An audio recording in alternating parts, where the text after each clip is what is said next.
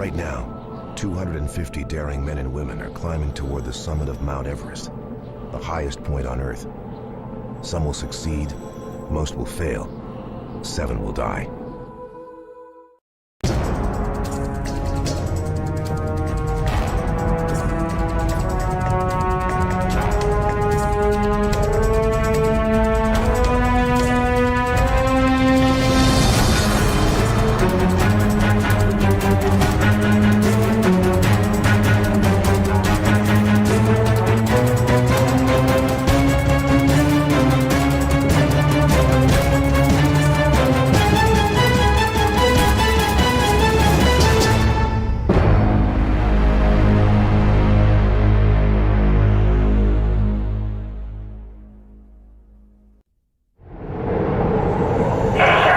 How's it going? How's the wind? Is it still strong?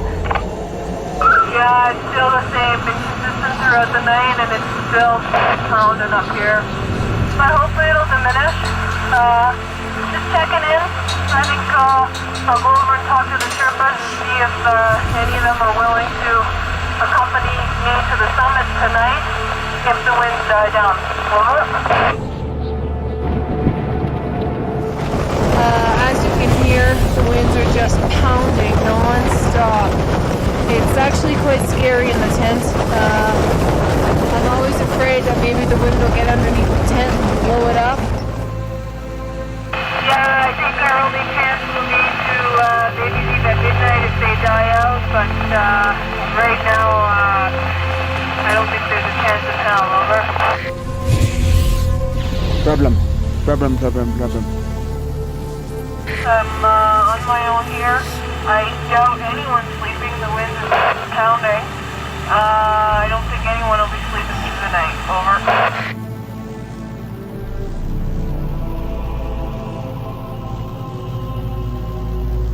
After 45 days of struggle on Mount Everest, Shauna Burke is trapped in a tent within striking distance of the summit. Her supplies are running out. Her body is dehydrating, and the frozen wind is now gusting at 120 kilometers an hour. She's got to leave this place, but the mountain has her petrified. Down below, in the calm safety of Basecamp, expedition leader Ben Webster is tormented. He is supposed to be up there with Shauna. He wants to be up there with her. Shauna's not just his climbing partner, she's his girlfriend.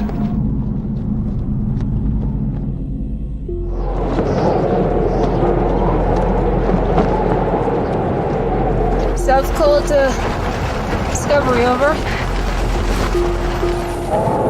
Basecamp to South Col, over. Yeah, South Col, over. How you doing this morning there, baby? Shauna's not doing well. Her oxygen is dwindling, her heartbeat is racing, and hurricane-force winds are holding her hostage in a nylon bubble at an altitude that is literally killing her. Here we are up at the South Col. I spent the night last night by myself in the tent. I did pretty well throughout the night, but got quite scared come 5 o'clock in the morning when the winds were still howling. I thought that maybe my tent would get blown, right off the face. So it got a little bit scary, but I made it through the night, and hopefully I won't have to do it again tonight. Team leader Ben Webster knows the cold reality of Shauna's situation. 4 years ago, after successfully summiting Everest, Ben almost didn't make it down. Altitude sickness immobilized him in the exact same spot Shauna's stuck in now. Ben knows that if the winds up there don't die, there's a good chance his girlfriend will.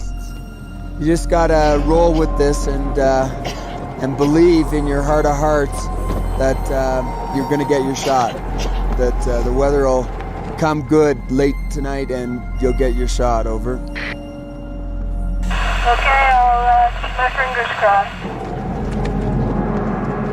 In terms of ultimate goal, everybody comes home. To my mind, an expedition is not successful if you were to summit and lose somebody in the way. I don't see it as something natural that I'm consciously putting myself into an environment where I could possibly die. So I'm aware that it could happen, but it does sit on me. And the way I try to cope with it is try not to think about it very often, and so it doesn't overwhelm me and paralyze me.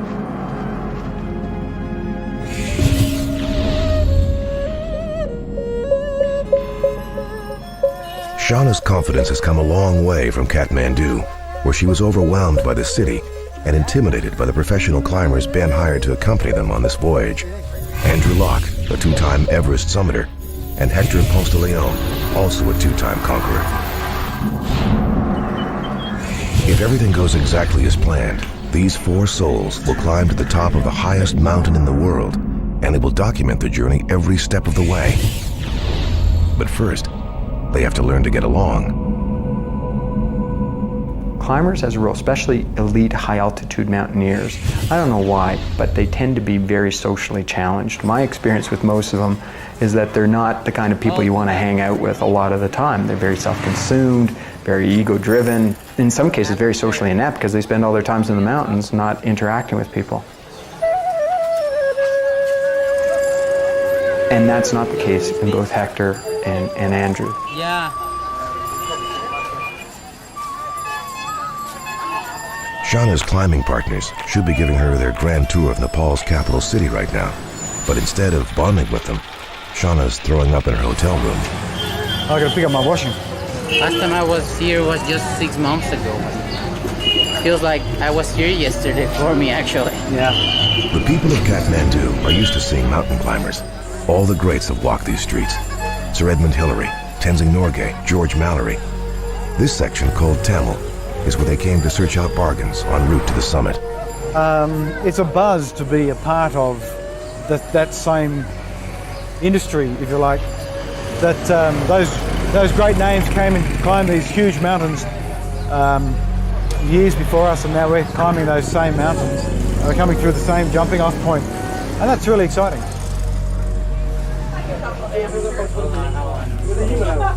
There you go. Here's a bit of gear. On the wall, Hector is about to see something he dearly loves. Not climbing gear, his girlfriend, Araceli Segarra. The person here in front, in the yellow down suit, is Araceli, my girlfriend. She's always with me, she's always present, you know, and I know she's back home thinking about me too and supporting this, so that's good too. Hector and Andrew are geared up, healthy and ready to climb Mount Everest. Shauna is not. She's still slowly recovering. She asked if she could bail from dinner tonight, and I said absolutely. If she's not feeling right, she should gain her strength. I actually, unfortunately, I didn't go out to dinner with the team last night, which I felt really bad about. I haven't had the chance yet to get to know everybody and to talk with them one-on-one, just because I've been feeling under the weather. My body has just been really, really, really tired, and I think it's partially due to the fact of the stress and the preparation that we went through before leaving for Kathmandu, and as well as the flight and just being in Kathmandu. The city is very dirty and chaotic and quite overwhelming. After 3 days, Shauna feels strong enough to emerge. Priority list. She doesn't want to be seen as the woman or the weak link in the chain. And I don't doubt for a second she's going to work hard to prove to us that she isn't a weak link. I think she's going to find it hard because she hasn't done lots of other 8,000 metre climbing, and it's just a different world up there. So many people can't understand why anyone would want to climb Mount Everest. But for elite mountaineers, the most exhilarating way to embrace life is by risking death. It's very much a reality as part of mountaineering. I don't want it to happen, but if it does happen, well, I can accept that risk exists. I don't think I'd like to end up here on a funeral pyre, though. It's pretty much a climber's code that if you die on the mountain, your body will be put down a crevasse and left there on the mountain, and that suits me fine.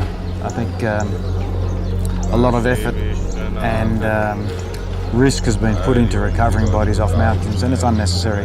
At the end of the day, you're going to end up buried in the ground or cremated either here or at the base of the mountain or left on the mountain, so you might as well be left on the mountain. And bearing in mind that's what's taken your life, it seems appropriate to stay there.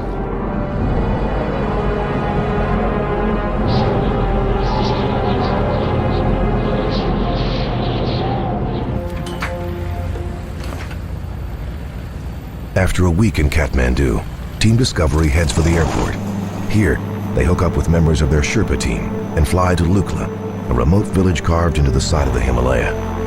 This is where the first steps to the summit will be taken. No more vehicles, no more civilization. Now, it's just you and the mountain.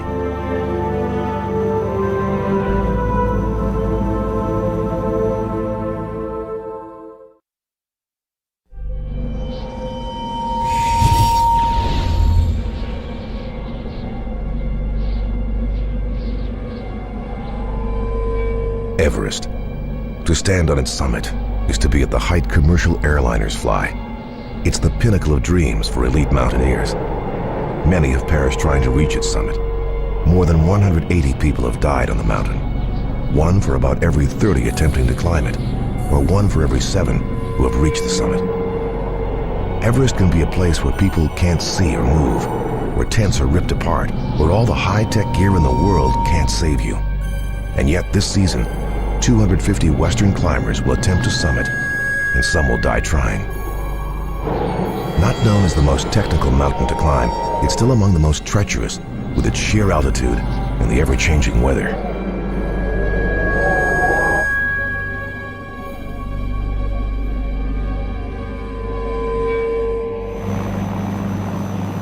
The Discovery team flies into Lhakpa, altitude 2,800 meters. From here, they will trek to Basecamp. It's a rigorous 12-day walk, during which they will almost double their altitude to over 5,400 meters. This 42-kilometer trek is an important part of acclimatizing to thin air. If someone from sea level was immediately transported to Basecamp, that person would be unconscious within a few hours, and they'd die soon afterwards. You might think that the team would use this trek as a last chance to get to know each other before beginning their climb. But until now, they work in splinter groups, all hiking at their own pace. Today, the 12th day, the team finally come together for the walk into Basecamp, an inhospitable lunar landscape that will serve as the expedition's nerve center. This is it, Basecamp. Welcome home. You know, it's just funny, it just feels like I was here yesterday. Nothing's changed. I mean, the glacier changes, but I spent such a big part of my life in this base camp that it's like coming home again. The support staff got here days ago and have already set to work clearing ground for Team Discovery's camp. Oh, Lhakpa Gelu! Good to see you, buddy. Yeah, how are you? Good, thanks. How you feeling? It's good, yeah. Excellent. Sangha, how are you? Mingma, how are you? Good to see you. Good to see you, Lama. How are you? Come and say hello, Gopal. Oh, without the knife, don't kill me. All in all, about 30 people will work for this team. 16 Sherpa climbers, as well as an ethnically diverse group of men who will act as porters, runners, camp staff, and cooks. There's also a doctor and a communications expert. Again, you got lots of humidity the day before. Right now, Ben is speaking with his head climber, the famous Lhakpa Gelu Sherpa. Lhakpa Gelu holds the world speed record on Everest from base camp to summit in under 11 hours. He and his right-hand man, Mingma Sherpa, have an incredible 19 Everest summits between them. Attempting to summit without Sherpas is as dangerous as attempting to summit without oxygen. Spin that way. Yeah. We're trying to create a big platform here for our communications tent. So, means a lot of BF and I. Brute force and ignorance. Strong back, weak mind. All right, ready? While the men set up camp, the only female in the crew stands back, doubts her abilities, and has second thoughts. I would say the last couple of days I've been feeling a little bit intimidated by the mountain itself, and I began questioning whether I really belonged here and whether I really had what it takes to make it to the summit of Mount Everest. And I think the reason that was happening was because I'm surrounded by such a strong team. Both Hector, AJ, as well as Ben are very, very physically fit. I'm physically fit as well, but they're on a different level. And I think their mental toughness is also something that is extremely, that they're extremely good at. Okay, whoa. Perfect. There are no permanent fixtures built at Basecamp. That's because Basecamp moves. It's an active glacier that melts and shifts and changes shape as each day gets warmer. To make it more challenging, there's no electricity, no plumbing, and the nearest store is 3 hours away. Another problem, real estate's getting scarce. It's pretty crowded, but that's the nature of the game. It's a restricted space, a finite base camp. But yeah, we've got some great equipment here, and the boys are right into setting it up.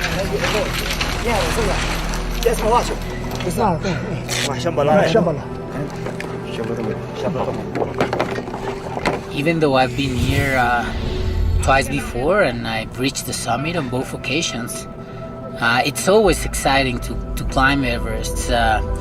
Offers so many different challenges and dangers and difficulties. Every time I come back, it's different. You know, the icefall is always gonna be there, and it's always gonna be dangerous and exposed every time you go through. It's exciting as well as fearful. Okay. Did you need some help organizing? Could I ask you for something? Yeah, of course. Till Baburam, Yep. we need chocolate powder. Like chocolate milk powder? Yeah. Okay. Milk, Yeah. powder milk, and sugar. Okay. You don't just pack your bag and head off for the summit of Mount Everest. There's still a month's worth of work and acclimatization that has to happen. The team's plan is to fully stock 4 camps with food and oxygen. Oxygen is what makes this climb deadly. There just isn't enough of it high up on the mountain, so climbers go up and down in stages, forcing their bodies to create extra red blood cells. This allows them to absorb more oxygen with each breath. It's a complementary process, really. We need to establish our camps and establish the route, and we need to acclimatise. So by carrying loads up to a higher camp and then coming back down to sleep, we're forcing the body to acclimatise to a higher altitude. On the climb, the team has 2 opponents. Most obvious is the mountain. Less apparent is time.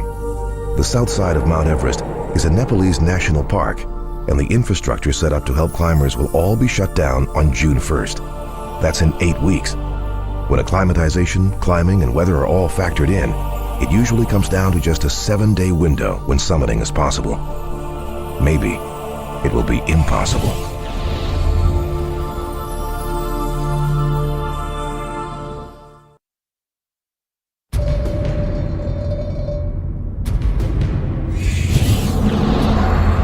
Mount Everest is blanketed in religion, superstition, and myth. Many Sherpas and Westerners believe you can't climb the mountain at will. She must let you climb her.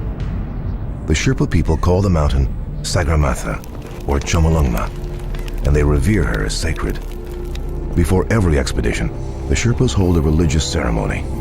A high-ranking Buddhist Lama is summoned, offerings created, and climbing gear gathered for a service known as the puja. I definitely wanna take my harness and my Jumar up there. That definitely gotta be blessed. I'm picking the gear that we're taking to the puja, and this is pretty much the gear that we wanna get blessed in this ceremony. That we wanna have the Lama blessed in this ceremony, you know, for good luck, for good karma up in the mountain. So I'm picking like the most important pieces of my gear, which are the harness, Jumar, ice axe, boots, and crampons. A stone altar called a lapso is built in the middle of Team Discovery's camp. Whenever any climber is on the mountain, aromatic sprigs of juniper must smolder constantly on the Lapsa. It's a complex ritual, but at its heart, the Lama is asking the goddess of Mount Everest for permission to climb.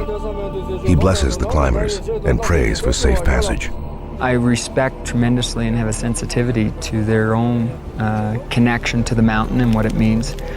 And certainly for them it's important.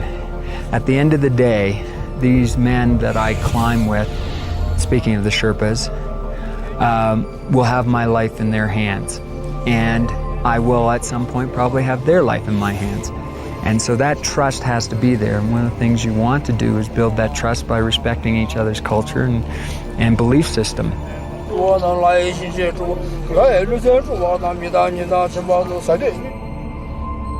These are not decorative flags. They are prayer flags, always hung in odd numbers. They must never come down while the climb is underway.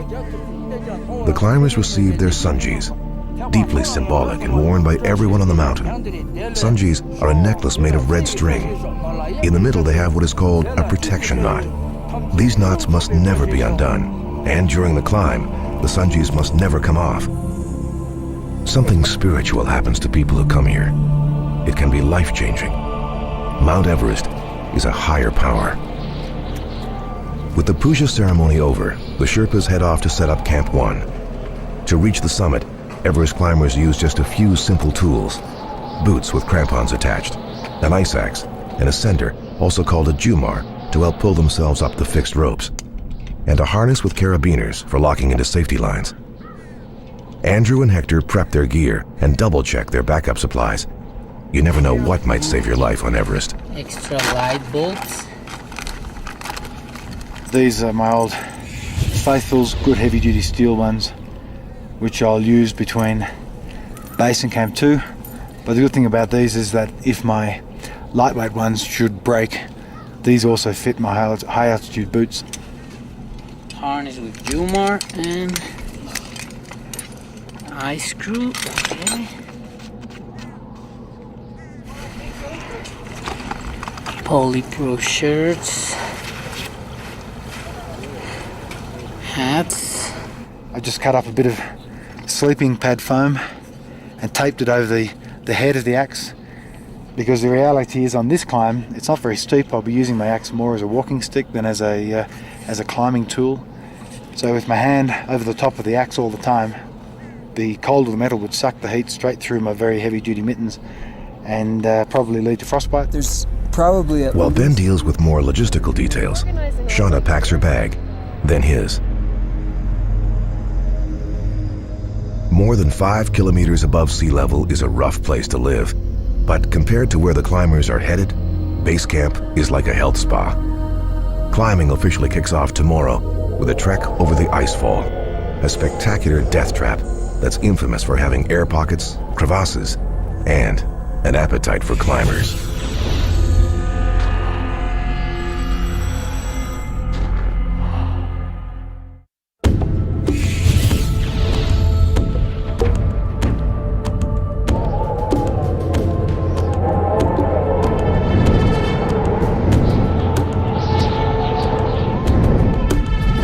Climbing Mount Everest officially starts today.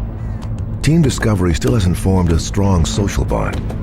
For professionals, that's no problem. In fact, it's normal. Until now, no complaints. For as far as the core climbing team of Ben, Shauna, Hector and myself goes, I'm having I have a very good feeling. I very much enjoy Hector's company and trekking with Hector. I'm sure he's going to be very strong on the mountain. Ben obviously is very tied up with the management and logistical side of this expedition, and that should ease off for him in the next few days.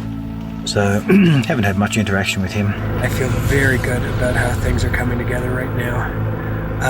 Both Andrew and Hector are pretty much as advertised, real hard men. I'm feeling very good about the whole team,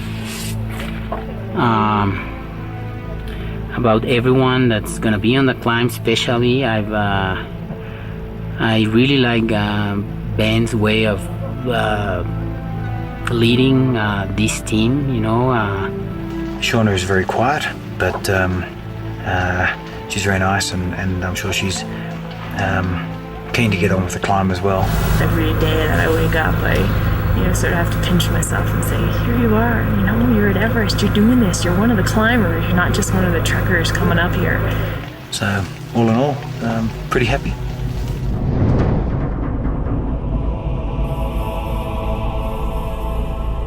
Everest could be considered the world's ultimate obstacle course, where a mistake could end your life. Today, the team turns their back on the safety of Basecamp. Destination, Camp 1, which has already been set up by the Sherpas. Getting there is no cakewalk. For starters, they must negotiate the Khumbu Icefall, a deadly mess of slow-moving ice, riddled with crevasses, drop-offs, and the ghosts of 20 fallen climbers. Easiest way to describe the Khumbu Icefall for a layman is think of it as a moving river of ice.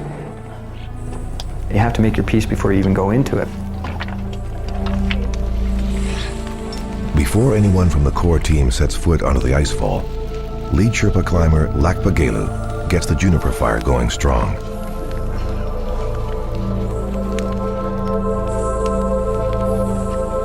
Prayers are said, thoughts are gathered, and the climb is on. The icefall is one of the most dangerous sections on the entire mountain. 10% of Everest deaths happen here. Unfortunately, climbers must travel back and forth over this minefield repeatedly if they're going to summit. And they never get used to the icefall because it's a flowing, freezing, thawing, cracking, shifting glacier that is different every day.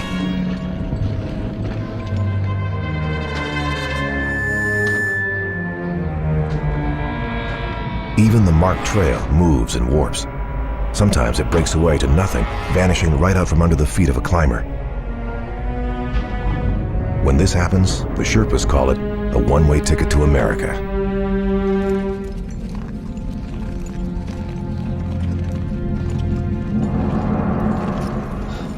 In all the seasons that I've been here, this icefall has never been the same 2 times running. It's just so broken up, just so chopped up every single time. You feel those little rumbles, those little thumps underneath your feet. And you just never know if it's the little one or the big one. I'm always glad to get out of here.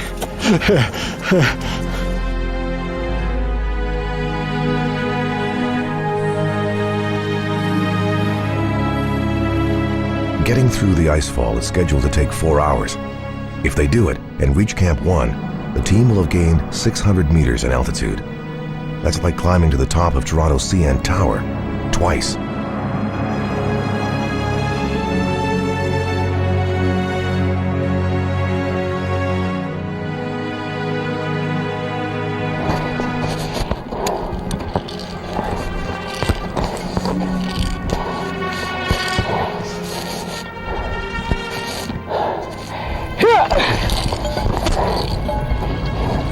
Some crevasses are small enough to leap. Bigger ones are bridged with aluminum ladders.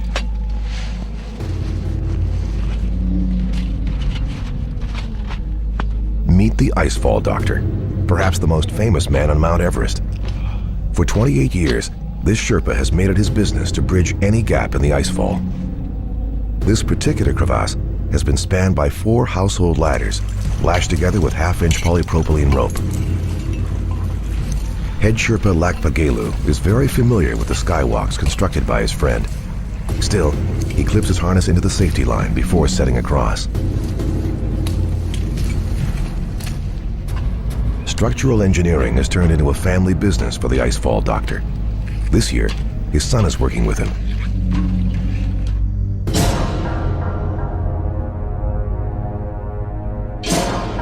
After 5 hours of climbing, the team stands in a dreamland 5,900 meters above sea level, a full kilometer higher than any peak in Europe. The icefall is behind them, but that's little comfort.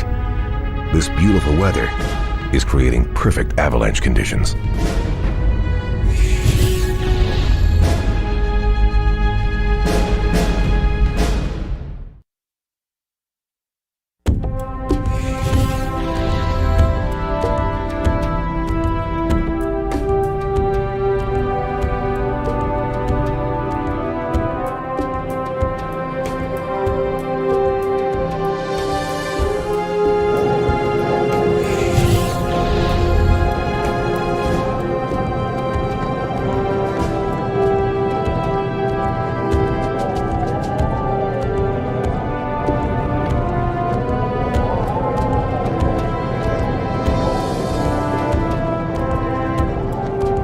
Discovery has made it to the first of 4 camps they plan to establish on the face of Mount Everest.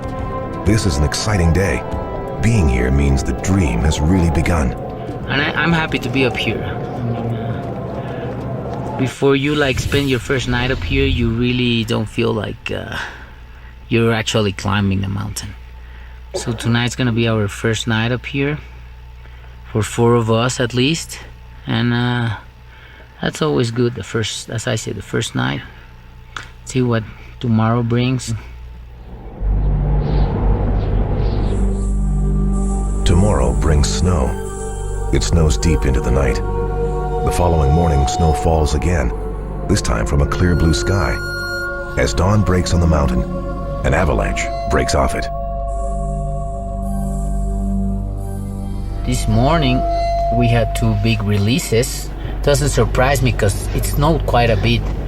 And you can see, if you looking at these mountains or at these faces yesterday, there was quite some ice there. So all the snow that fell last night wouldn't stick to that ice. So the moment the temperature changed a little bit, boom, and that's when the release occurs. I'm sure we're gonna be seeing more today. It's a clear day, no clouds, so the sun is gonna hit hard on those slopes, and I'm pretty sure we're gonna be seeing a few more and big ones too. On Everest, avalanches are simply a way of life. They're also a way of death.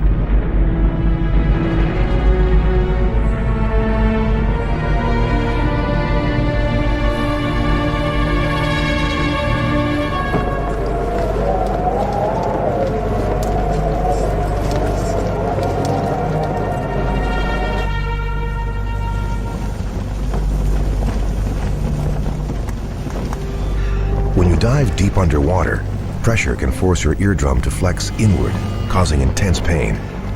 At altitude, the phenomenon is reversed, and it can feel like your head will explode. And it's like somebody's taking a couple of needles and is just driving into the ears.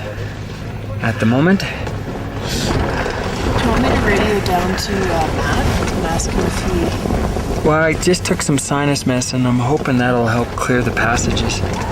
But this is not a lot of fun at the moment.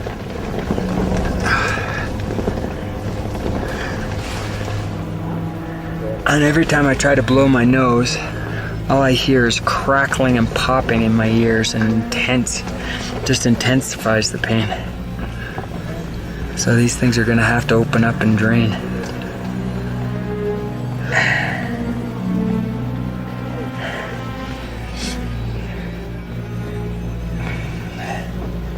This is the small little things like this that are really common here.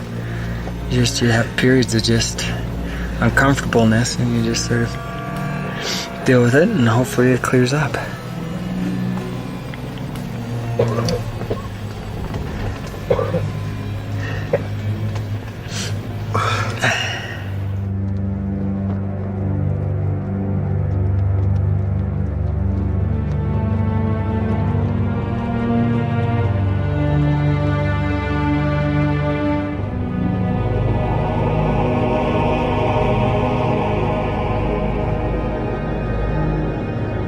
Even without a sinus condition, Everest can be a high-pressure head game.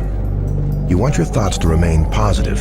However, there are variables beyond your control, like who sets up camp beside you. In Camp 1, Team Discovery has a neighbor whose presence is messing with Hector's head. Meet Andreas, leader of a climbing team that has the same summit plan as Team Discovery. Andreas and Hector have a long and shocking personal history that is so full of life and death, it's almost impossible for non-climbers to believe.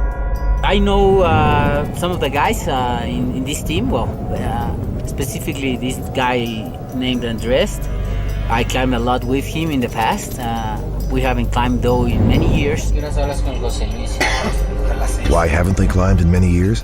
In 1996, Hector saved Andreas' life on this very mountain. Then, a few years later, Andreas left Hector for dead in a deep crevasse of ice. Hector survived and vowed never to climb with Andreas again. At today's frigid reunion, their history goes unmentioned. Climbing Mount Everest allows no room for personal politics, just work. The next goal is to fix safety ropes on the Lhotse face. Once in place, every climbing team will be able to climb into these communal ropes and use them for going up and down. The exhausting work of fixing the lines is usually done by Sherpas, but Hector wants to be involved and challenges Andreas to join him.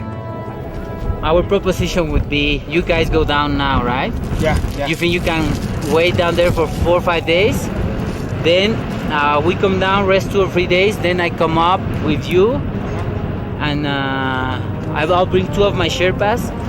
As far as rope goes, we have enough, and then we'll start fixing the Lhotse face, and if we can make it in 1 day up to Camp 3. Sounds good? I'm sure on a long day we can make it to Camp 3. We were thinking of resting 3 days, but we can take 4 or 5, whatever is needed, so you can, we'll catch up with your itinerary. Good. And for sure we can put up 2 or 3 Sherpas on some rope. And if the Lhotse face doesn't get fixed early, then everything is pushed back 2 or 3 weeks, and we don't want that. We want to be ready by the beginning of May, you know, and then if the weather allows, have an early summit. Getting better. Not as painful.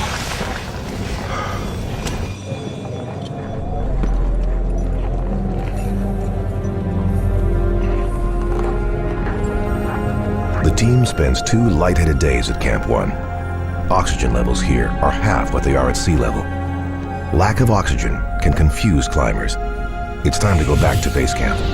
For Shauna, it will be a paralyzing trip through the icefall.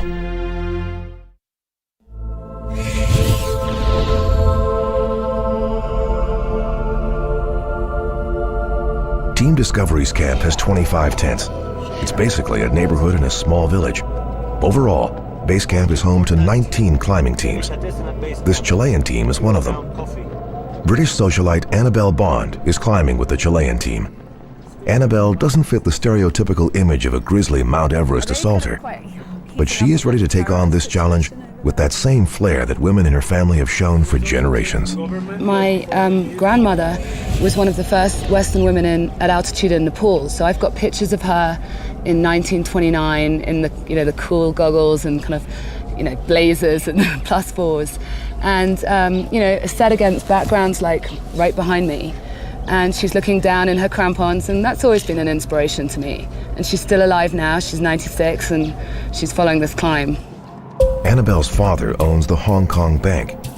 50-year-old Chilean team leader Andronico Luksic also owns a bank. It costs a mountain of money to climb Everest, and 2 very different kinds of people managed to get here. Dedicated first-class mountaineers and globe-trotting adventurers who can afford it. On the last climb we did in Chile, I got frostbite on the end of all my fingers because we had to keep taking off and putting on our crampons, and I had completely inappropriate gloves. So I still have really bad ends of my fingers, which I'm kind of worried about. Okay. Mum was the one that got me into it, and she met Andronico at a party, and she was bragging about my climbing, which I'm going to tell her to stop doing from now on. And she was saying, my daughter's a climber. And he's like, would you like to come to Everest? And without even consulting me, she said, yeah. So the next thing is she wakes me up, I'm like, late night in London, and she's like, darling, you're climbing Everest. That's kind of how it came about. Are these Mount Everest rookies ready for the brutal punishment that's in store for them, more than 8,000 meters above sea level? Being a long-distance runner, I keep myself fairly not Andrew Hector tuned, but my body's fairly tuned. Ever since I was invited to join the group, since August, I've been down. I've done, I think, 6 peaks between 19 and 22,500 down in Chile. And then I've been hiking the ski mountain in Aspen. Pretty intensely since August. It's now the 2nd week of April. As Annabelle and the Chilean team set off for Camp 1, Team Discovery leaves there, headed back down to base camp. This season, only 12 women are climbing Mount Everest. They follow each other's progress through word of mouth and by listening on the radio. They may never meet face to face, but there was a sisterhood amongst them, complete with sibling rivalry. They want to know, how strong is she? How fast is she? Will she get there before me? Odds are strongly against rookies making it to the summit. It will be especially difficult for Annabelle because no one on her core team has ever been there before. All of Shauna's core team has stood on the top of the world, including her boyfriend, Ben. Some people wouldn't want to be with their lover on an adventure like this. It could get too icy and tense for the relationship to survive. Climbing Mount Everest is not a date. It's a brush with death.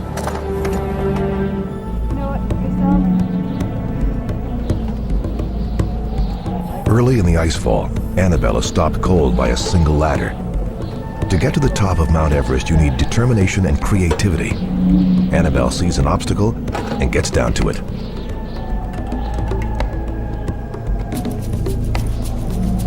Do it, but I just feel more comfortable like this.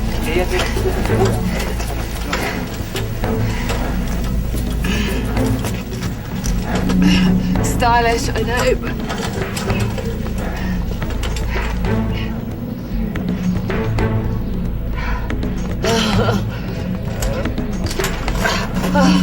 Phew! Sorry. Just moved style. Oh my God. I have really sore knees. The higher you get, the more you realise what a huge mountain this is. And, you know, there's so much that can go on up there. I think the whole climb is one tough climb. And anyone who says it's fixed lines the whole way, I don't care. It is tough.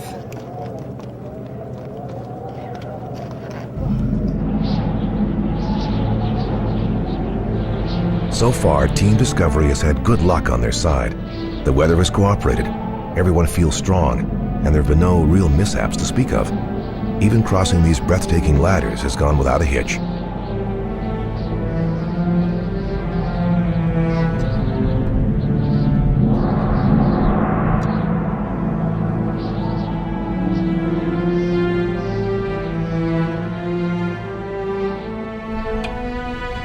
Always in the back of my mind there is that sort of fear that one misstep could lead to my death. Slow and easy now. Be sure. Good girl.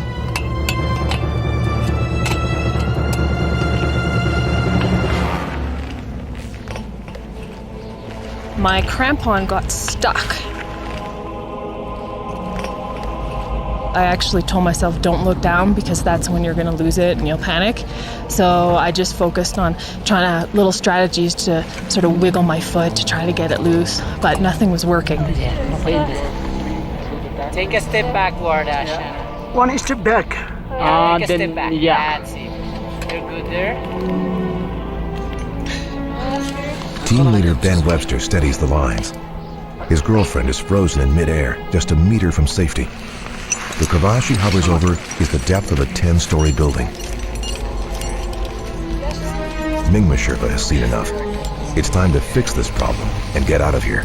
He came right over to me and he tried to loosen my crampon from the ladder. He wasn't able to. So he came up with plan B, which was to actually take my crampon right off. Part of the reason Shauna came to Mount Everest is to do research for her PhD in sports psychology. Her thesis paper is called Motivation in High Altitude Climbing. As a psychologist, Shauna knows the danger of panic. I think it's very important not to panic because if you do panic when you're on a ladder like that, the possibility of losing your balance and falling over is extremely high. So I think it's very important to try to stay focused. He took the crampon right off my foot and I was able to walk off the ladder. Dun, dun, dun, dun. In normal life, an incident like that would take weeks to become a funny story. Here, it's laughed about immediately. Climbers on Mount Everest live every second like it might be their last. It's the highest feeling in the world.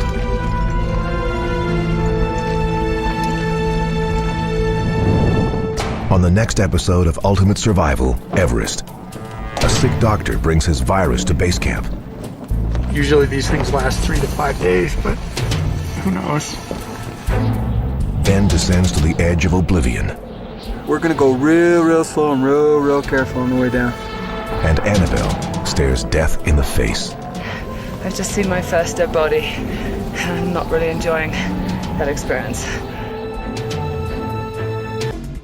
On the last episode of Ultimate Survival Everest, the Discovery team arrived in Basecamp with a plan to climb the tallest mountain in the world and videotape every step of the way. So far, team leader Ben Webster, his girlfriend Shauna Burke, and professional mountaineers Andrew Locke and Hector Ponce de Leon have met every challenge the mountain has thrown at them. They have sidestepped avalanches. We live to fight another day. We cheated death. Have cheated again. They've overcome changes in air pressure. And it's like somebody's taking a couple of needles and it's just driving into the ears. At the moment. And they've walked into and out of some very sticky situations. I actually told myself, don't look down, because that's when you're going to lose it.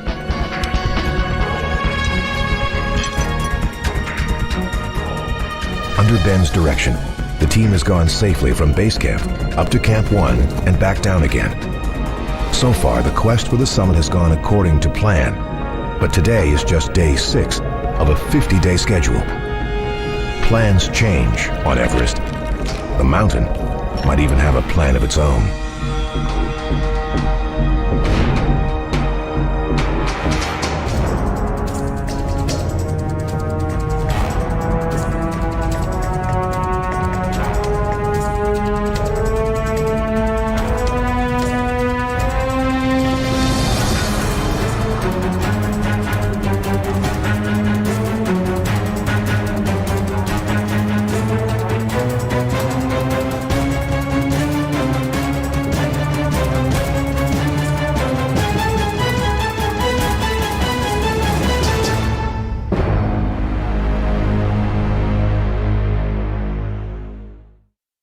For the last 2 years, Ben Webster's life has been nothing but planning this Mount Everest expedition. Just getting the team this far has been a logistical feat of epic proportions. Consider, Ben has brought together an international group of 34 people, along with 6 tons of equipment, 3,000 pounds of food, 100 bottles of oxygen, 16,000 liters of fuel, and 1,500 meters of rope. He's organized everything from Nepalese park permits to yak caravans. There's little details like which kind of lanterns to buy, and big details like which kind of radio system to bring. On the mountain, Ben is the deal maker, the ambassador, and most important, he dictates how and when Team Discovery climbs. He's the president of his own small but expensive republic. This expedition is costing $500,000 US. The stress of spending that money has been splitting his focus. I'm a bit worried about Ben because I know I can see that his energies are being pulled partially towards the project and partially towards climbing. And I've seen a shift over him in the last 48 hours where I can see he's now focusing in on going for the summit and climbing. So I'm happy to see that he's made that shift, and I think it was absolutely needed. It was something he needed to do because I could tell that he wasn't totally committed to the climb. So it's going to be... Unlike Ben, most team leaders don't do the climb. They simply run their expedition from Basecamp. Ben planned on being in top physical shape right now, but his organizational efforts have left him drained. Really low energy. I've never felt this low on a climb. I'm usually a reasonably high energy guy, and it's really dragging me down, and I'm sure it's the sickness. So I'm hoping it's going to clear. It better clear. Rangers, I'm going to have a hell of a time up on the hill.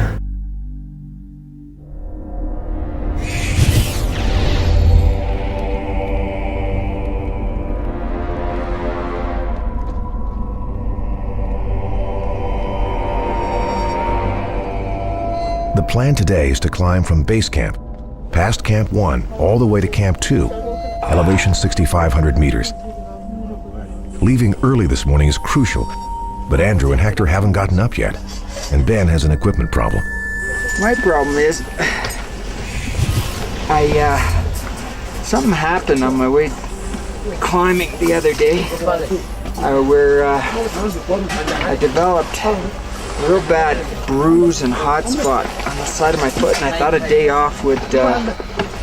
couple of days off would help it, but instead it's it's not, and any contact with the side of the foot is really, really, really painful. So what I'm gonna do, because I would prefer to climb today as opposed to taking a few more days off, I'm just gonna hack the crap out of the boot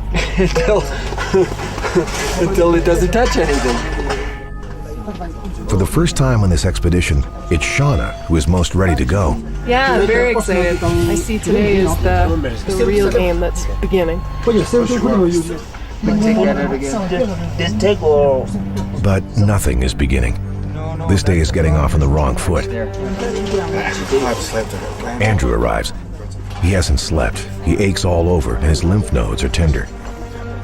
As a professional high-altitude mountaineer, Andrew knows his body's limits. Yeah, I'm feeling better tomorrow, Carl. I'm definitely not feeling today. Okay.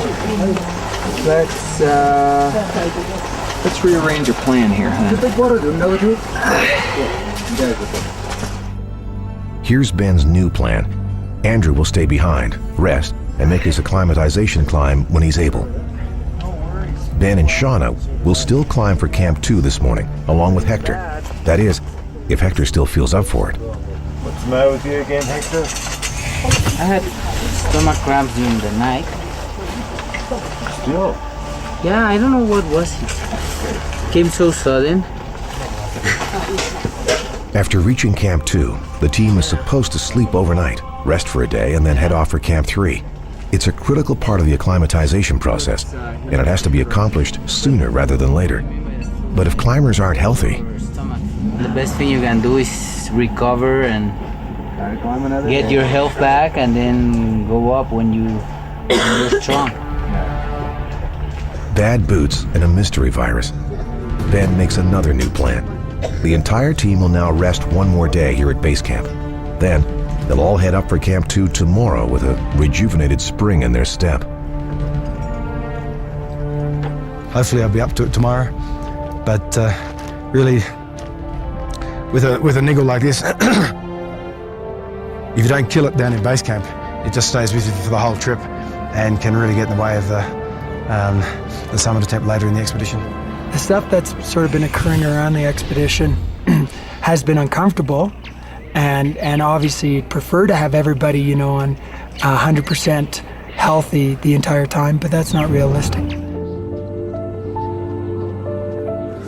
Ironically, the person suspected of bringing the mystery virus to camp is Team Discovery's doctor, Matt Arentz. I don't know if you heard from Lama Jangbu, but did he come over here? I'm wiped. I've been wiped the past couple days. Most frustrating thing is it just won't get better. The only member of the Discovery team who's healthy and ready to go is the rookie, Shauna Burke. I was a little bit disappointed with the decision, I think, because I spent so much time last night preparing myself for today. I felt ready mentally as well as physically. I had all my gear ready. I could feel the competitive juices flowing, so I was disappointed. Just days ago, Shauna was worried she would hold her team back. Now, they're holding her back.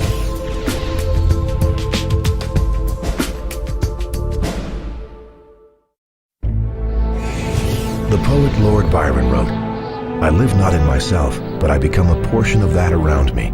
And to me, high mountains are a feeling, but the hum of cities, torture." What would be torture to most city folk is a natural feeling for these two high mountain climbers. They have become a portion of the mountain, and the mountain has become a portion of them.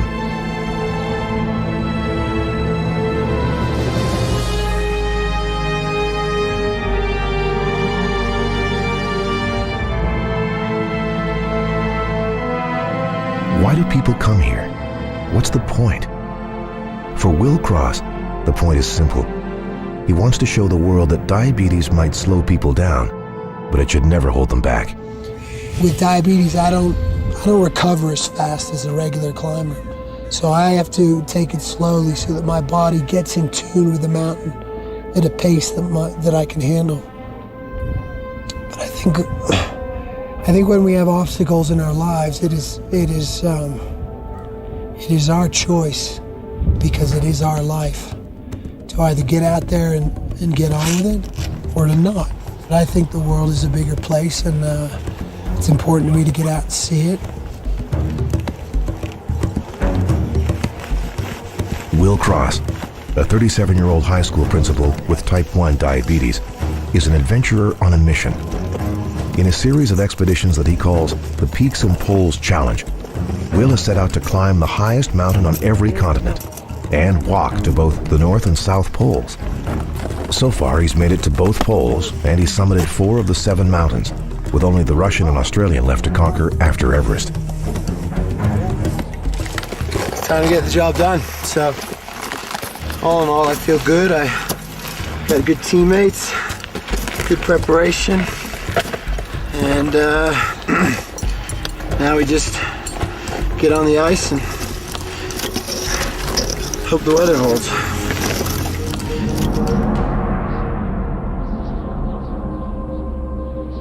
Will's goal today is to reach Camp 1. To get there, he must navigate his way up, over, and through the treacherous Khumbu icefall.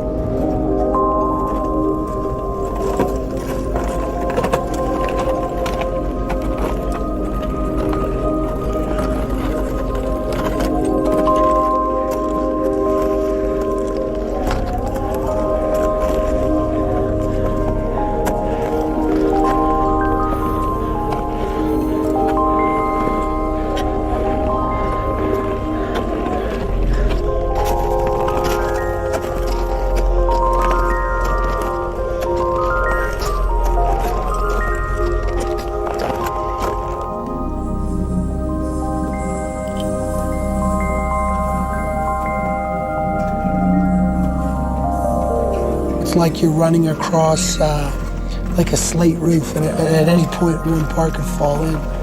And I actually started to hyperventilate, which I was not very impressed with. I mean, my job as a climber is to assess the situation, get my emotions in check, and do the job. And as I assessed the situation and tried to get my emotions in check, I just thought, oh my God, this is terrifying.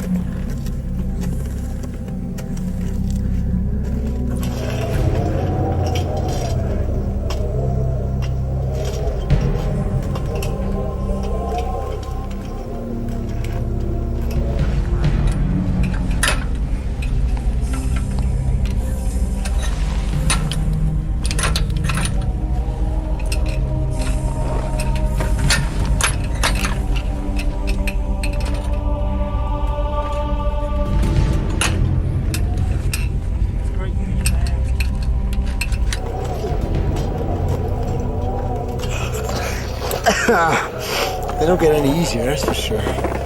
That's a long way down. As Will hones in on Camp 1, illness continues to ravage Team Discovery. Head Sherpa Lhakpa Gelu has come down with the merciless Khumbu cough. He's come to the Basecamp hospital for treatment. Just gonna feel your neck. When do you go up? Tomorrow. Tomorrow, okay. I think I can give you a little bit of codeine, but I also want to give you a breathing inhaler. I think will help a lot up on the mountain. Okay? Lhakpa Gelu has made it to the summit of Everest 10 times. He didn't used to use Western medicine, but these days drugs are a part of climbing. The most common medication of this mountain is Diamox, a diuretic that relieves brain swelling. There's lots of antibiotics and painkillers too, but nothing can cure the Khumbu cough. Sometimes sufferers cough so hard, they break their own ribs. You can start today and all the way take it with you when you climb. Okay. Morning and evening. I think it'll do a lot of good. Then I'll give you some pills for nighttime. Okay. That'll help when you're coughing at night. Okay. Okay. Try take a dose here. Okay. Does me right. Yeah.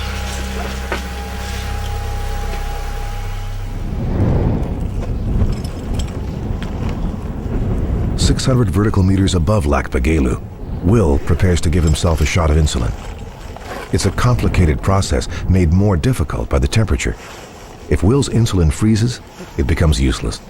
At altitude, Diabetics also have to be concerned about circulation, infection, and sudden drops in blood sugar levels.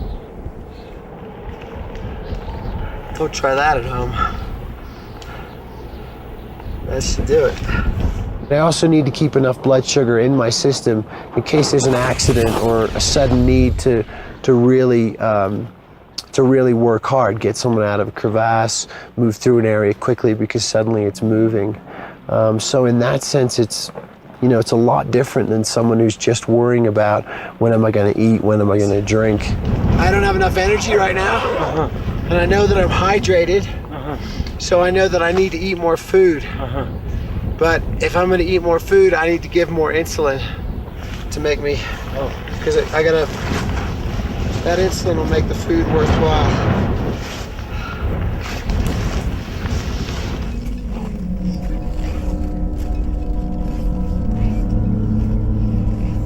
The odds are stacked heavily against Will making it to the top.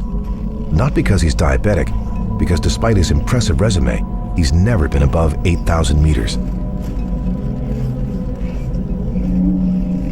For someone who's never been on an 8,000 meter peak, of reaching the summit is like 1 in a 10% chance, something like that, something really low. Annabelle Bond is a socialite daughter of a wealthy British bank owner. She's a mountain climbing greenhorn who has taken a serious risk by coming here. Mount Everest has killed many climbers who are stronger and more experienced than Annabelle, and she knows it. It's like she's trying to run before she can even walk.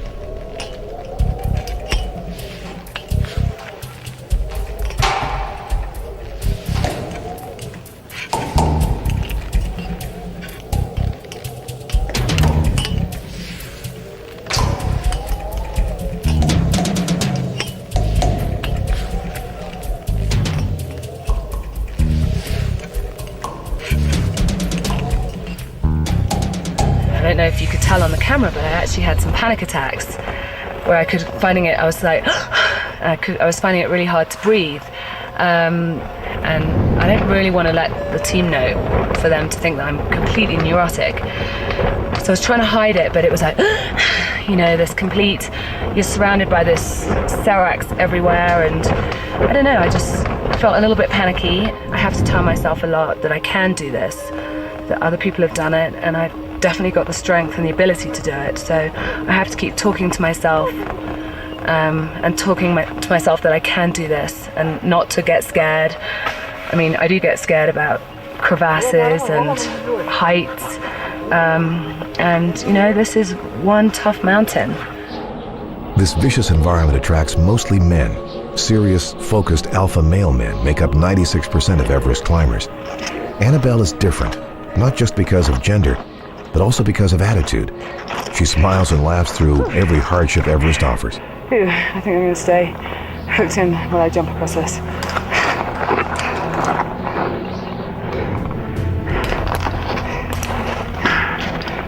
Do I want to step onto that little piece? No.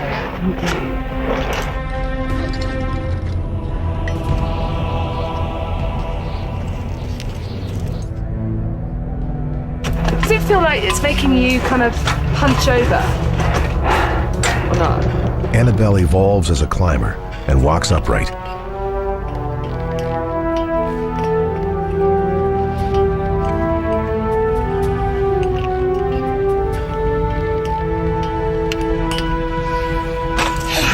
Oh my god! Heart attack. Oh. Back at Team Discovery's base camp, Andrew is also on his feet. The team is weak, but desperate to get going. They can't waste any more time sitting here. If they're going to summit Everest, they need to climb no matter what physical condition they're in. I just don't feel strong. I've been sick for the first, 3 weeks of the expedition, and it's taken a big toll on me.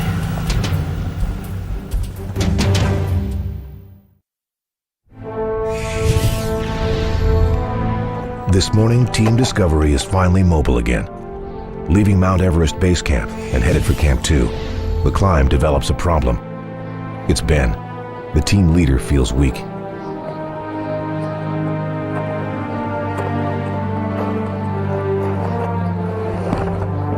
At Camp Camp 1, Ben drops out. He needs to rest. Andrew, Hector, and Shauna press on for Camp 2, across the wide-open western Coombe.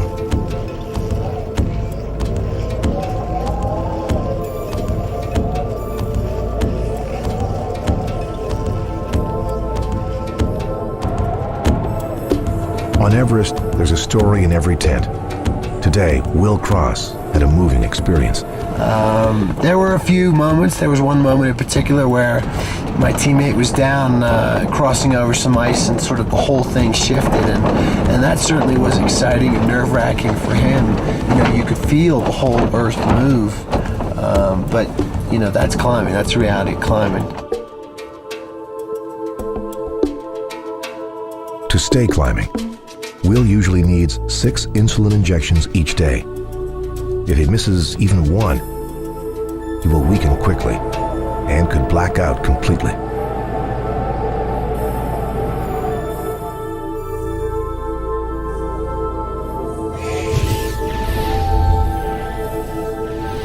Camp 2 is known as Advanced Basecamp. It has a well-stocked kitchen tent and a full communication center, all prepared ahead of time by the Sherpas. Here we go. You're the girl. You are the girl. There you go. Enjoy, boys. Shauna, Andrew, and Hector have arrived safely and are settling in for a full night's sleep, followed by a full day's rest. Ben knows that if he doesn't reach Camp 2 today, his plan will have to change again. Reflecting on yesterday, he already sounds defeated. I just crashed and burned at Camp 1.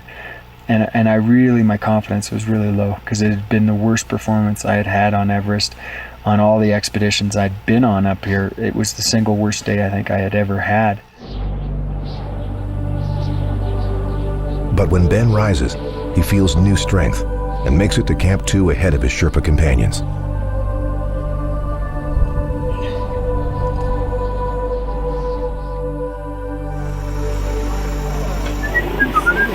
Hey, Sean, how's it going? Good, you?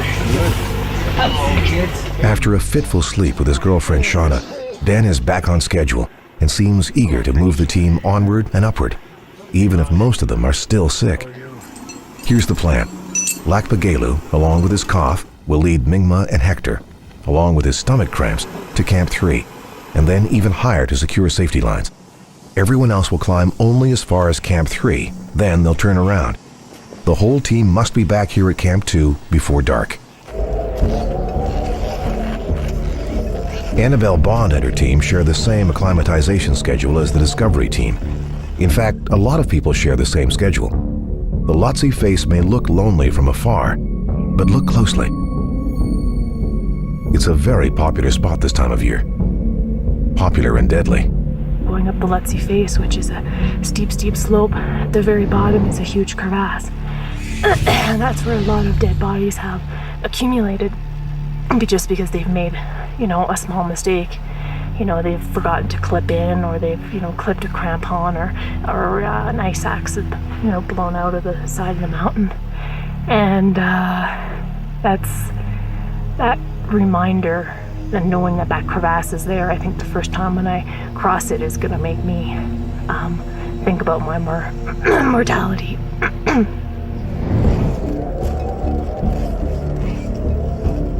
The whole Lhotse face seems a little bit daunting. It's way steeper than I anticipated. And I have to say it's freezing right now. I think it's 6:30 in the morning and I can hardly feel my hands and feet. But anyway, we're here to give it a go today. Going partway up the mountain and then coming back down again is a physiological trick that climbers play on their bodies. By going to a high altitude and then resting at a lower altitude, a mountaineer's blood changes and is able to absorb more oxygen in the future. From my perspective, on no account would I say it's an easy mountain. Anything over 8,000 meters is something to be reckoned with, and I think you've got to respect the mountain. We've got fixed lines which help us, but you know, anything can happen out there.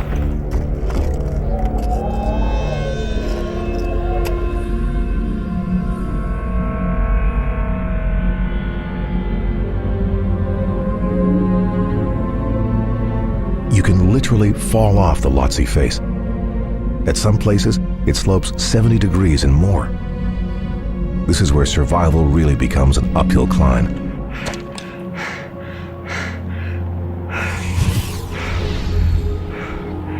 This bit of the mountain that we're climbing through now is called the Bergschrund. It's where the Western Combe, the valley, meets the bottom of the Lhotse face. It's about a 100-meter ice cliff, and it's been the scene of many climbers' accidents. 2 years ago, the day I arrived in Basecamp, one British climber took a fall down the Lhotse face over the Schrund and was killed. In 1991, when I was here, one of my teammates was avalanched down the Lhotse face, and somehow, miraculously, the avalanche took him right over the Bergschrund, down onto the Western Combe, and he survived. The challenge for each expedition is to find a path through the Bergschrund, which lets us avoid the steepness of the cliffs and get up onto the Lhotse face.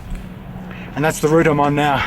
It's at the very bottom of the face. We have a long way to go to Camp 3.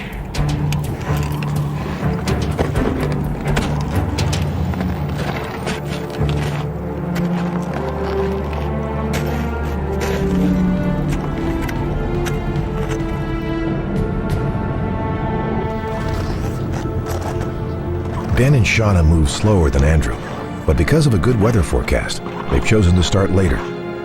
Today's climb will be the highest in the entire acclimatization plan. Every meter gained in altitude today is like money in the energy bank when the fight for the summit begins.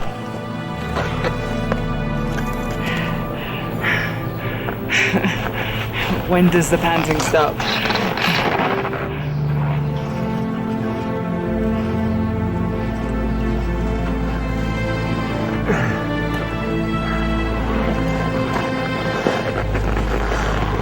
Ben climbs out from the Bergschrund and onto the Lhotse face.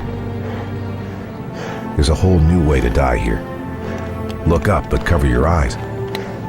Shauna is below a group of climbers who are inadvertently causing jagged hailstones of ice to rain down the mountain. There's no shit. People knocking shit off. Always use your ascender when you can, babe. Because you don't know when somebody might knock a piece off, we'll wipe you out. You got your carabiner, you go the length of the pitch. If you have your jugger on, you'll stick. May hurt a little bit, but you're not going for a long ride. When Ben says jugger, he means Shauna's ascender, the essential climbing tool she's clipping in right now. First pitch of the Lhotse face. Sort of a snow pitch. We'll get into the harder blue ice that you can see the climbers up above already kicking into. We'll try to get up as quick as we can in through here and get behind the queue of the climbers. All right, off you go. This is steep. Yes, it's steep, and it's only going to get steeper. Up. So, slow and easy. Key here is, again, regulate your breathing. You hyperventilate, and it takes you 5-10 minutes to recover. It's better to go slow, easy, stay at a regular heart rate.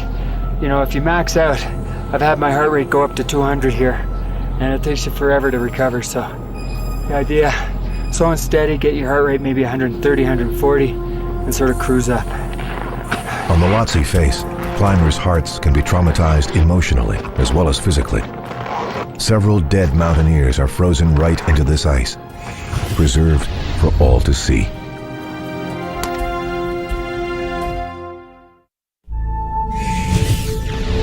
Climbing teams establish 4 camps on Mount Everest.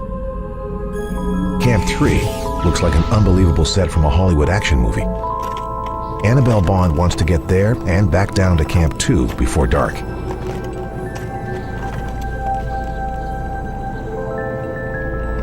Pico? Yes? How far do you think we've got till we get to Camp 3? In hours? Yeah. 2.5, maybe 3. 3 more hours? 2.5. From here? Yeah. Are you serious? Yeah. Really? 2.5. 2.5. We have But to I climb. thought it was just there. We have to climb 250 meters. Okay, I've just had the bad news delivered. 2.5 hours to go. Maybe. Help. I was thinking like 1. Maybe 2.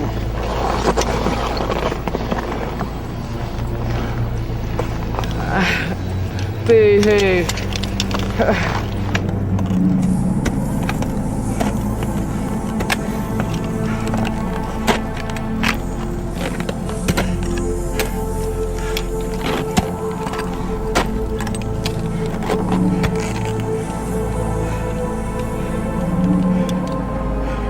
Andrew Locke knows rope. His life depends on it. What does he know about the rope he's clipping into right now? He knows he didn't put it there, so he doesn't trust it. These fixed ropes are a great safety line, but we never know the history. Someone could have trod on it with their crampon. Ice could have cut the rope above me. It's a good backup, but the ice axe is my best friend on the mountain. I never like to climb without it.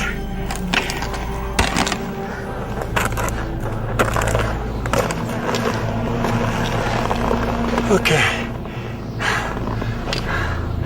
So, as you can see, it's bloody hard work climbing the Lhotse face. We're on a steeper pitch here. And below me, you can see how it goes vertical and then down into that bergschrund.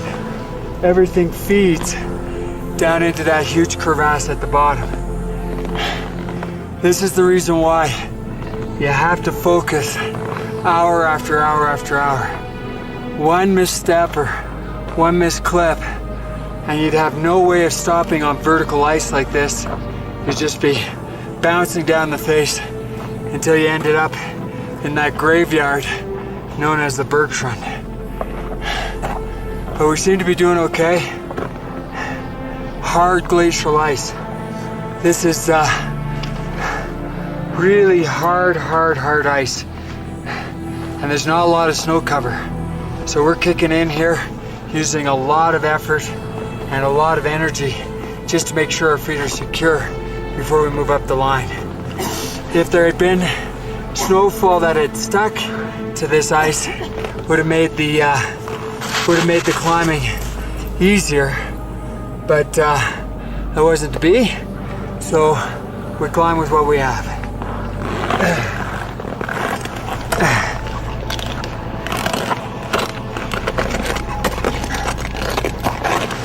Going up any steep face involves a routine. Rope is fixed to the mountain every 50 meters with titanium ice screws. Climbers must stop at each one of these. Ben moves his carabiner, which is attached to his safety harness, from below the ice screw to above it. This is when he's most vulnerable. It's clumsy, it's time-consuming, and when fingers get cold, it's dangerous. It's like unclipping and reclipping your seatbelt while you're speeding down the highway. Still, many purists believe this rudimentary equipment has made climbing Mount Everest too easy. They say these communal safety ropes attract hikers who have no business being on the world's tallest mountain.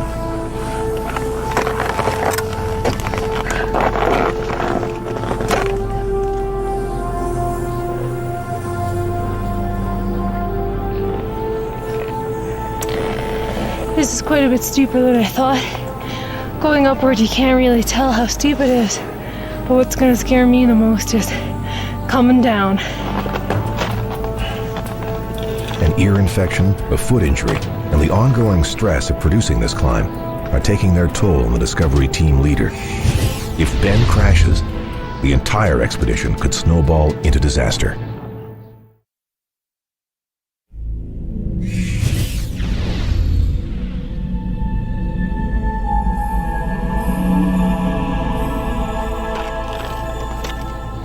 Headed toward Camp 3, every climber on Mount Everest comes face to face with the cold, hard reality of death. Annabelle Bond pays respect to the mountain and the fallen. I've just seen my first dead body, and I'm not really enjoying that experience. As a matter of fact, I'm finding it really off-putting. Camp 3 couldn't come soon enough in my eyes. I guess I'll keep going. I'm tired. There's no question, and I've got to go back down as well. So it's going to be a big day. And I can't help, and I can see the body as I'm talking to you, so I think I might keep going.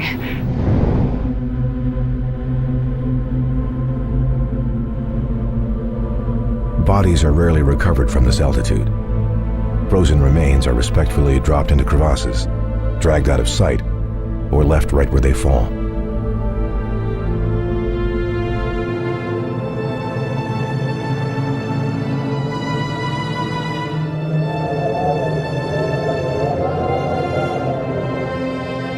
At over 7,300 meters altitude, just above the snowed-in Camp 3, Hector, Mingma, and Lhakpa Gelu are securing safety lines. Their goal is to make it to 7,800 meters, where Everest changes to yellow marble, a milestone called the Yellow Band. Lhakpa Gelu and Mingma, they're beginning the first lead out of Camp 3 to start, fixing our ropes up to the Yellow Band. I don't know how far we're gonna get today, because it's snowing a little bit, and conditions of the snow slope don't look very good. There's some ice, as we can see over there, so might take some effort and some time to do every 50-meter stretch of rope up above Camp 3.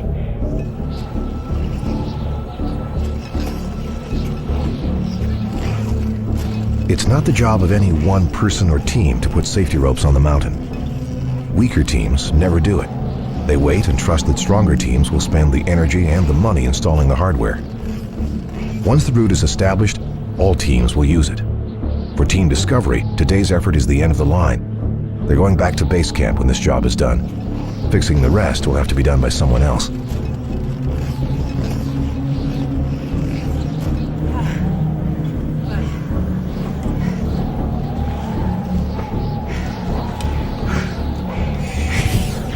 I have to say, the altitude, I can start feeling it. We're at 7,400 meters approximately, and pretty much 1,000 meters above Camp 2. And now every step is really requiring even a concentration. It's like you have to take one step and think about 2 or 3 times breathing. So little oxygen up here.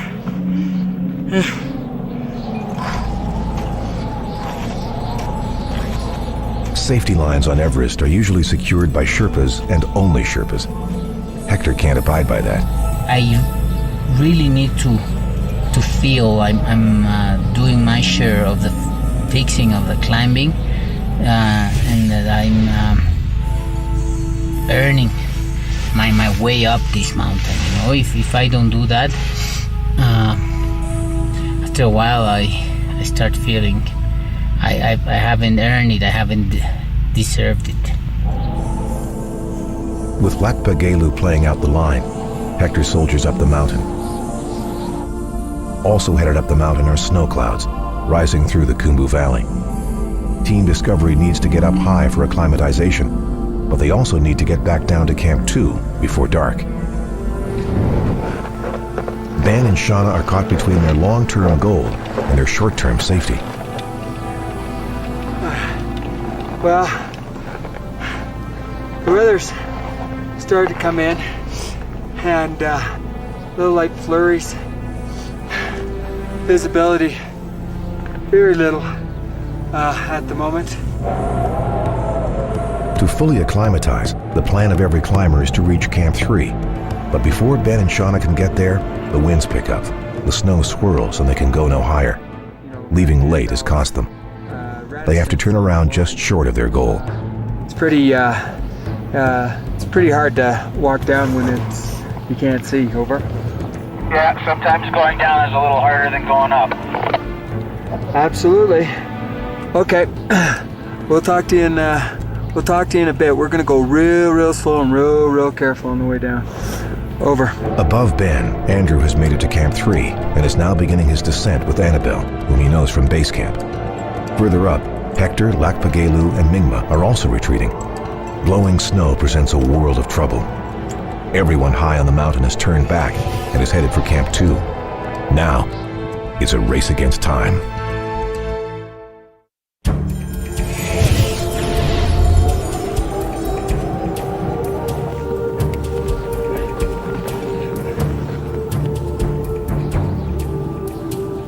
This weather is a big problem. When snow falls, so do climbers. And on Everest, falling kills. Thanks to this whiteout, Ben and Shauna can't see footholds in the ice. Deep crevasses are covered up, and the slippery Lhotse face is becoming an avalanche waiting to happen.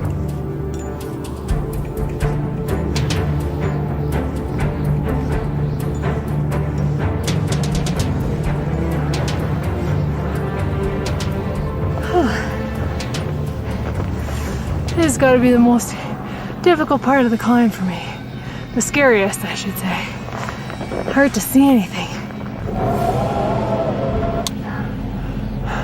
Hard to see, hard to breathe, hard to walk, hard to stay warm, hard to remember why you thought this would be a good idea in the first place.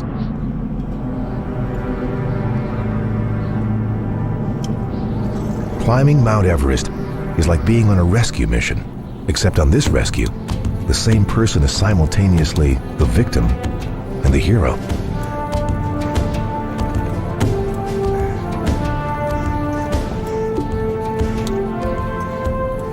This is what high-altitude mountaineers do.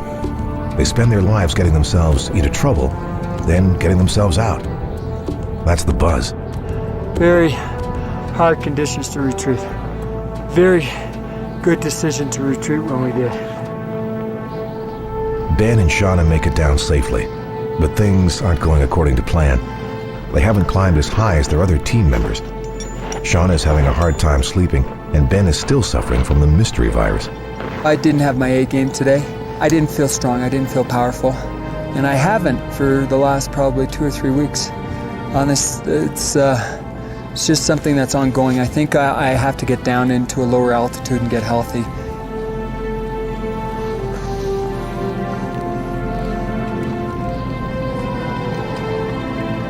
With 2 hours of daylight left, people are waiting in Camp 2, staring up at the mountain, wondering, praying, hoping the next people who appear through the shroud of falling snow will be their friends, their team members. This time, it's Andrew and Annabelle, happily returning from their successful climb to Camp 3, 7,400 meters above sea level. He caught me before I could clear my face. Thank you. I'm on my absolutely last cylinder. No good. It's been a really tough day. I've seen a dead body. I've had frostbite on my fingers. All captured by Andrew. Andrew's saved the day by helping me get down. It was way tougher than I anticipated. I'm looking forward to going back to Basecamp. With 1 hour of daylight left, the last of Team Discovery make it back. The Sherpas are casually drinking tea, warming their bones. For them, this was just another tiring day at work. I'd say pretty much the wind chill was something like -20, you know, considering the air temperature, and the wind blowing something like 40 miles an hour. So, as I said, this does wear you out. Now Ben's plan is to get the whole team back to base camp and rest for an entire week. As soon as they're in fighting shape again, Team Discovery will start up the mountain for the final time with 2 monumental goals. First, they plan on making it to the summit. Then they plan on making it back down alive. But on Everest, plans change. The only thing chiseled in stone around here is the mountain.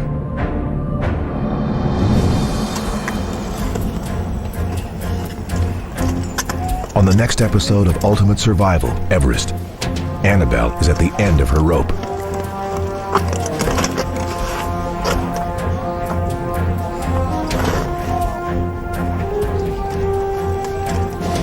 climbers go missing. This morning I've been looking at the Lhotse face, trying to spot people, and I haven't still seen anyone. And Team Discovery's newest summit plan doesn't include Shauna. I don't know how to deal with it. I feel like I'm waiting. What is going to happen to me?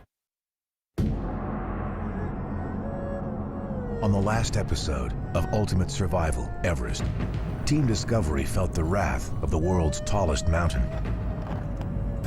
Expedition leader Ben Webster, along with his girlfriend, Shauna Burke, tried climbing to Camp 3, but were turned around by bad weather.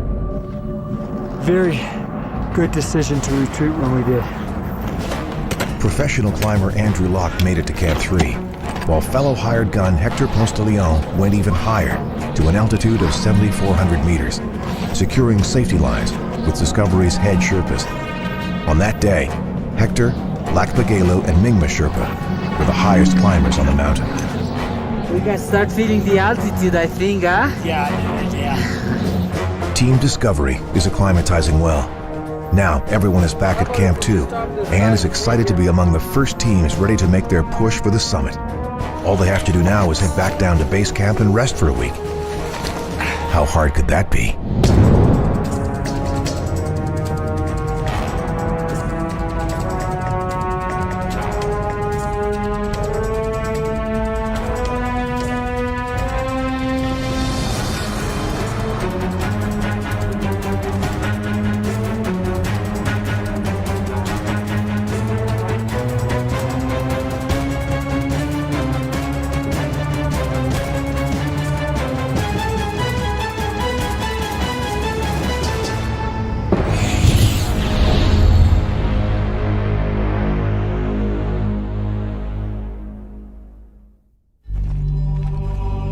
Like all of the great arts, climbing Mount Everest requires impeccable timing.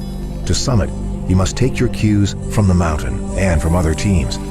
The 2-month climbing season is so short and is so popular that human traffic jams inevitably occur.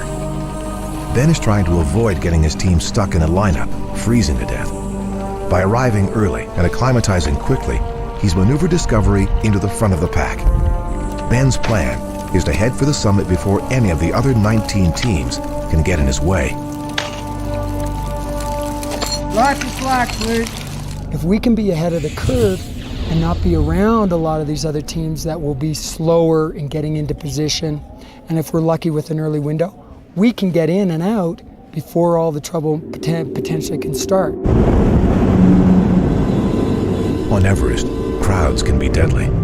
On the mountain's most tragic day, May 10th, 1996, 16 members of commercial expeditions died after waiting too long at the Hillary Step, tantalizingly close to the summit. If we can get up there early and try to summit early, it reduces the chances of being caught in a bottleneck with those commercial expeditions, such as happened in '96, where you have a lot of slow and inexperienced people that have to be shepherded with large numbers of Sherpas up the mountain.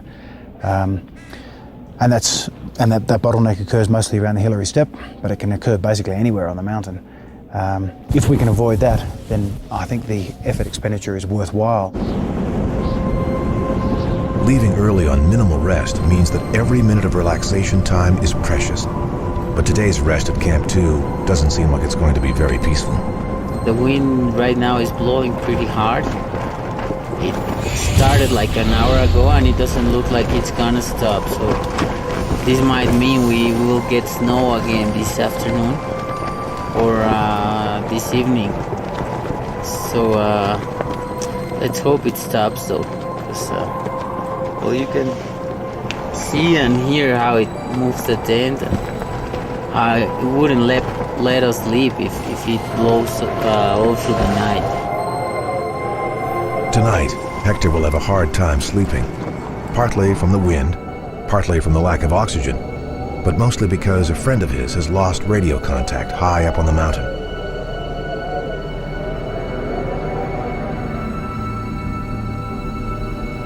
The missing friend is Hector's old climbing partner, Andreas Delgado.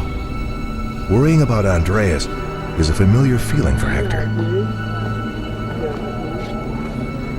Last evening I went up to the Mexican camp and I found out that Andres and a friend of his had this plan of going up to close to 8,000 meters or even above, you know, that start of the Lhotse corridor. All throughout the night, the wind was blowing really hard.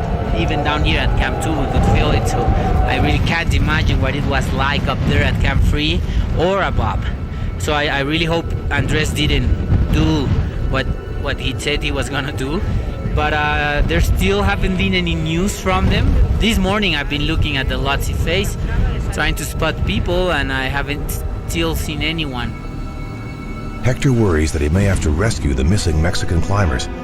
Andreas, who is attempting to summit without oxygen, is a risk taker. Hector knows he saved Andreas's life before.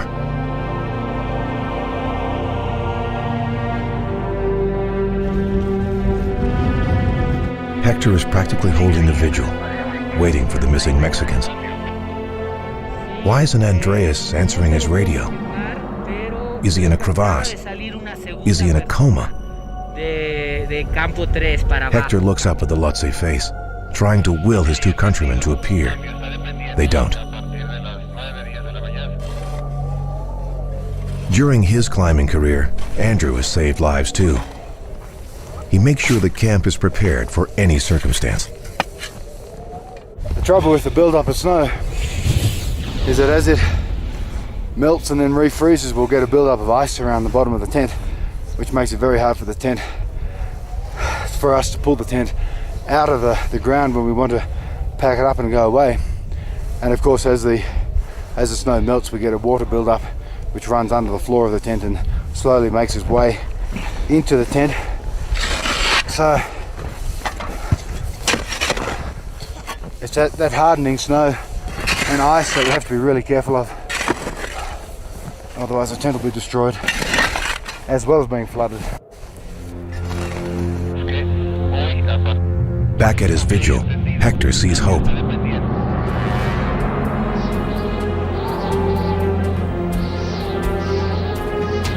I can confirm that there's 2 climbers coming down from Camp 3. They're gonna have to be really, really careful, because this is not the kind of conditions in which I would want to come down, you know, strong winds. It makes things harder, as I said, and the Lhotse face is the kind of face where you cannot commit not even one small mistake. When he was last heard from, Andreas was headed up to Camp 4, an area also called the South Col. I didn't get onto the col because it started the wind and one of my feet was very cold, so I decided to turn back. And with this, I think my acclimatization is set. Andreas is climbing without oxygen and without medication. He wants to feel every ache and pain. My head was clear, my breathing was standard at that altitude. I was not suffering from aerobic capacity, I was just weak. Weak from fighting the wind, weak from having diarrhea 2 days ago, weak from the altitude as well. For me, it's a challenge, you know, that kind of challenge, a personal challenge.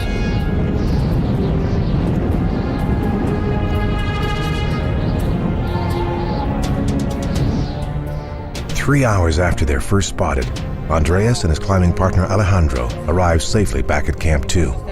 They expect congratulations, but Hector lets Andreas know that he's not impressed. I just talked with Jose Luis, your Basecamp manager. He was very worried because there were rumors of one of you lost above Camp 3. You know how it goes. Just talk with him and I let him know everyone's fine. I don't know, you know how it goes. Hector stopped climbing with Andreas because it simply became too dangerous. Andres and I went through some very, very, you know, difficult experiences together, you know. Back in Everest in '96, up high in the mountain, he tried for the summit on that famous May 10th from the north side, and he almost couldn't make it back to camp after he was hit by the storm, you know. and then he was so weak from like exposure to those elements that he couldn't come down. And I went from Basecamp to that camp where he was at. He decided to save me. And go ahead and ask him. As I recall, he said, I wouldn't forgive myself from my own inquisitive judgment if I didn't give Andres the opportunity to live. That's the only guy I can for sure say that he would risk his life to save somebody. I went from Basecamp to that camp where he was at, pretty much unconscious, and helped him come down, It was, I can remember, very, very tough 2 days in which Andres was so tired, he only managed to take a step and he had to sit down, I tried till my last drop of sweat came out of me. I short roped him and helped him down. You don't know mountaineering till you're there, until you're in a problem up there. We've been together through a lot of these experiences, very intense, South face of Shisha Pagma is another example, Things got out of control and we spent 8 days up high instead of the 4 we'd planned on. 3 of those 8 days without any water, any food, we barely made it down. Shisha Pagma is the 14th highest mountain in the world. While descending it, barely alive, Hector fell into a deep crevasse. Instead of helping his partner, Andreas packed up and left. Hector was way behind and he fell into one of those crevasses. And he spent the night there. I remember at some point just looking back and watching at Hector at the dusk, and I was like, man, this is gonna be terrible because it's a live or die situation. I don't have strength to go back and help him, but I don't know if I'm gonna see him again, Against all odds, Hector survived the night and climbed out of the crevasse. He staggered back down to camp, fueled only by the will to live. At some point you say I hope he's okay, but there's nothing I can do for him now. And when I saw his red suit in the morning, I was like, thank God. Because if he had died at that point, I would feel guilty all my life. There were also other things, that from my point of view, were unacceptable, were the kind of things you don't do to a friend and to a climbing partner, I believe I'm not aware of what I'm deciding up there. I just decided what I was the rewards of climbing with Andres were not more than the a kind of inner conflict. Don't judge till you get up there and leave something similar. What I won't do is, for instance, go together on an expedition with him.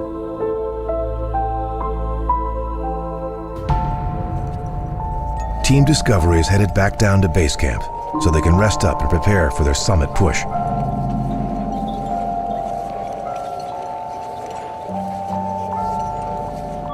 British socialite Annabelle Bond and the Chilean team she is part of are headed back down to Basecamp as well. But Annabelle has a problem underfoot. The brand new boots she's wearing are 3 sizes too big. To summit Mount Everest, you need to be on top of thousands of details. Getting even one thing wrong can be the death of you.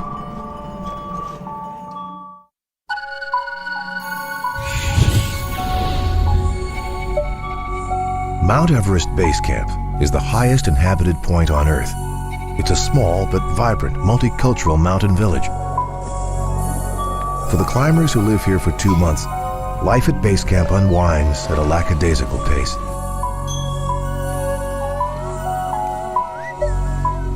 People play cards, throw dice, read magazines, eat carbohydrates, sleep, wake up, and do it all over again. I slept well. So my tent's here. This is all our equipment stored in these barrels outside, just because to keep the tents kind of pretty free. As you can see, we're on this kind of moraine glacier. It's kind of dangerous. I mean, half the time there's ice underneath the rocks, so you're kind of sliding all over the place. All through the night you can hear the glacier moving, creaking, and that's avalanches aside. We've actually developed a rather dangerous crevasse on our way to the loo. So you have to be exceptionally vigilant, otherwise how embarrassing, like falling at base camp on your way to the loo. This is our most important delicatessen at base camp, pure ground coffee.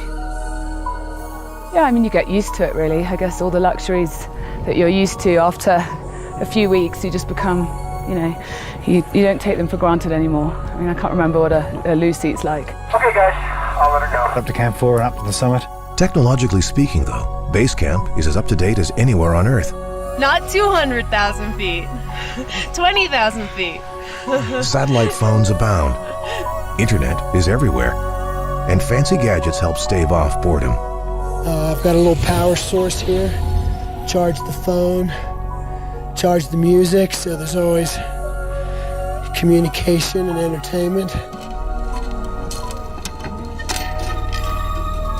If the forecast is good, Team Discovery's climbing Sherpas are scheduled to head up the mountain tomorrow to establish the high-altitude camps. That means a lot of heavy lifting. Ironically, these cumbersome crates contain only a few grams of supplies. It's oxygen, 3 full bottles for every climber.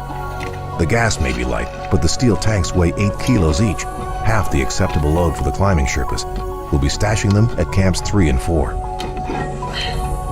We have more than 100 oxygen bottles, 60 fresh new oxygen bottle came from Russia. Unfortunately, among more than 100 oxygen bottle, we find out 1 empty bottles.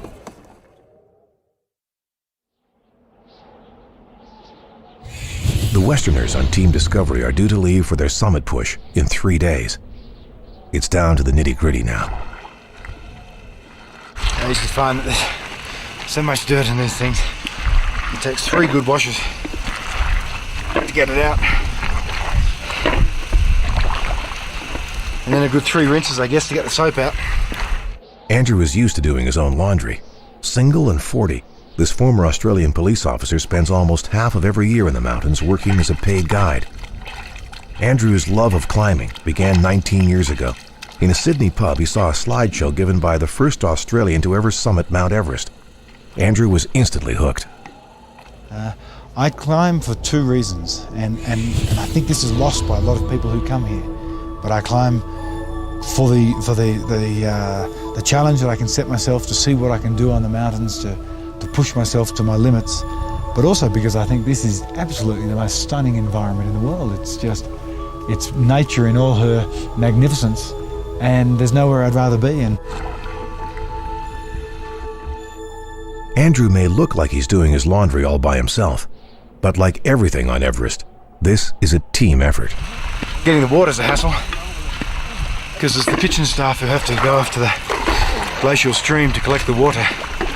So it's hard work for them, troopsing back and forth to collect the water for the kitchen and also for the washing. And if I take a shower later on, in the little shower tent there, that's more water again.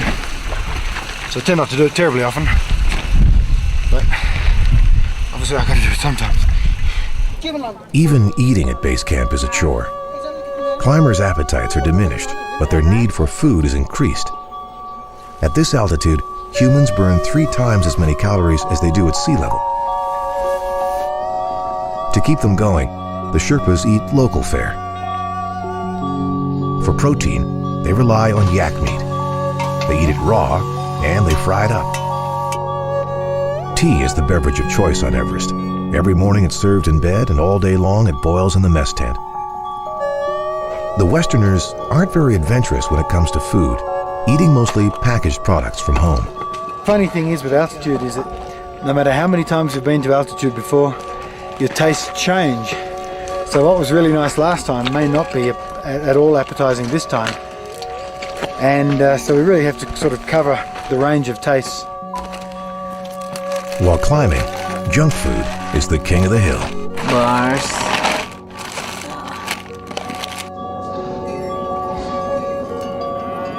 Almost every day, yaks come up with supplies. In today's shipment of goods are Annabelle's new high-altitude boots. To ascend steep slopes, climbers have to kick into the ice using steel spikes called crampons that are attached to the soles of their boots. This toe-kicking technique is called front pointing. Annabelle couldn't front point properly in her old boots because they were too big. They were a little bit big, but in the shop when you're walking around, it's not quite like being on the icefall. So I bought them, and on the icefall, when I'm like going uphill, my heels come right out the back. I mean, the boot, it looks like I've got a disconnected leg or something, and I can't front point on the Lhotse face. So it was just, so an urgent phone call to the States. I mean, it's just amazing that these things can show up here. I just saw a porter going past with Millet, and I was like, stop! Yeah, this is my proper shoe size. The other one was 3 sizes too big. Although these feel narrower than my other ones. Feels much better, but I have to now put the other inner sole in. In 3 days, Team Discovery will be ready to go for the summit. But will the summit be ready for them?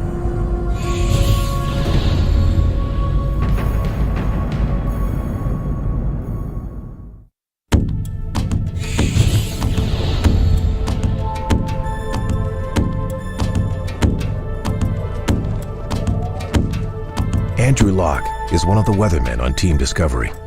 Every day he checks the internet for the local forecast.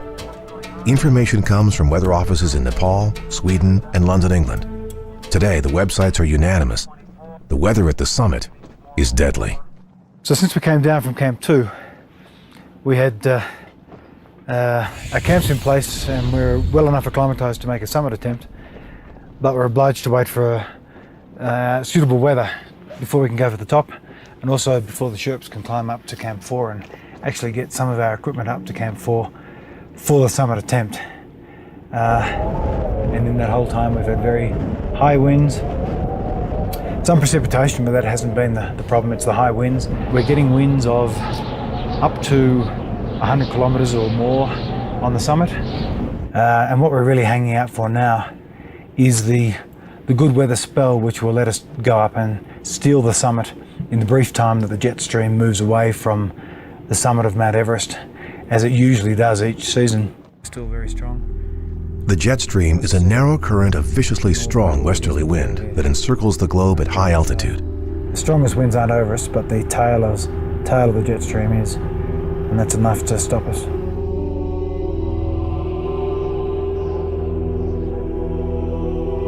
Will Cross, the diabetic high school principal from Pittsburgh, is also at Basecamp, resting up for his summit push. Well, the game plan now is to rest for about a week, to follow the weather closely. There are a number of weather sources. Really, over the next week, we want to try and understand who's got the best sense of weather at which altitude. And then probably in about a week, start moving up the mountain and hopefully be in place when that clear zero wind window comes for the summit. The lead that Ben had on the other teams is evaporating quickly.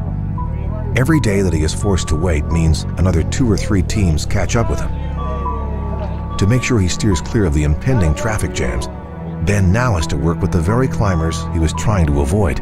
Maybe getting a bunch of teams to put resources, whether it be manpower, ropes, whatever, to break the trail on the 13th, so that then we know at least to the balcony, hopefully higher, it's ready to go. And definitely we will love to try to move together. Well, we were sort of counting on Discovery. I mean, you guys were part of the plan anyway. In terms of looking at a 4 or 5 team deal. It's going to be congested. Half of the 19 teams are now fully acclimatized. That means over 50 climbers are ready to head up as soon as the window of opportunity opens. If it opens. We don't dictate to the mountain. The mountain dictates to us. So if you have your plan, you say, I'm sticking to my plan, the mountain will have other ideas and you'll be blown. So teams wait.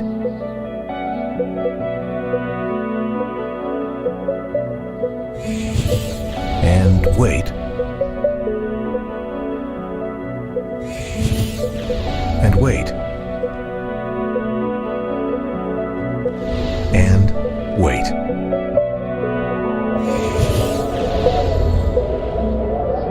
The weather at the summit is still deadly, but the forecasts say the window of opportunity will open in 4 days. Now, almost every team on the mountain is ready to go for the summit. Ben doesn't like the thought of his entire group getting caught up in the stampede, so to satisfy the needs of the project and to maximize his chances of getting a video camera to the top, he makes a new plan and calls a team meeting. The word I'm hearing here is that they're prepared to go on this first window. Nobody's going to wait. From lesser teams... Ben decides to break Team Discovery into 2 groups. Hector and Andrew will leave as planned when the first window opens. But Ben and Shauna will now wait a week to climb in the second window after the crowds have thinned out. Waiting until after May 20th is a risky proposition. The weather could be perfect, or the monsoon season could start early, wiping out any chance of a summit. Like I'm saying that, it sounds good and you're pretty much assured in the 20s, but the only reason everybody's going to be pushing on this first window is because it's a window, and you climb when you have a window. If you purposely stand down off of a window, you're rolling the dice. It's Vegas at that point. Everest is a high-risk poker game where the stakes are people's lives.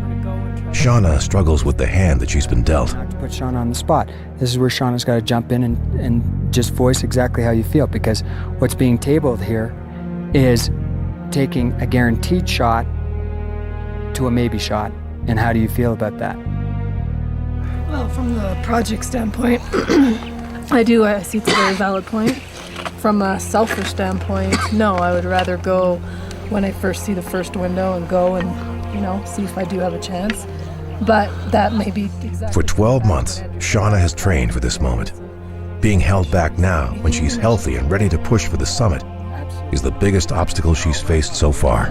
I don't know how to deal with it. I feel like I'm waiting. What is going to happen to me? And every day that we sit here, it sits on me.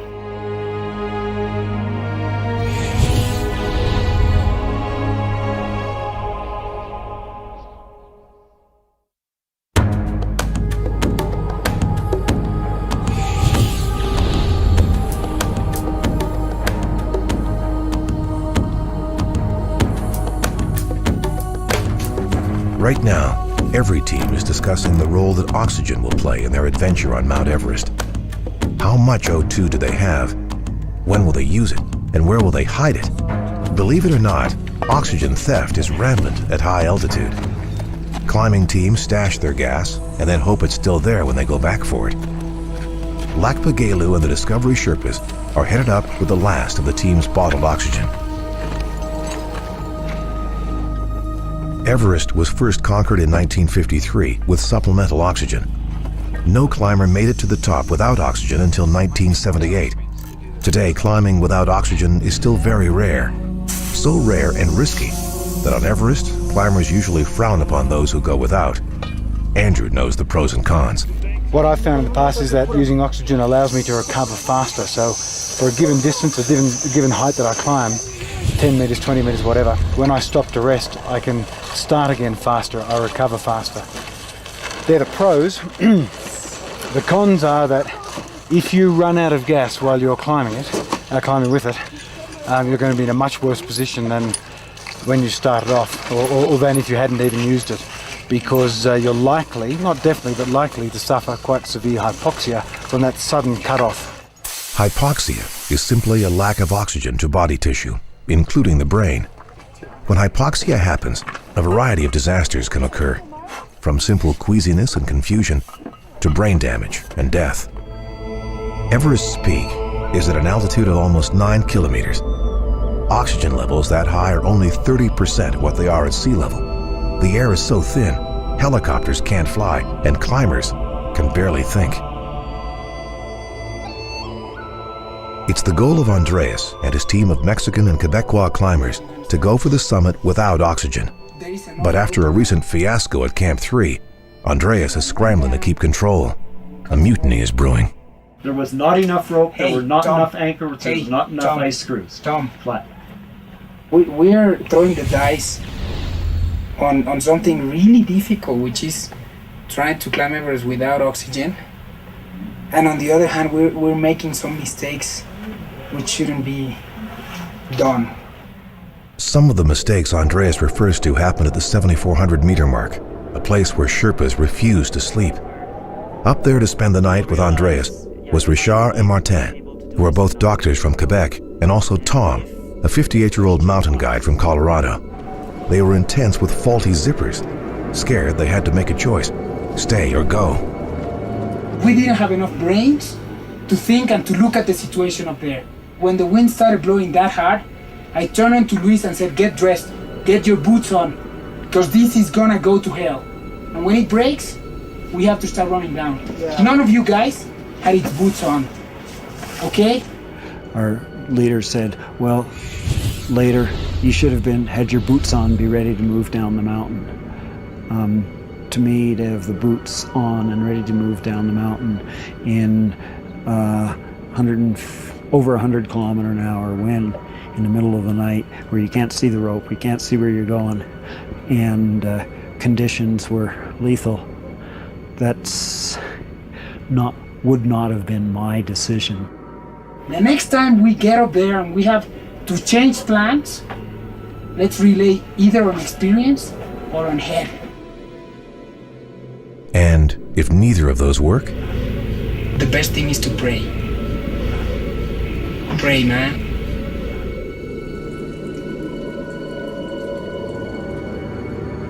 While Andreas relies on prayers, Team Discovery relies on experience and supplies. Before coming to Everest, Shauna had never been above 7,000 meters. She's never used oxygen, so Andrew explains the ins and outs of breathing bottled gas.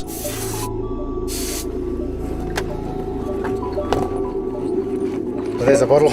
Okay. Read the pressure on it. Our masks attach to this white cap piece. It's just a bayonet fitting. Screw on, let it lock. Okay. Here's your mask. Okay. Flow rate, you've got anywhere from 0 up to 4 litres. Okay. And it's a slow progression. 0.5, 1 litre, 2 litres, 3 litres, 4 litres. That's maximum. You can hear it coming through the mask now. Okay. And you can see that it's flowing properly by that valve. See how it's sprung up? Yep. Shut that down, it drops. Turn it on, it comes up. So Okay. that's how you check. Every time you put a new bottle on, make sure that comes up when you turn it on, yeah? Okay. And we would generally climb at a flow rate of 2 litres a minute. And on a 3-litre bottle like this, which is fully pressured, this one's under pressure, but one with 250 litres pressure, we'll get 6 climbing hours at 2 litres a minute. Above 8,000 meters, climbers breathe out so much moisture it can be deadly. Dehydration kills climbers, and condensation from breath can cause equipment failure. We'll get huge icicles building up underneath this valve thing, and from time to time you have to break them off. And in fact you can get icicle buildups in here, which is the oxygen intake. And you have, if you find that you're suddenly getting very tired and you don't seem to be getting the oxygen, you take off the mask and you often find that there's ice in here, which you have to either chip away or break off or melt or whatever, so that the oxygen can flow again. Okay, now if you wanted to talk to someone or drink something, how long can you take it off for?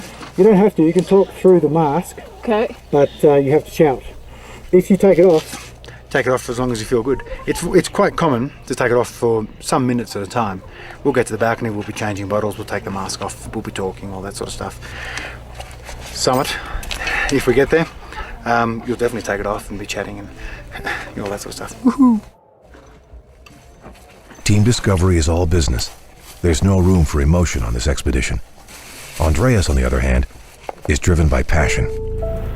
You know, I was writing this morning that this should be a day to celebrate. But somewhat hit me this morning. My baby is at home without a father, and my wife as well, and I miss them. And that hurts, you know. That comes when you ease off your feelings. But it's just one more push. So let's make them proud. And that's what I was writing right now.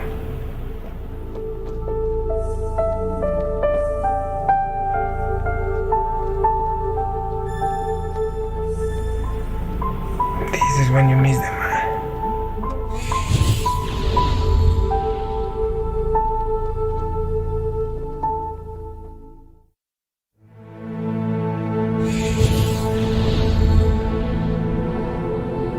Knowing that they won't have to climb up the mountain anytime soon, Ben and Shauna head down to a lower altitude.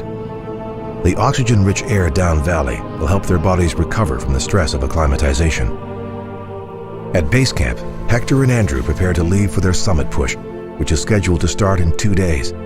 That means packing all their life-saving necessities, like long polypropylene underwear and cute good luck talismans.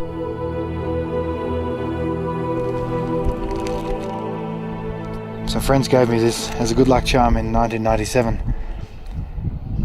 And it stood me very well. I had a really epic climb in Pakistan that year, did a solo climb and had an awful bivouac at 8,000 meters without equipment. So it's come with me on every expedition since, and it'll be coming with me on this expedition up to the top as well, I hope. Bart Simpson. Oh, you need the Bart Simpson. Yeah. Picture for the summit.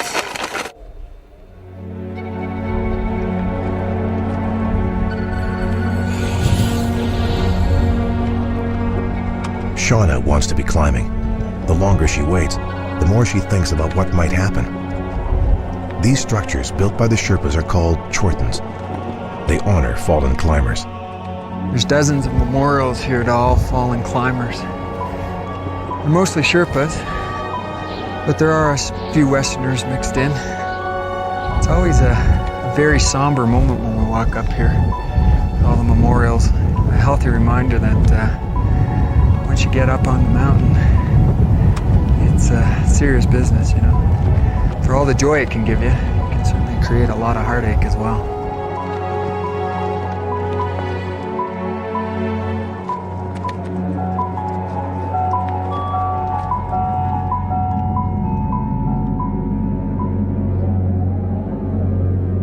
At Basecamp, a new virus is ripping through the landscape, and it's planted itself firmly in the intestinal tract of Andrew Locke. I don't know how long it will take to get over or to get strong again, and that worries me for the summit attempt. But yeah, it's been a fairly miserable few days, I guess. It's not uncommon to get bugs in Nepal, but normally I can beat them fairly fast. I've been coming long enough, I've got enough resistance. This one certainly got hold of me and kicked me pretty hard. The weather on the summit is crystal clear.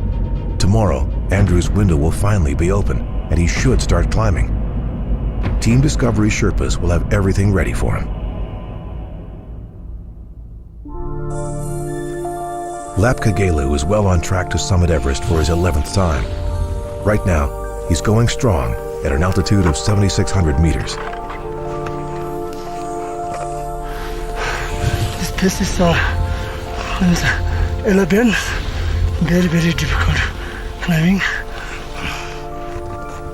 Gelu and 5 of his best Sherpa climbers are headed for Camp 4, also known as the South Col. Here they will drop the oxygen stash needed for Team Discovery's summit bid. Genetically, Sherpas have thicker skin, and their hemoglobin is more oxygen absorbent than that of Westerners. But even Lhakpa Gelu suffers at this altitude. He works through the pain, stacking the team's oxygen tanks under a mess of rocks to prevent them from being scattered in the wind. With this job done, the Sherpas head down to Camp 2, where they will continue work building a radio communications tower.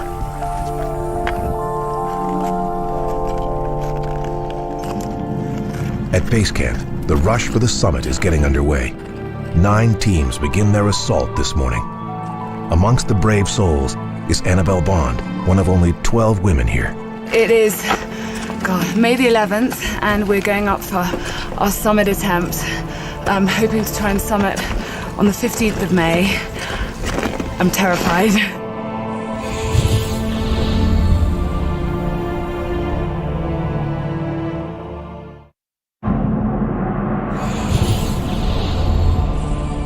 The race is on for the summit of Mount Everest, and the human traffic jams are already beginning. I'm really actually nervous. I've got a lot of suppressed nerves in here. I want to go through here as few times as possible, so I'm praying that we've got the right weather window and we don't have to come back down to base camp unnecessarily. Anyway, there's a lot of people ferrying loads, going up, getting ready for their summit push, and we're one of those people. So fingers crossed for me. I better keep going to keep up.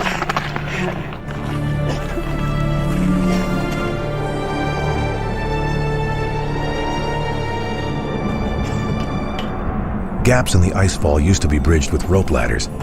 Today, about 70 aluminum ones connect the dots. Annabelle is trying to take them in stride.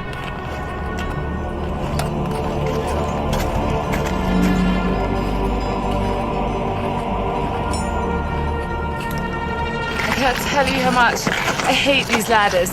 I'm walking today, but I might resort to crawling a little bit later on. But just looking down scares the hell out of me in case it moves. But anyway, at least I'm standing up today. Although Annabelle was in the icefall a short 2 weeks ago, the area has changed dramatically. With the warm weather, it shifted and altered its shape, becoming weaker and more unstable. It's one of the most dangerous areas to get through and offers the first real challenge to the climbers. This is how secure this ladder is, so I'm gonna help shake my way across. Ah!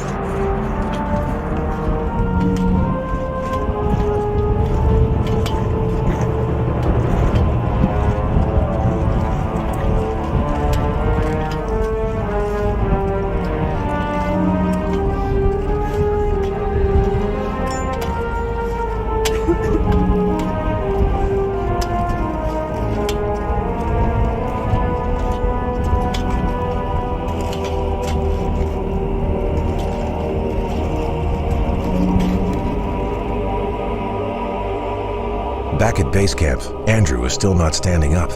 He's supposed to start his push for the summit tomorrow, but the prognosis from Team Discovery's doctor doesn't sound good. That over there is Andrew's tent. Unfortunately, Andrew's been in there all day. He's had a stomach bug, which has really kind of wreaked havoc on his ability to eat and sleep.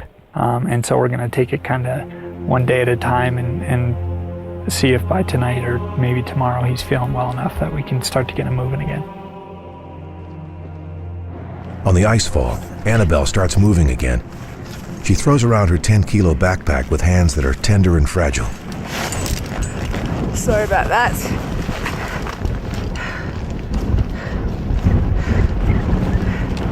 I have to be very careful with my hands. I've got hand warmers in. I had frostbite about 4 months ago, and the ends of my fingers are still really painful and are actually still numb from my trip to Camp 3 the other day. So I really feel the cold.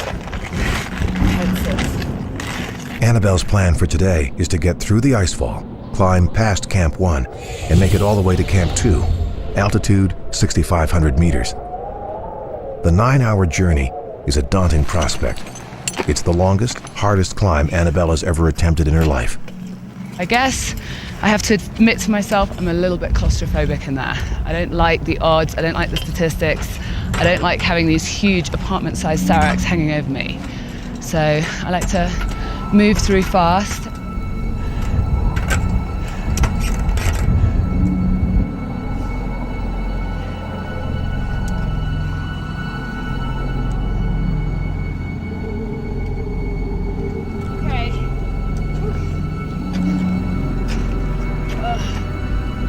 What can I say? I'm boiling hot, I'm exhausted.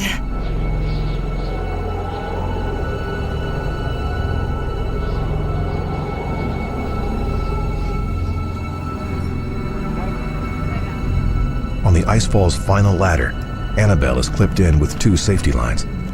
Still, it doesn't exactly feel safe.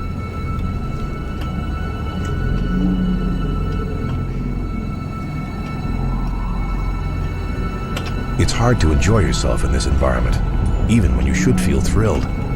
Annabelle's team is in first place, and she is in position to be the first woman to summit this year. But Is she happy? Just torture. 10 short days ago, Team Discovery was leading the charge toward the world's tallest peak. Now, only one member is ready to go. Somehow the tables got turned. Ben was waiting for the mountain. Now, the mountain waits for Ben. On the next episode of Ultimate Survival, Everest, Hector heads off for the summit. Full bottles. Team Discovery's oxygen goes missing. If there's any other Sherpa selling oxygen, we're buying. And Ben continues to hold Shauna back. For someone I care about a great deal, very hard decision.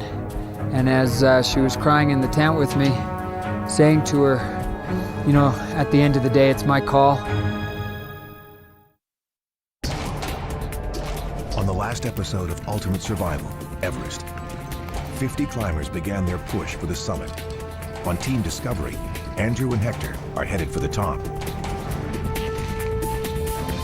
while Shauna headed to Basecamp. And Ben's climb became precarious. At some point, hopefully in the near future, I'll have to go high on the mountain and go to at least 8,000 meters, and that is a hard process for me right now because I do feel drained. Climbers have been living on Mount Everest for over a month. They've grown accustomed to this environment.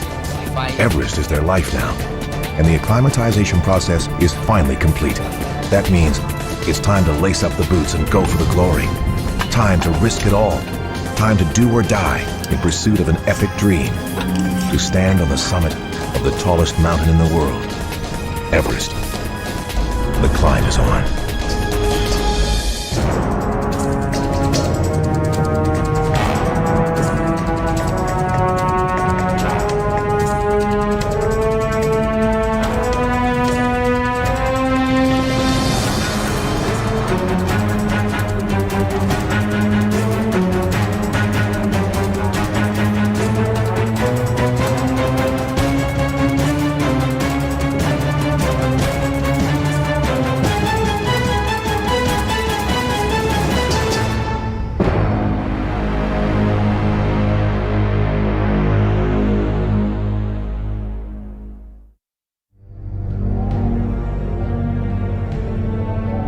Andrew Locke and Hector Posteleon, Team Discovery's 2 professional climbers, have made it to Camp 3.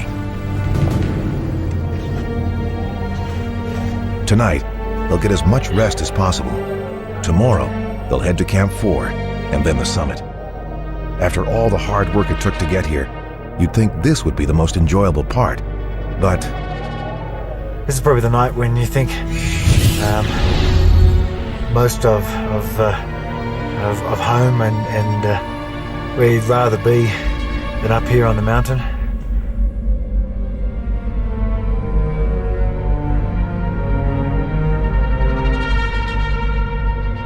As Andrew beds down for the night, Annabelle Bond gets up. A British climber working with a team of Chileans, Annabelle is preparing to leave Camp 4.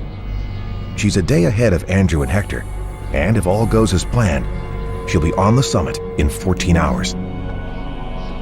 I was so nervous. I mean, sleep was absolutely elusive.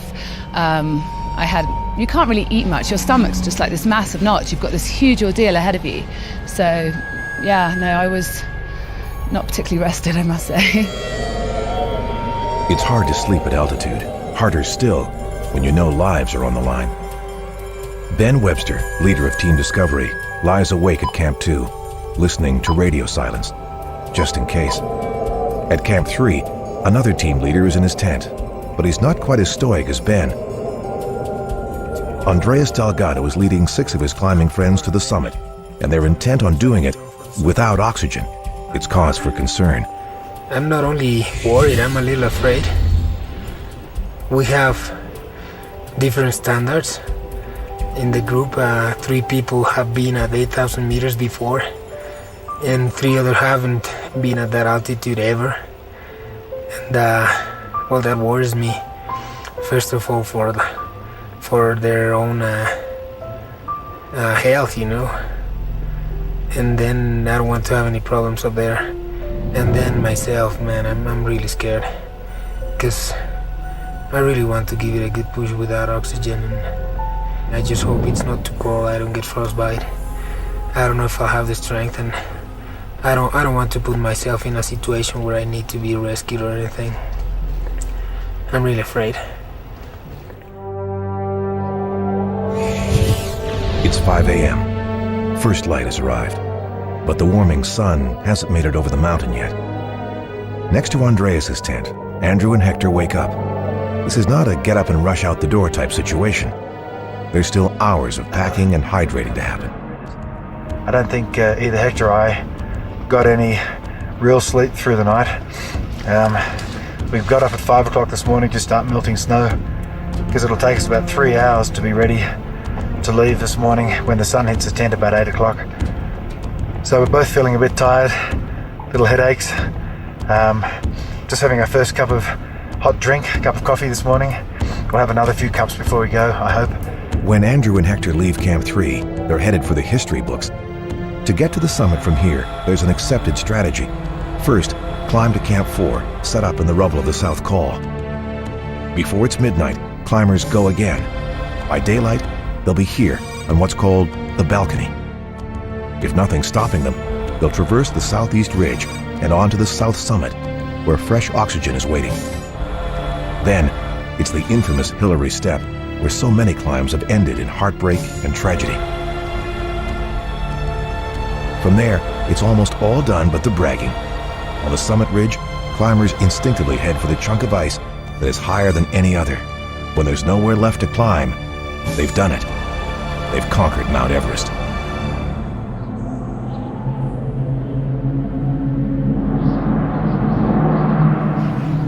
Annabelle and her team are on the balcony, not moving. A human traffic jam has stopped all the climbers cold. Every team here hoped that someone else would be up early, attaching safety lines. That didn't happen. So, with limited oxygen, in deadly temperatures, progress is at a standstill for 30 climbers. There's no rope and we're breaking trails, so it's really, really slow. Then there's a huge jam up here. There's tons of people, and it looks like we're the only people with rope. Anyway, it's tough, it's freezing, my feet are freezing, and I don't know, it's a long way up still, so I don't know if we're gonna, given that we're breaking trail, I don't know. Who knows at this stage? Bye.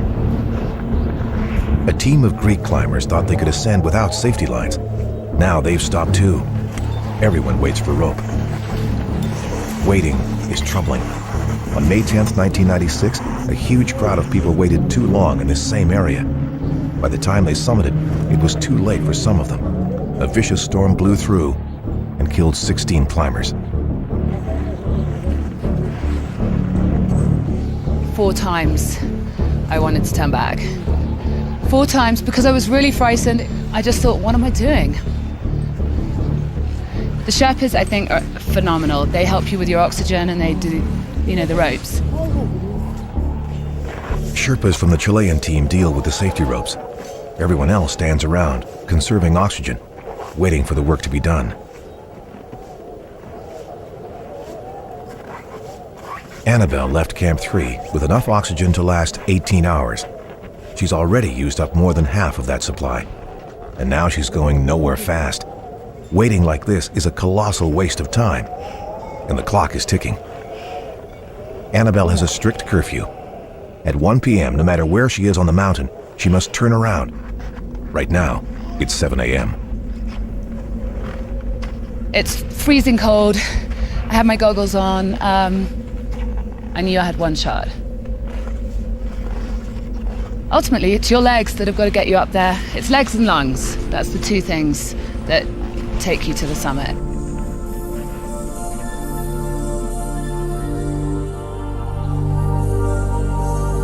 Over 1,000 meters below Annabelle, Hector finishes bundling up his feet. Climbing above 8,000 meters is like walking on eggshells for Hector. 6 years ago, he got frostbite so bad, part of his big toe had to be amputated. By sheer coincidence, the man Hector was climbing with when that happened is camping beside him today. Andreas Delgado now climbs with Tom Masterson, a 58-year-old mountain guide from Colorado. Andreas and Tom are climbing without oxygen. Both have been to Everest before and feel that summiting with bottled gas is not challenging enough. Every climber comes here for a personal reason. Andreas is here to embrace the pain. I want to believe, I don't know if I'll be able, but I want to believe that I'm capable of controlling that anguish that you feel, and that I'm strong enough to deal with the lack of oxygen. Discovery 2 to Andreas, over. Go ahead. Are you guys still planning to all go without oxygen all the way to the summit, over? Yeah, there's some backup plans, I would say. Each one of us is gonna have a Sherpa, and the Sherpa is gonna be carrying 2 bottles of oxygen for those who start from the South Cone without oxygen. And I am the only one who is starting without oxygen. If I don't make it without oxygen, I just turn back, over. Okay, sounds like you got quite the plan ahead of you. So best of luck. You guys have a good day climbing, stay safe. Discovery 2 out. Thanks, Ben. It takes the average climber 8 hours to arrive at Camp 4. The day begins with a daunting wall of ice, a so-called heart starter. For rookies, the sight of these ruined tents might be a heart stopper, but for Hector, it's just part of the landscape. Besides, he's got his own problems to focus on.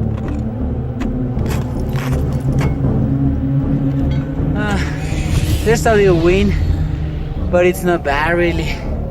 What is really bothering me right now is my feet. They are very cold. So I'm trying to warm them by moving them, and I hope now that the sun is hitting us, they'll get warm. Pounding his feet into the ice to encourage circulation, Hector plods off to Camp 4. If he started breathing his bottled oxygen, his circulation would increase, but he can't afford to dig into a supply just yet.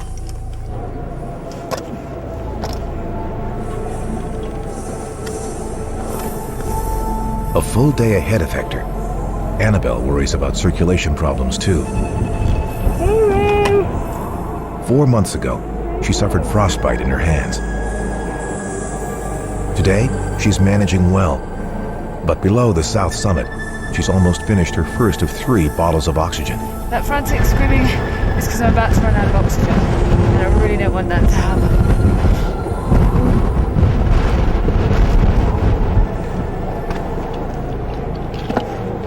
Annabelle Bond is everything you don't expect in a Mount Everest climber. Yet, here she is, 8,751 meters above sea level. She's on the south summit, which, on the grand scale, is very close to the true summit. On the local scale, though, there's still a long, frightening way to go. At Camp 2, people follow the progress as if the climb was a soap opera. When pertinent information comes in, team leaders inform their climbers. Ben is telling Andrew where Annabelle's team is. And Andronico. So they're all moving from the south summit. They're on the traverse. They're just waiting for the lines to be fixed to get up through the Hillary Step. But things are looking great for the Chileans, over. That's great news. Good for them. Annabelle makes it to the team's oxygen stash at the tip of the south summit. She drops down to change tanks. It's sweet relief. From where she sits, Annabelle can see the summit, but it's still hours away.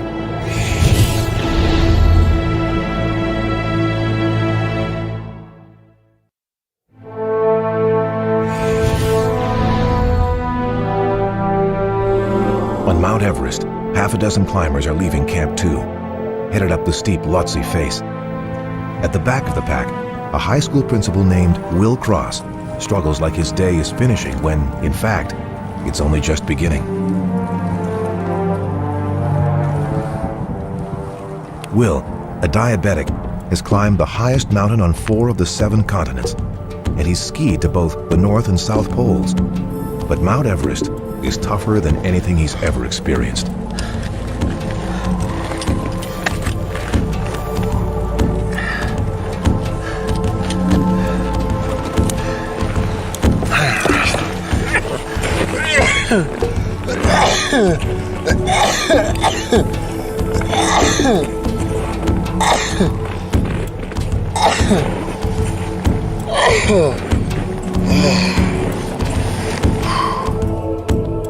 Will is headed for this desolate commune, Camp 3, altitude 7,300 meters. Not a great place to gain strength. Everybody at Mount Everest is slow, but Will is deathly slow.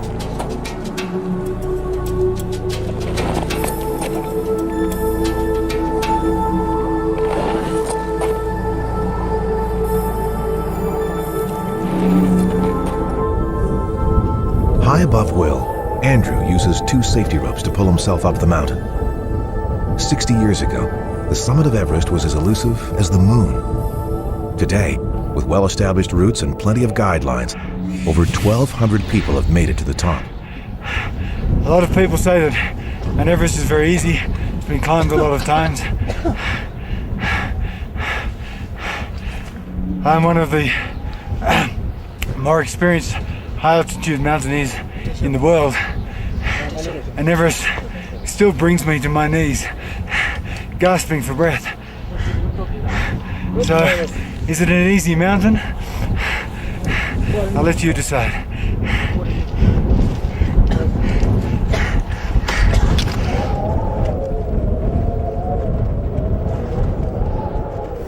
Rolling. Listo. Hector clambers up the cruel rock face called the Geneva Spur. His former climbing partner, Andreas Delgado, is only a stone's throw away. That's unnerving for Hector. He saved Andreas' life before on Everest, and he doesn't want to ruin this trip by having to rescue Andreas again. But he might have to. Andreas is climbing without oxygen. In Hector's mind, that turns Andreas into a ticking time bomb.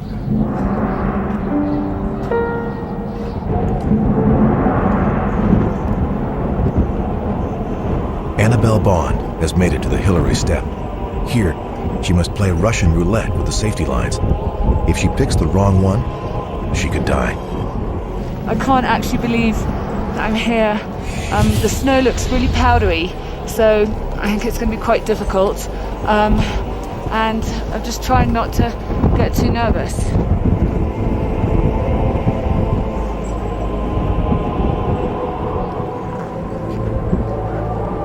Annabelle is higher than any other mountaintop in the world. To her right, she has an awesome overview of the Himalayas.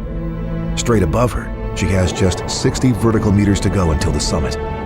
To her left is a deadly drop-off that plummets for more than a kilometer. She has only one choice: climb.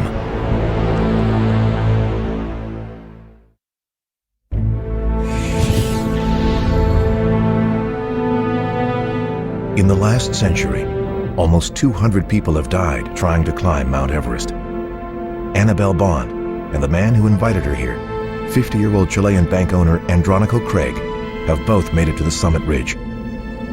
With their teammates proudly waiting for them, Annabelle and Andronico take their last few steps to glory.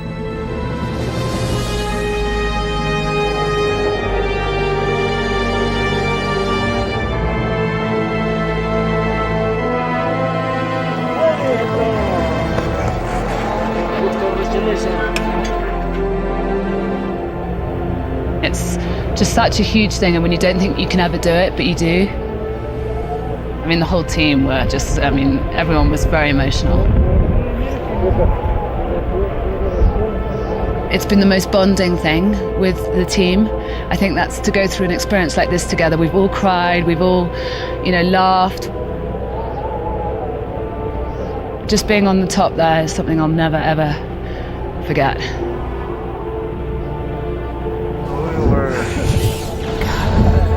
Can't believe I'm here. It's amazing.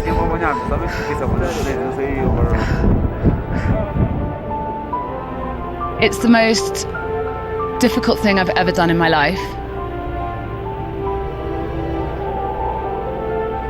just such a huge thing, and when you don't think you can ever do it, but you do. Picture taking at the summit has always been part of the ritual, part of the Mount Everest experience. The Sherpas pose with objects that mean something to them spiritually, but most of the Western climbers pose with corporate logos. Andronico gets a Sherpa to fly the flag of his bank. For many, these pictures help finance the trip. I can't believe I'm such a crybaby. My dad's company.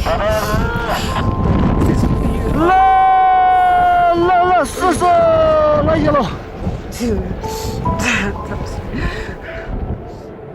8,848 meters above sea level, Annabelle Bond is on top of the world.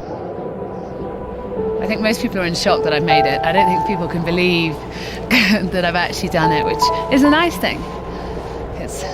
It's good to surprise people rather than to have them expect you to do it. Annabelle is ecstatic, but she's on the most inhospitable piece of land on Earth. Getting up Mount Everest is just half the battle. She still has to get back down, alive. It's been a really difficult climb, and I can't even bear I can't even bear to think about going down. It just seems like hell.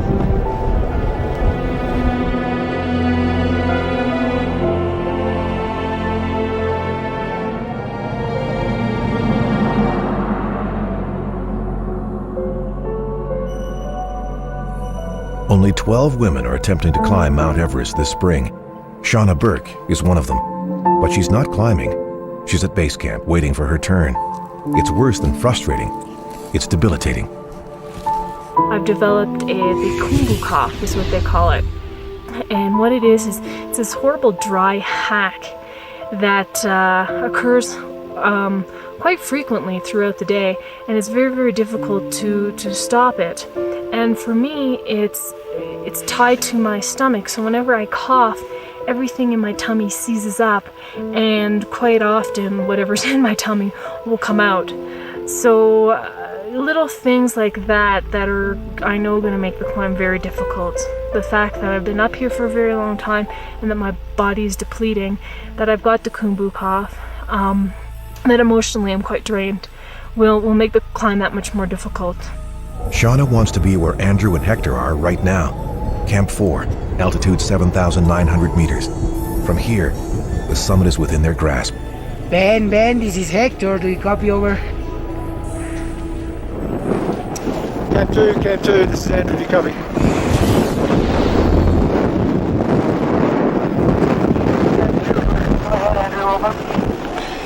G'day Ben, I'm on the South Col. I arrived about 10 minutes ago with Mingma. That's great to hear. We'll call up again a bit later on. It's pretty blowy here on the Col at the moment, so we'll chat later, over.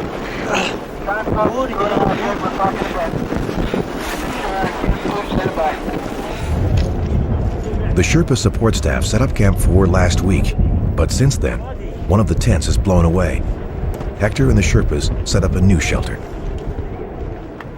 We already have 2 tents in, and we need a third one. The wind is blowing pretty strong right now. I'd say it must be 50-60 kilometers an hour, which probably lower down wouldn't be so bad, but up here it's cold, so the wind chill, you can definitely feel it.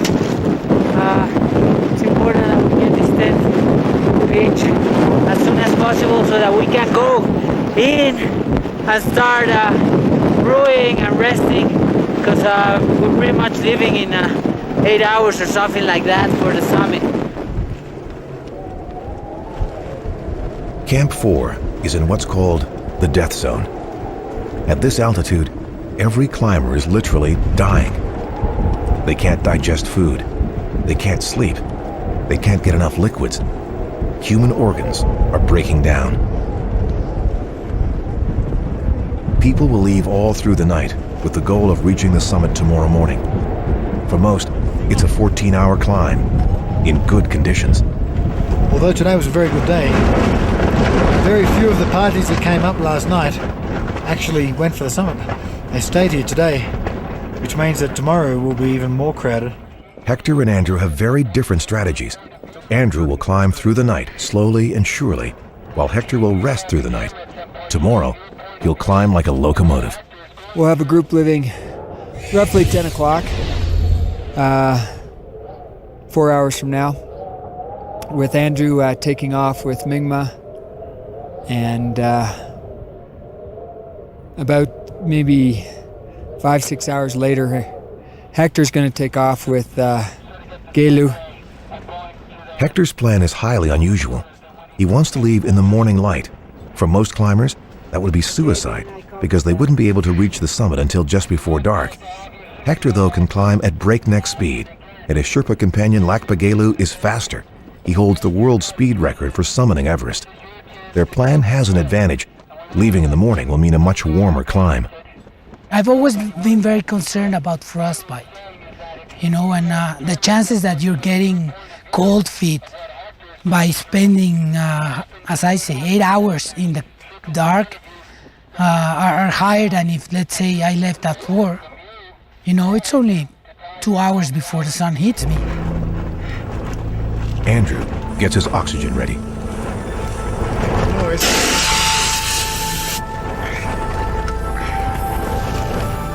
Oxygen use helps prevent two of the biggest killers on Everest, HAPE and HACE. HAPE stands for high altitude pulmonary edema, and HACE is high altitude cerebral edema. Edema is basically an excess of liquid in body tissues. So in the case of cerebral edema, the brain swells, and in pulmonary edema, there is so much liquid in the lungs, they leak, and climbers can suffer the ironic effects of drowning 8 kilometers above sea level. Andrew's mountaineering goal is to summit all 14 of the world's peaks that tower over 8,000 meters. So far, he's conquered 10 of them.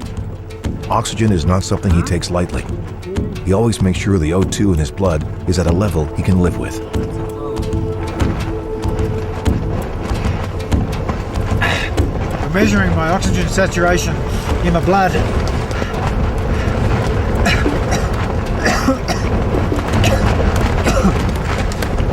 My pulse is 101. My oxygen saturation just sitting here was, well, it says 79. Once I put the oxygen on, it will change. The sun is getting lower, and Will Cross is not getting any faster.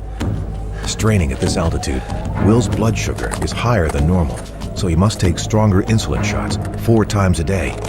He may be slow, but Will is getting it done. You just had to gut it out, pull, and of course you're getting more and more tired. You get higher and higher, there's less and less air, so you're kind of slumping over the lines, and it was a lot of work. You're just not there. You're kind of outside yourself, moving slowly, and boy, you may want to move a lot faster. It's just not going to happen because you don't have the oxygen in your system, no gas in your tank. Even without gas, Will makes it to his home for the night, which is at a personal altitude record for him, 7,400 meters. Never been that high, so no, I really didn't know how I would react. I just knew it would be painful. For sustenance, he inhales the meal of choice for most climbers at this altitude. Heavy doses of oxygen. That's what we're having for dinner.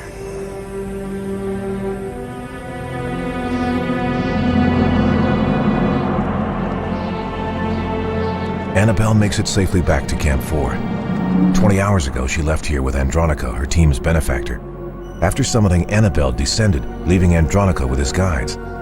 Since then, that whole group has lost radio contact, and by now, Andronicco must be out of oxygen. For some summiters, their pride is short-lived. More people die coming down Mount Everest than going up. We're not going to push the panic button yet, but it is tense. The last confirmed sighting was above the balcony, which is a long way away from the South Col.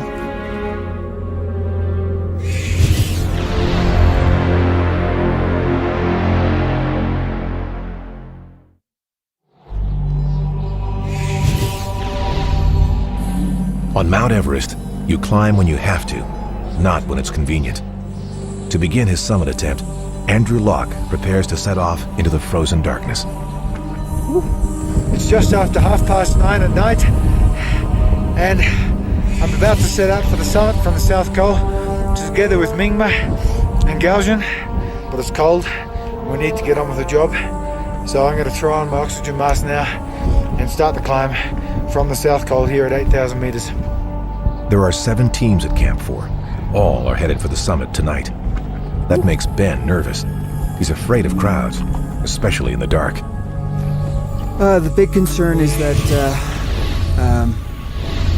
absolutely everyone left at the exact same time on the push,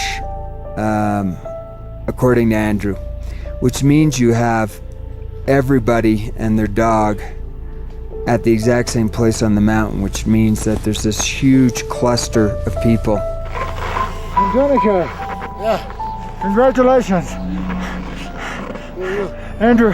Oh, Andrew. Thank you very much. Fantastic. Andrew stumbles upon Andronico, who is barely alive. When he ran out of oxygen over 4 hours ago, Andronico clung to life by concentrating on his family. A long day for you guys, huh? Yeah. Much too long. It's amazing, huh? You know? What a fantastic job. You climbed with me. Congratulations. Thank you very much, Arthur. How do you feel now? Good for you. Thank you. You know, luck. Good luck. Thank you.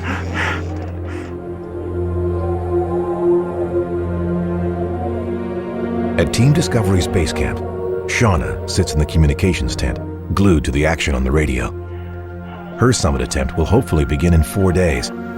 Alone, Shauna reveals how the waiting is affecting her.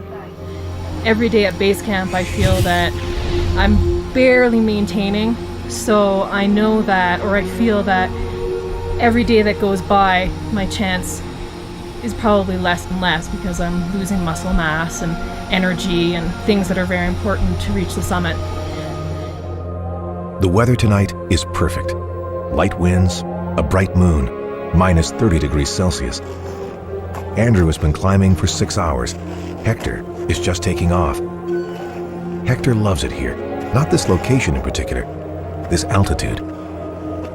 It's always fascinating. For me, breaking the 8,000 meter barrier is like stepping into a different reality, into a different planet in every way you can imagine it. You're on the very, very limit of where human life is sustainable, even with oxygen. So all of this adds up for as I said, an experience that just doesn't compare to anything. It's just beautiful.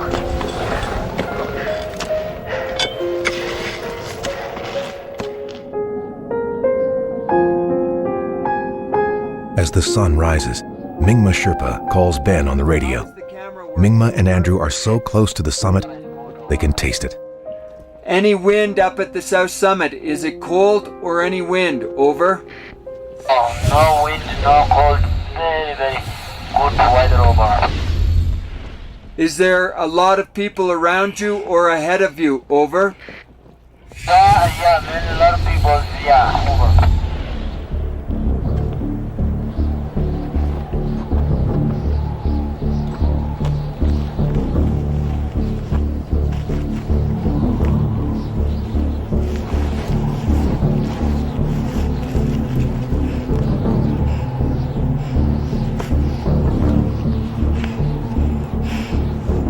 Traffic jams at this altitude can be deadly. Inactivity promotes hypothermia, poor circulation, and bad judgment. But Andrew, a 2-time summiter, doesn't seem concerned. I'm sitting on the south summit of Everest. Got here about 10 minutes ago. So it's been quite a long slog, and you can see behind me that it isn't over yet. We have to traverse across a very sharp ridge to get to the Hillary Step, which is a short rock buttress on that sharp arête that you can see in the background. And from there it's about another 100 meters of climbing to get to the true summit. When Sir Edmund Hillary made his way up this rock face in 1953 with his Sherpa partner Tenzing Norgay, no other mountaineer could make it. Today, there's a stagnant pileup of climbers waiting on the Hillary step. Further down the mountain, Andreas has stopped moving too. Mount Everest doesn't suffer fools gladly, and people who climb without oxygen often pay a serious price.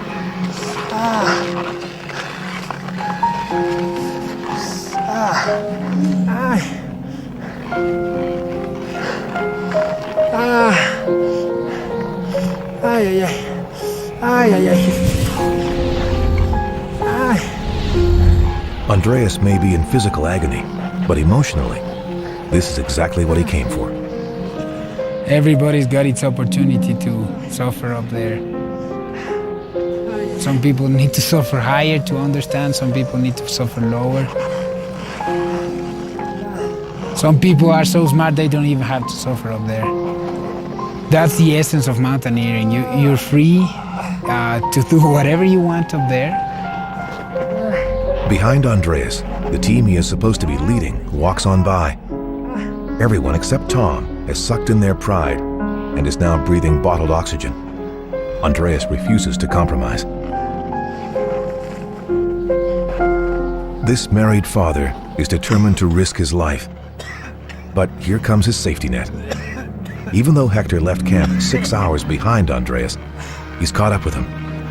Hector wants to blow by his old friend without a second thought, but he's not that kind of climber. He slows down to monitor Andreas' health, knowing that he has a habit of pushing himself to the brink of death.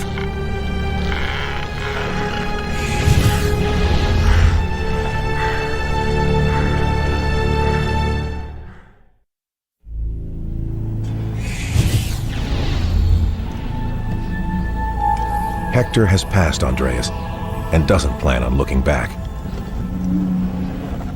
If you're wondering who's videotaping, it's Lhakpa Gelu, Hector's Sherpa climbing partner. This is historic footage. Documenting the full route up Everest has never been done before.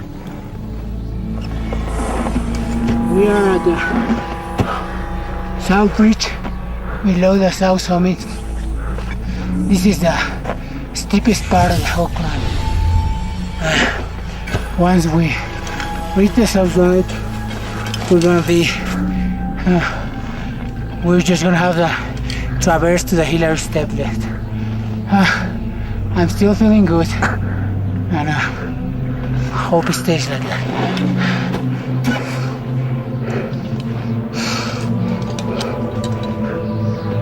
Hector is climbing like a man on fire, but it doesn't look like he's going to make it to the summit alongside his teammate, Andrew Locke. Andrew is at the top of this line, about to step onto the summit ridge. I've just climbed out of the Hillary step, which was the last technical difficulty before the summit. From here on, it's pretty much a snowplow for 45 minutes or so.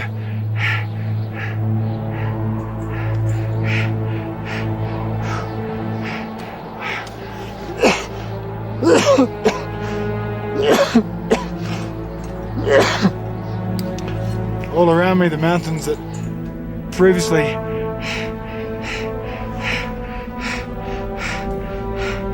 towered over us when we were in Basecamp and in the lower camps, now have dropped well below us. There's nothing higher than us in the world, only the summit of this mountain, and that's where we're headed.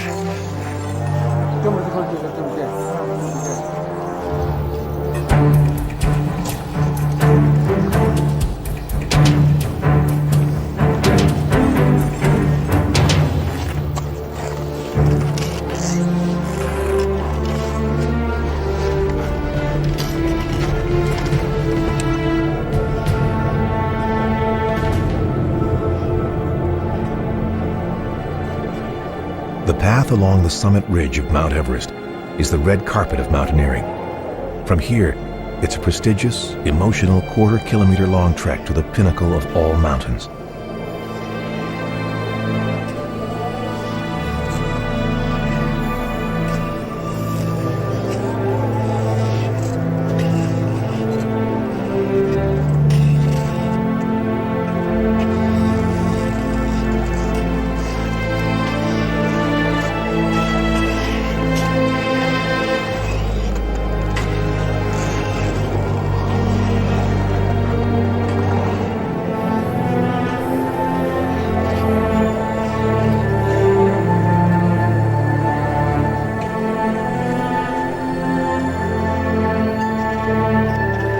Not far behind Andrew is Mingma Sherpa, on his way to becoming part of a very exclusive club.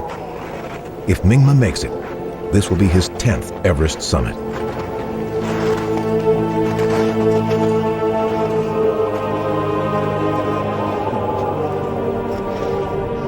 Well, we've done it, team. We're on top. It's a very nice view from up here. Great job, buddy. Great job. Congratulations. How are you feeling, over? I'm tired. A little bit emotional, actually. I didn't ever think I'd be coming back up here again. It was quite a slog. I think we're all absolutely trashed, to tell the truth, but God, it is an absolutely fantastic feeling.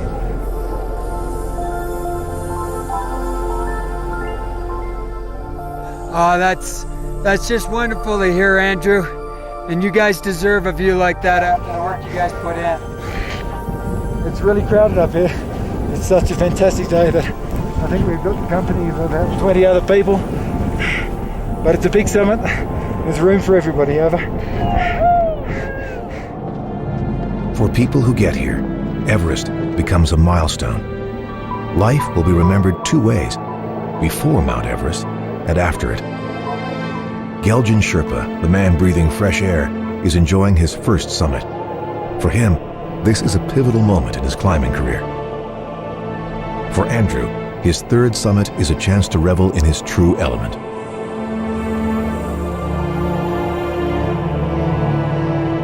Climbing like a rocket, Hector arrives at the Hillary Step. If Andrew lingers on the summit, Hector might make it in time to share the moment with his teammate. This was the key passage for the summit back in 1953 for Hillary and Tenzing. He described it as a very, very technical climb back then. Nowadays, there is a lot of old ropes, so actually the only danger is picking the picking the wrong rope and that rope breaking. So many old rope, right? Yeah. So anyway, this yellow rope here seems to be the newest one, so I'm betting on this one. Okay.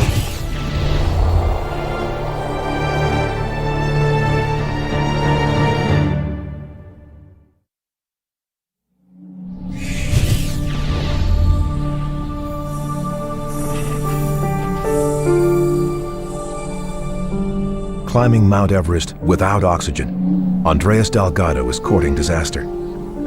On the southeast ridge, he's so exhausted he needs to rest after every single step.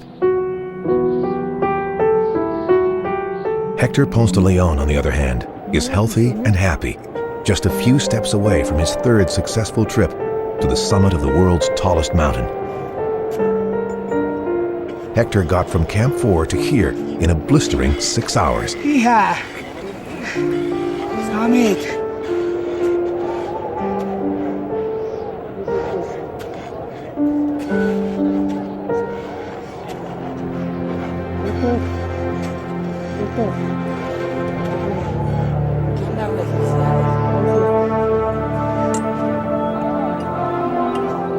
Lhakpa Gelu joins Hector at the top.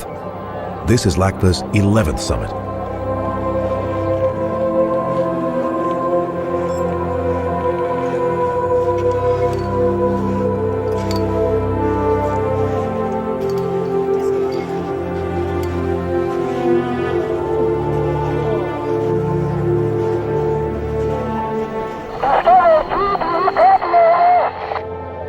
This is Discovery 2. Go ahead, Hector.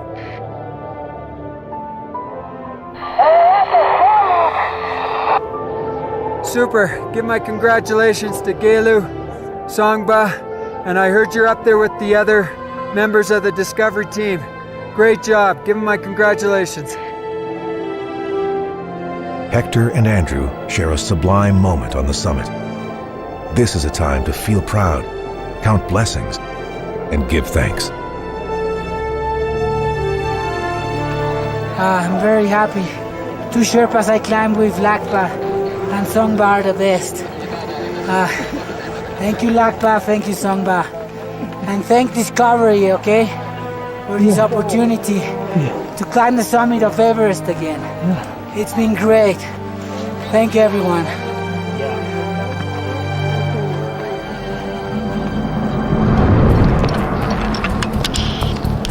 On the next episode of Ultimate Survival, Everest, Will Cross goes for the summit.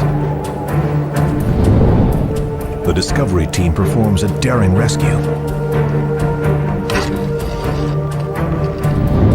And when they finally go for the summit, All right, here's the situation. Ben decides that Shauna will have to climb alone. Give me 1 minute. But I have to be strong.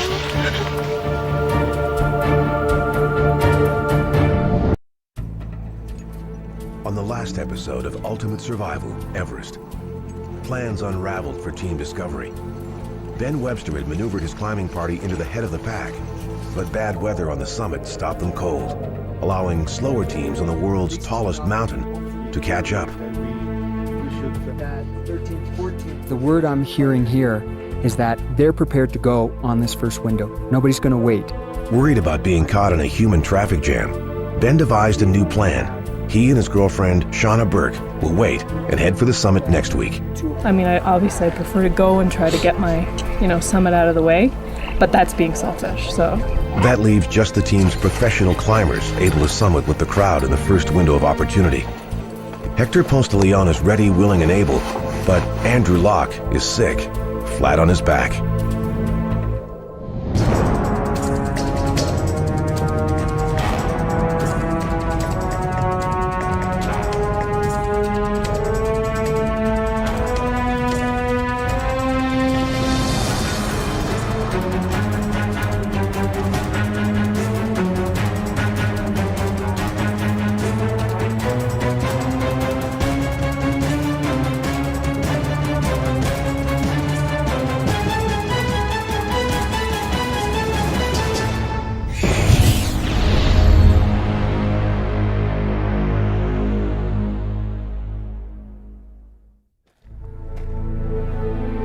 It's May 11th. Ben and Shauna have spent 3 days down valley, recuperating in oxygen-rich air.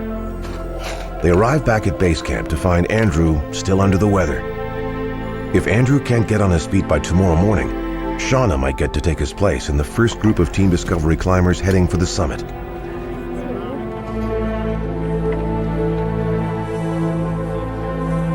Knowing that his climb is on the line, Andrew gets to his feet and begins packing gear. This has left me very, very weakened and quite concerned about whether I have the strength or not to make the summit. Annabelle Bond, a British socialite, along with her climbing partner, 50-year-old Chilean bank owner Andronico Craig, are on their summit push. They've made it through the icefall and are headed past Camp 1 en route to Camp 2. I think it's quite windy today, and on the 15th we want no wind at all. As Annabelle heads onwards, Will Cross, a diabetic high school principal from Pittsburgh, sorts through his supplies at Basecamp.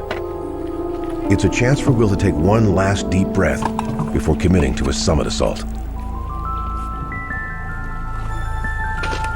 It's kind of a silent moment around camp because this is what it's all about. This is what it's led up to. So there's probably a lot on our minds, and kind of thinking about the family, thinking about the whole project. It's up to me to get up that hill and back down in one piece. That's my responsibility to myself, and to be honest with oneself when you're up there. If it does start to get dicey, to make honest and accurate assessments, whether to go up or down, so that at the end of the day, you're alive and ready to go for the next one. Will is taking a risk. The oxygen system he is using is new to him. In fact, it's a brand new product. The small aluminum tanks are lighter than the standard steel ones. It's probably fine, but trusting an untested product on Everest requires more courage than most climbers have.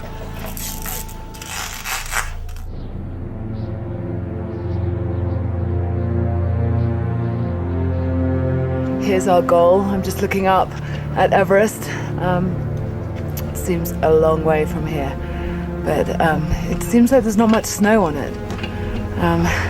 Anyway, step by step, and I guess I go down into this crevasse.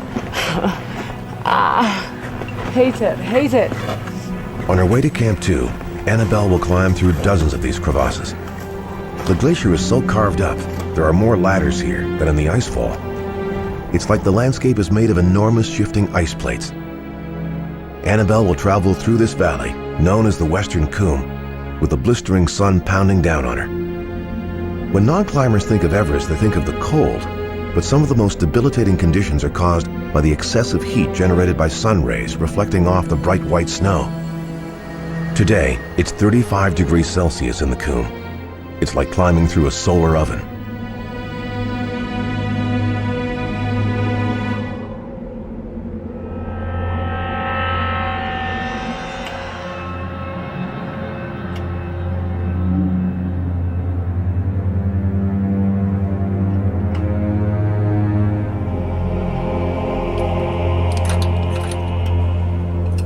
Annabelle is sweating bullets. The final crevasse in the Western Coombe is 10 stories deep.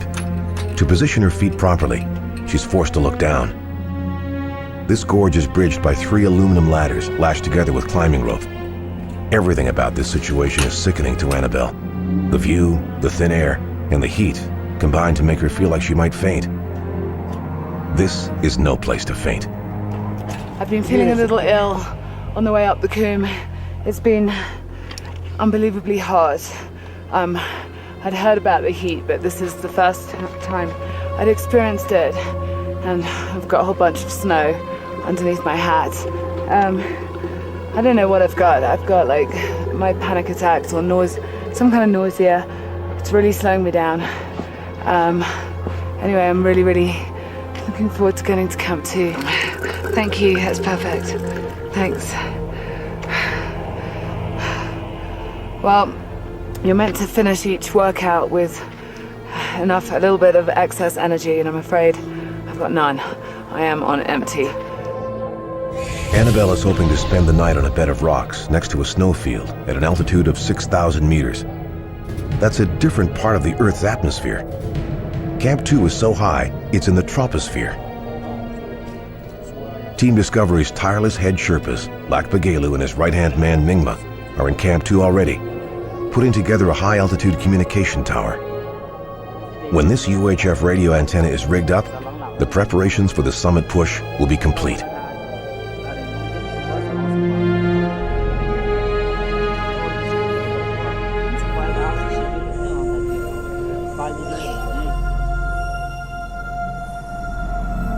After climbing for 8 solid hours, Annabelle plods her way into Camp 2. It's been the most punishing day of her life. It's a tiredness that I've never come across in my life before. In my sort of competitive running, I've never felt this kind of, it's a draining, I can't explain. I've always read about it and I just thought, God, those guys are unfit. And when it actually happens to you, you cannot literally get one leg off the floor. It's so exhausting.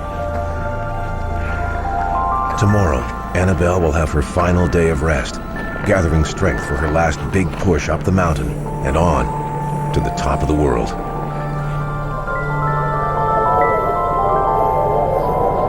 As the sun sets, Team Discovery plans for the worst. Death is part of life on Everest, so team members want to know their partner's wishes in case of disaster. Do they want their body collected? Should their remains be shipped home? To outsiders, this may seem morbid, but to climbers, becoming a literal part of Mount Everest is romantic and honorable. In the event of death, most climbers want to bond with the mountain in a way that no living soul can. I've devoted my life to mountain climbing, so that actually I would like my body to stay in the mountain, definitely. If I happen to fall off a cliff or something, well, wherever I land, that's where I want to rest. In my case, if somehow I was killed on the mountain, then there is a climber's code which I ascribe to, and that is to put the climber's body down a crevasse on the mountain if it's safe to do so. And that's what I'd like done with my body. I try not to think about it too much. I try to push it out of my mind because it makes me uncomfortable just thinking about it. For me, I've never really attached too great a purpose or whatever in terms of the physical nature of you being here. So once that ends, once the sort of spiritual thing ends or the energy dies out, then it doesn't really matter. To me, it's just, it's litter at that point, I guess. If it were to happen, I wouldn't want anyone else's life to be put in danger just to go up and get my, which I agree is just a physical body. I mean, just leave me where I lie. I guess I would just want my family and the people that I love to know that I love them. If I have any wish or desire, is that it is not seen as a tragedy, Mountains have given me so much more than I can ask for. So if it happens to me here on this particular climb, I really would want like all my friends, relatives, girlfriends, parents, just to see it, as part of a life that I've been very happy with, and as I said, not to be seen as a tragedy, as something sad or terrible. That's something I would really like to happen.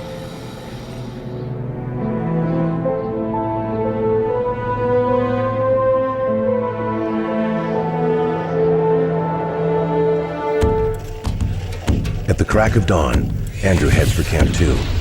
He likes to leave early so he can avoid the crippling heat of the afternoon.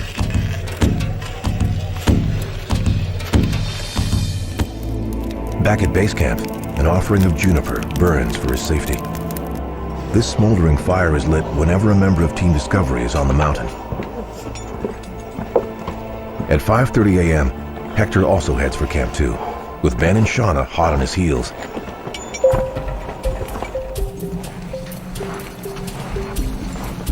Ben has split the team in two. Hector and Andrew will go for the summit as soon as possible. Ben and Shauna will wait for the crowds to thin out. They'll try to summit in a week. Ben is climbing to Camp 2 this morning so we can organize the expedition from there. Shauna is going up to feel like a part of the team. Try to put 2 on. No, 2 bars. You're balancing on 1. There. There. There. Better. Okay, make sure. Hold it. Come on, focus. Lock it. There. There. Better. Okay, make sure. Hold it. Before coming here, Ben and Shauna dreamed of standing on the summit together. Tomorrow, they'll stand together at Camp 2, waving goodbye to Andrew and Hector, who will make their way towards the highest piece of land on Earth. Shauna wants to go to the summit with them, but Ben is making her wait so we can stagger his climbers and maximize his chances of getting a video camera to the top.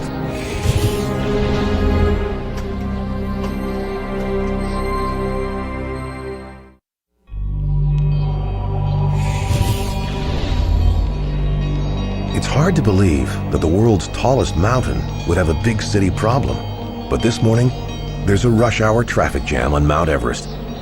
50 climbers are on the same schedule, all hoping to summit on the 15th of May. Andres Delgado is leading a commercial team in the most dramatic fashion. He's trying to summit without oxygen, a deadly proposition. I know I'm gonna be sad if I don't make it. I'm not gonna die there. There are reasons more important to be alive right now. If I don't make it, I mean, I'm gonna give it as many tries as my strength allows me. But if I cannot make it, I'll just go home and hug my wife. Nobody thinks he's gonna be the one who's gonna die, you know? You wanna think that you're able to turn back before things turn too bad. But I want to show strength here, you know, trying, you know, daring to dream. That's what nobody dares these days. Dare to dream. Will Cross dares to dream. This diabetic wants to climb the highest mountain on every continent and get to both North and South Poles on foot. So far, he's skied to both poles and has summited 4 of the 7 mountains. Everest will be the next notch in his climbing harness, if he can make it.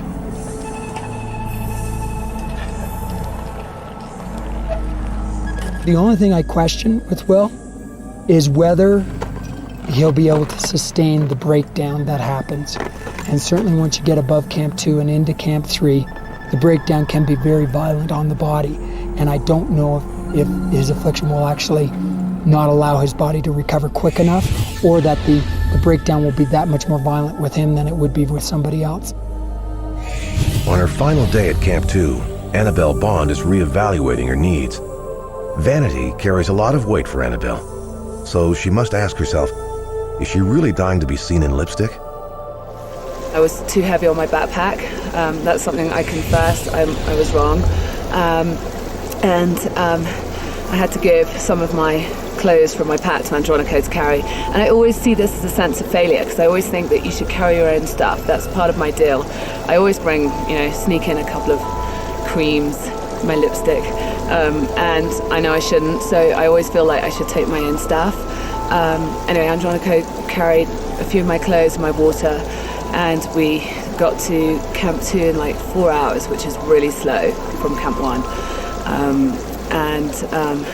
Miraculously, I felt a lot better when I got to camp. So I don't know, I have to take a good look at whether I'm focusing properly, like whether I've got the mental ability, which is what it takes to get you to the top of Everest, or whether I'm just slacking off a bit. One group that never slacks off are the Sherpas. They work continuously and they get paid well. The head climbing Sherpa will make over $9,000 US, while men in the kitchen will earn between $1,500 and $3,000 US for their 2 months' work. This in a country where the average income is $250 US a year. This is a good job. Andrew arrives in Camp 2 and radios Basecamp. Discovery Base from Andrew at Camp 2, over. 1,000 vertical meters below Andrew, his call is received in Team Discovery's Orange Dome tent. The communications expert, Mike Swarbrick, has been waiting with good news. The weather at the summit is changing. Weather on the summit of Mount Everest means basically one thing: the jet stream. Where is it? If it's cutting across the summit, the weather's bad. If the jet stream avoids the summit, the weather's good. Imagine you're in a jumbo jet cruising at 8,848 meters, the height of Mount Everest. Now imagine your plane hits violent turbulence. The wind that can toss around a 747 is the same wind that climbers must deal with. On the mountain, you can't buckle up for safety, so weather reports are listened to religiously. According to the European weather forecast, 15th, the morning is a bit windy, calms in the afternoon. One potential problem would be higher moisture levels up to Camp 4, higher humidities. The 16th looks great and improves. The winds improve right through to the 20th, over. Holy moly. Okay, thanks for that, Mike. That's great news. The latest forecast is better than Andrew dared even hope for. A 6-day string of clear, calm days that could allow every healthy climber to summit without a problem. But that creates its own problem. Ben calls a meeting to talk about the weather and the plans of other teams. He thinks it would be safer to avoid the rush and let the other climbers summit first. Avoiding traffic jams is crucial to Ben's recipe for success. Right from the beginning, when we had group discussions in terms of climbing strategy, it was always to push to the front edge, just so that we could not be caught in the sort of the masses, the lemming march that happens. It might sound redundant, but when Team Discovery is climbing, Ben wants them to climb. He doesn't want them standing still, stuck in lineups, freezing to death. The last thing you want to be doing is be in a position where you're in with 50 other climbers, some of which are very suspect. In 1996, a pack of slow climbers held up progress near the summit and created a bottleneck of people. When a vicious storm blew through, 16 of them died. Ben's decision is to hold Hector and Andrew back for another 24 hours. It's a tough call for him to make, but it's even tougher for Andrew to hear. The risk there, of course, is that we could lose the good weather. The forecast said the 15th of May will be very good.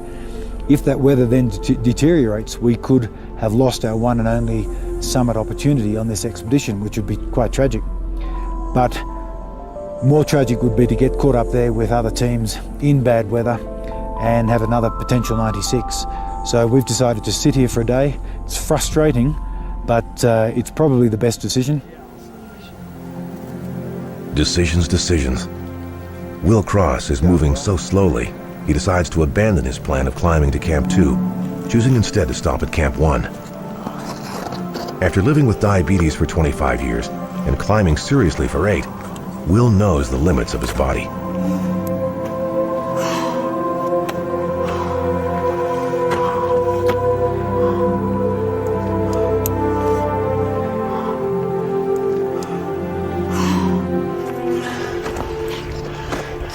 Obviously now the sun's up, so the heat creates the Khumbu oven. We're actually just gonna stay at 1 rather than get melted by the heat in what the Swiss called, I think, the Valley of Silence, or the Khumbu up to Camp 2. Going up slowly, never a bad idea. Everest may seem like a whole other world, but it's not. This is part of the Earth we all inhabit. Will is going to be reminded of that the next time he goes down to Basecamp. His wife is on her way there. She'll be waiting for him.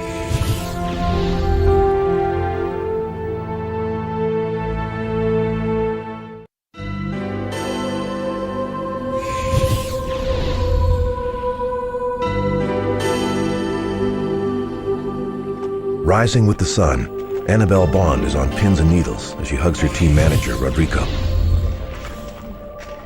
This is it. She's headed for the summit of Mount Everest. Will she live? Will she die?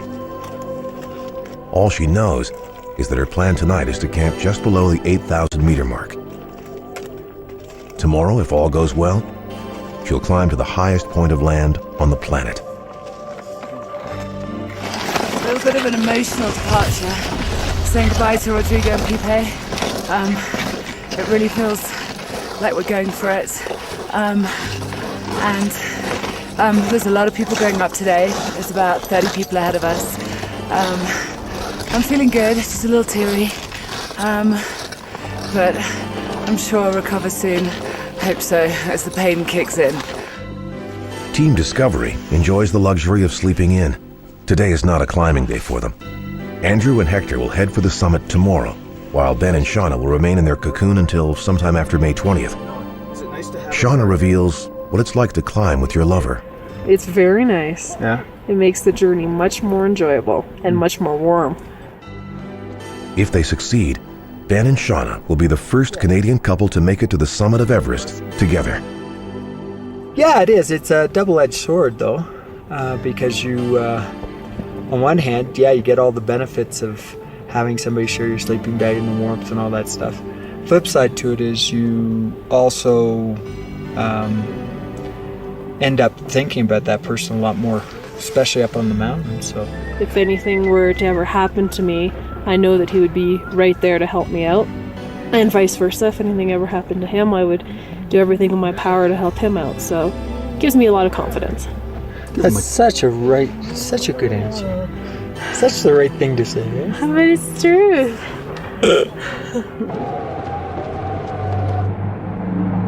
Even though all the weather forecasts said that Mount Everest would be calm for the next 6 days, the wind is slicing through the western Khum, the valley Will is headed through on his way to Camp 2.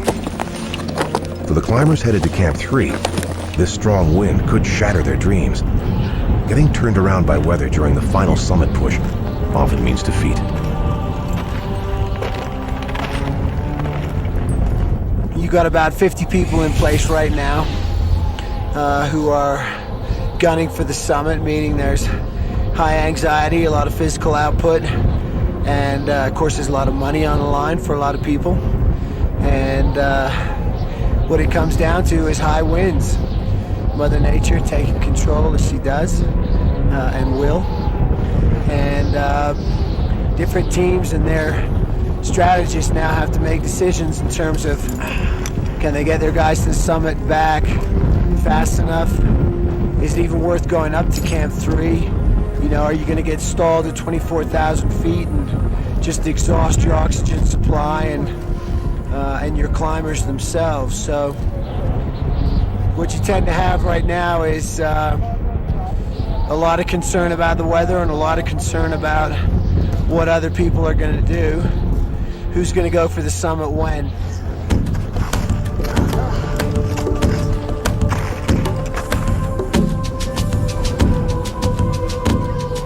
At sea level, Annabelle is capable of running back-to-back marathons.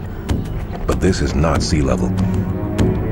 Halfway up the Lhotse face, at 7,000 meters altitude, she is more fatigued than she's ever been in her life.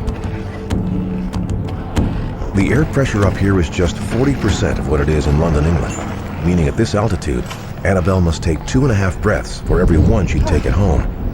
Even resting, her heart beats twice a second. To make the situation more dire, Annabelle's hands are still recovering from a recent case of frostbite. The circulation in her digits is so weak that she's losing her grip. If she's not careful, she'll lose her fingers. If she's not lucky, she'll lose her life. Oh dear. It's okay. Kaplat. Real cold.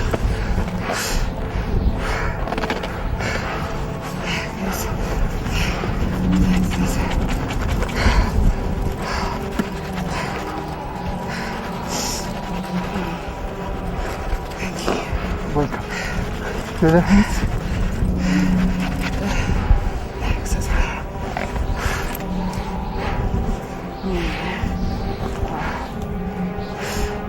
Warmers? Everything. Yeah, okay. Good.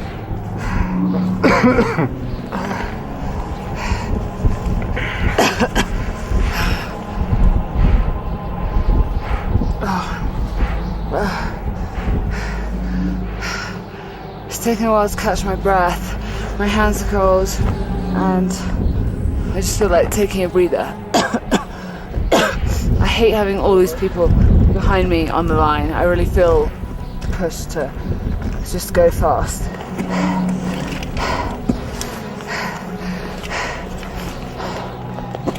But Annabelle can't go fast. In fact, she can't go at all. She's unable to move her ascender.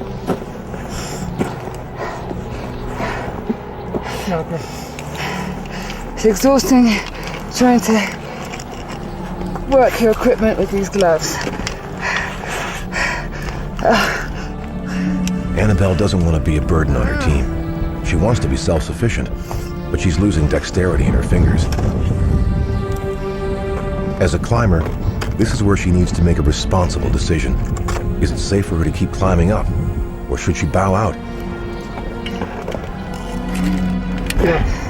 Thanks. Thank you. She accepts the help from her guide and prepares to head stubbornly up the mountain.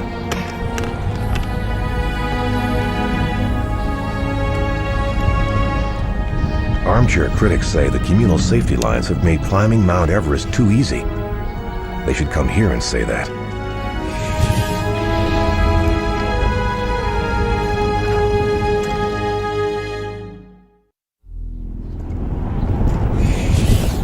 Mount Everest is studded with haunting reminders that human beings really shouldn't be here. As Annabelle enters Camp 3, she arrives at the shredded tents that belong to a past team.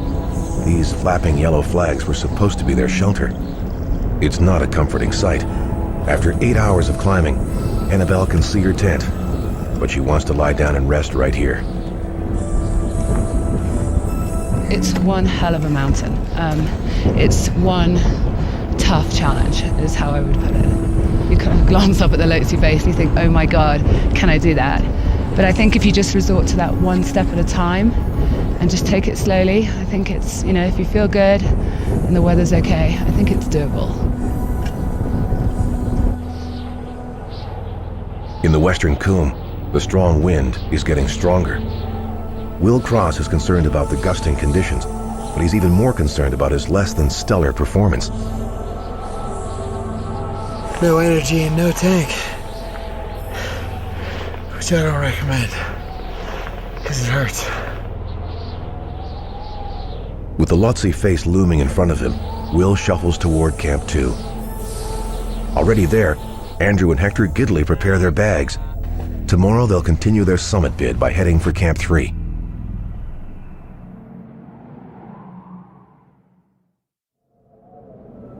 It's the morning of May 14th, a perfect day for climbing Everest. At Camp 2, Andrew and Hector are making the final preparations for their big push up the mountain. Just packing up the gear. Just about everything that we have here at Camp 2 needs to come with us to Camp 3.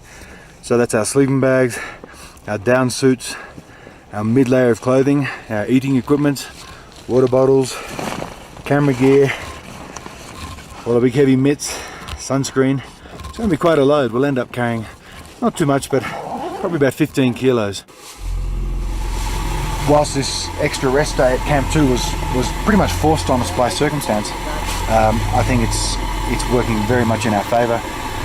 The weather forecast for the 16th is great. It gave us an extra day to recover at Camp 2 after our climb up from Basecamp, and I feel strong. I feel super psyched and ready to go. So I think it's really good. Yeah, happy to get on with it. Shauna wants to go with Hector and Andrew, but Ben has made his decision and he sticks by his guns. He and Shauna will wait to climb sometime after May 20th, when the crowd thins out. Now we can put juice butter. My shot's waiting, but I'm actually super excited for the boys. I have complete confidence in them. I think they're going to do a fantastic job. I don't think anything's going to stop them except maybe, the weather or something that's out of their control. But I think everything that's within their control, they're not going to have a problem at all. There's a joke that goes, climbing Everest is 50% physical and 90% mental. Hector understands. His mind has been playing tricks on him. Was a little down, honestly. That's sometimes the problem of not doing nothing for a day up here. That your emotional energy just goes down. But once you gotta move, then it comes back. Andrew and Hector plan on climbing to Camp 3 today. Tomorrow morning, they head to Camp 4. Then, in the middle of the night, they'll steal the summit. Thanks, my pleasure, guys. It's your story. Go tell it. We will. Thanks for all the support. My pleasure, man. See you, buddy. See you, Shauna. Have a good one, eh? Thanks. Yeah, I'll see you in a few days. Talk to you soon. Okay. Radio. Yeah. There's an element there of excitement to watch them go up and get it done. This is always an exciting time. Always, always, always.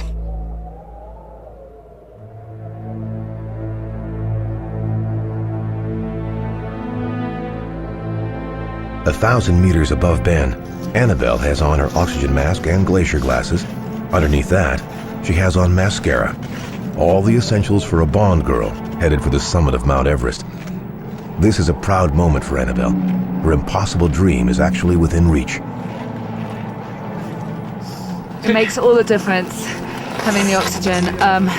I'll take it off to talk whenever we take a break, but it's enabled me to have a great night's sleep and see how we do today. I'm nervous, but I think that's only natural when you've got a climb like Everest ahead. But I'm feeling good here, and just give it my best shot. Andreas is leading his team out of Camp 2. The members carry oxygen as a precaution, but they still don't intend on using it. An incredible day for going up the Lhotse face. Beautiful sunshine, not too much wind, not too cold, and feeling on top of it. Can't ask for much more. This is great. Glad that we're here together. Together is the operative word today. Almost 50 climbers have begun their final push for the summit. Their lineup on the steep trail looks stagnant, but it's not. Climbers are able to fall into a rhythm with only themselves and the mountain in their focus.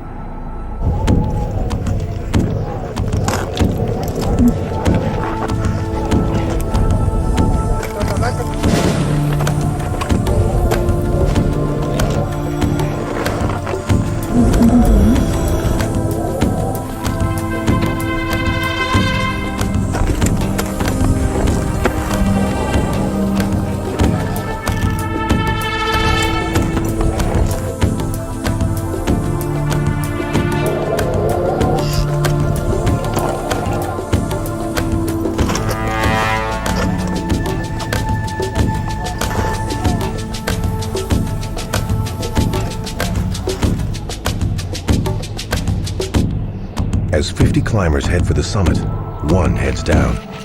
Shauna Burke feels ready to climb, but her boyfriend, the expedition leader Ben Webster, is sending her back to Basecamp so she can rest before her summit attempt, which will hopefully happen sometime next week. Emotions and mountain climbing are a dangerous combination. That's why you don't see many couples up here. For someone I care about a great deal, very hard decision. And as she was crying in the tent with me, saying to her, you know, at the end of the day, it's my call. I was very, very disappointed. I felt super strong at the time. I knew I was ready. The weather was great. And I know that when you're in the mountains, your opportunity to summit can be very minimal. By sending Shauna down and me having to be up here to manage the summit pushes, I probably won't be able to get down for a few more days if I get down at all, depending on when the weather comes in for the next push. Very difficult. You can feel your energy draining every day when you're sitting up here, and not the best place to be. And then the knowledge that at some point, hopefully in the near future, I'll have to go high on the mountain and go to at least 8,000 meters, and that is a hard process for me right now because I do feel drained. Ben is having second thoughts about going for the summit. He's been there before. He knows the pain.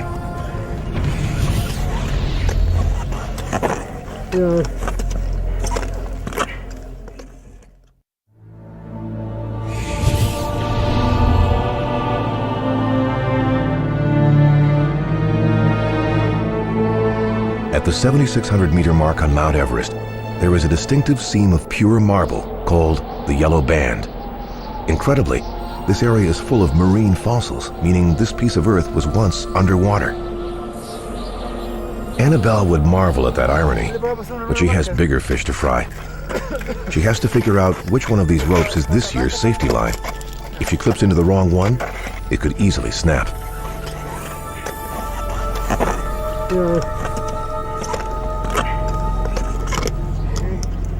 Climbing up the Yellow Band is a hard way to have fun.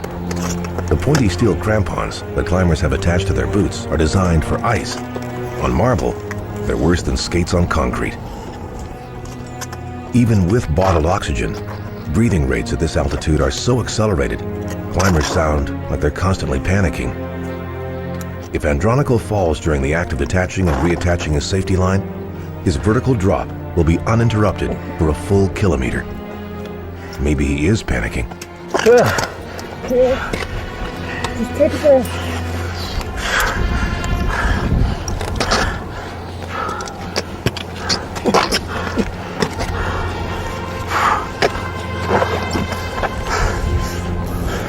breath. Down in the Lhotse face, the conditions for Andrew are not much safer.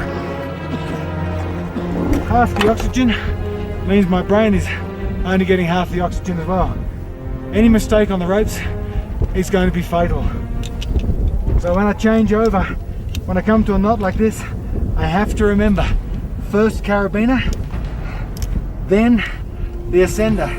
If I do it the other way, I'm going to come unstuck and take a big fall to the bottom, as so many other climbers have done on this face over the years. We're very, very close to our tents at Camp 3, and I'm glad because although it's been a beautiful day, not too cold. The climbing's been fairly tough and I'm getting very tired. I can feel it in myself.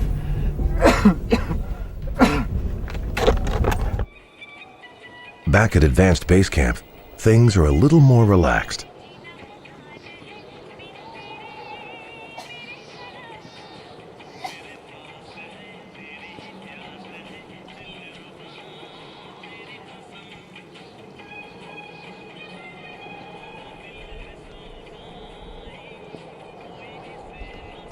Camp 2, this is Camp 3. Do you copy over? Hi Hector, how are you, buddy? I heard you're in Camp 3. Well done, over. Yeah, we just walked into camp a minute ago and we're doing great.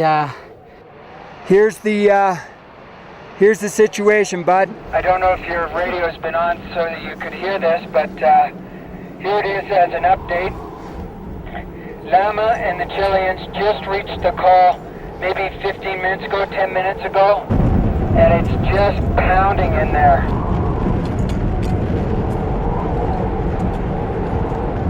It's freezing and I want to get some sleep before we leave at 10 o'clock tonight to try and summit.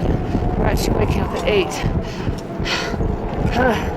You can see the lack of oxygen in the air. I'm very happy to be here and I'm scared about what tomorrow entails.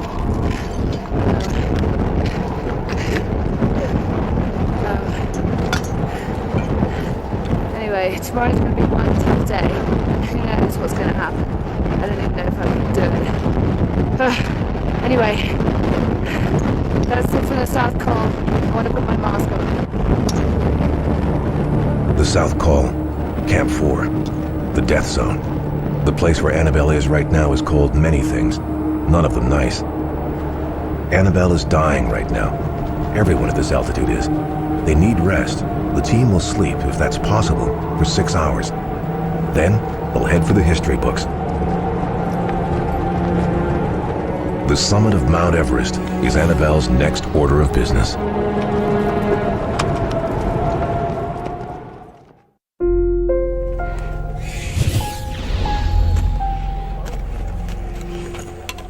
Camp 3, huh? Camp 3. Good to be here. The peak of Mount Everest is within sight. Team Discovery's professional climbers are in Camp 3, elevation 7,500 meters. Just staying alive up here is hard work. We need to start melting snow right away. For that we need the stoves and the propane and to drink as much as possible. Sometimes up here you don't realize it, but by the minute you're just losing water. You're dehydrating because you breathe much harder, and just for breathing you lose a lot of water. So that's what's next. Melt snow, prepare drinks, and just drink all afternoon.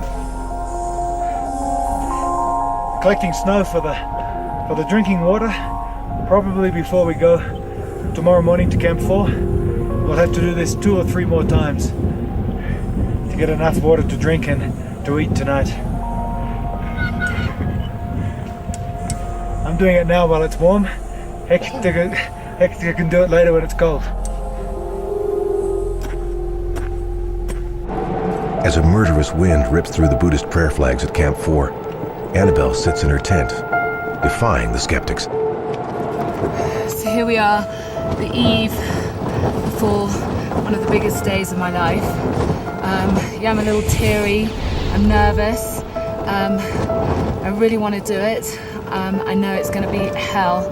It's going to be pushing through a pain barrier, which I don't think I've ever done before. I need to get some sleep before I put in this huge exertion. We're thinking it's going to be 18 hours if we're lucky. And yeah, wish me luck. That's all I have to say. I wish all of our team luck. I guess we're feeling the best we can. My headache's getting worse as I carry on talking to you. Haven't washed my hair in days. Being a girl, that's important. And yeah, I don't want to spend too much time on the South Col. It's an altitude record for me. We're at 8,000 meters. I'm cheating a little bit because I'm on oxygen, but it's definitely a new high, and if I get no further than this, I've done my best. Mount Everest can be a lonely place. Shauna is by herself at Basecamp, wondering what will happen to her dream. Ben is at Camp 2, stressing over details he often can't control. And Andrew is at Camp 3, dreaming of a meal he can't have. As the sun drops over the Khumbu Valley, former climbing partners Andreas and Hector share a moment of beauty and peace. For elite mountaineers, this loneliness is heaven. It's a great day to be alive.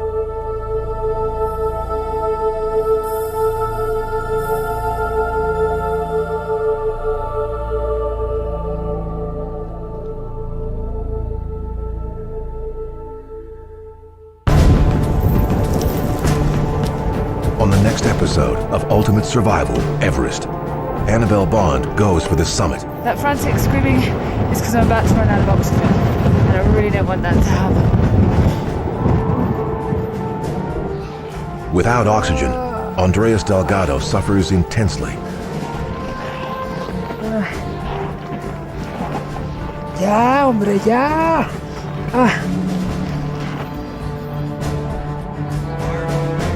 And Ben must reevaluate his own ambition. I'm struggling. Feels like I'm gonna vomit most of the time, which is never fun.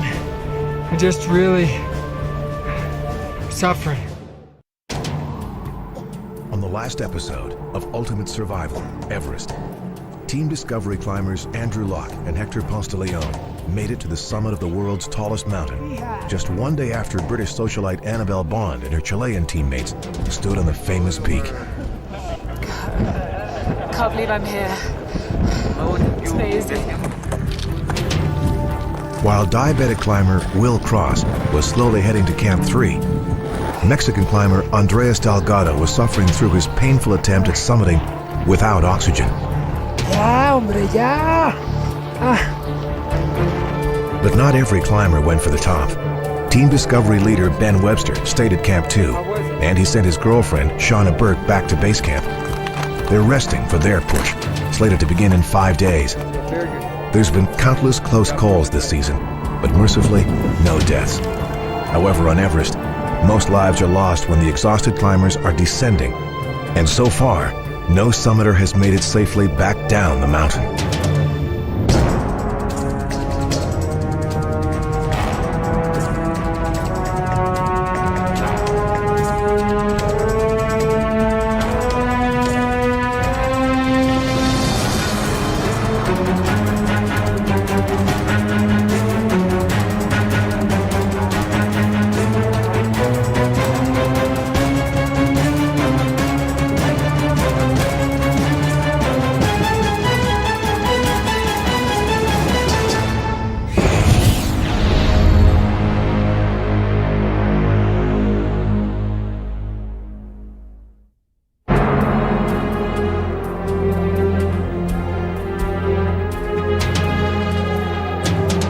It's noon on May 16th. 30 climbers are inching their way back down to Camp 4, having made it to the summit of Mount Everest earlier this morning.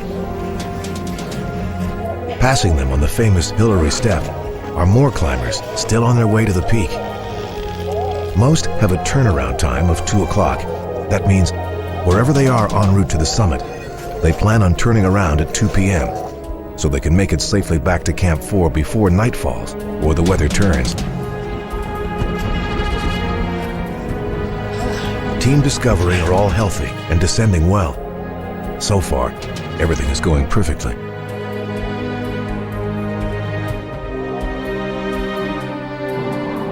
Just below what's called the balcony, Andreas Delgado is alone on his quest to summit without oxygen.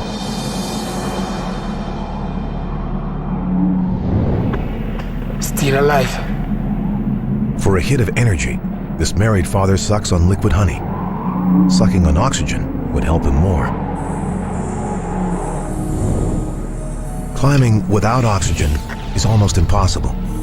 Less than 8% of all Everest summits have been done without supplemental gas. At this rate, it will be almost dark before Andreas sees the summit. That's too late. he's climbing into unspeakable danger. Human body parts, still swathed in Gore-Tex, frozen in time, remind climbers that if you falter, this mountain will simply destroy you. Andreas is unrelenting.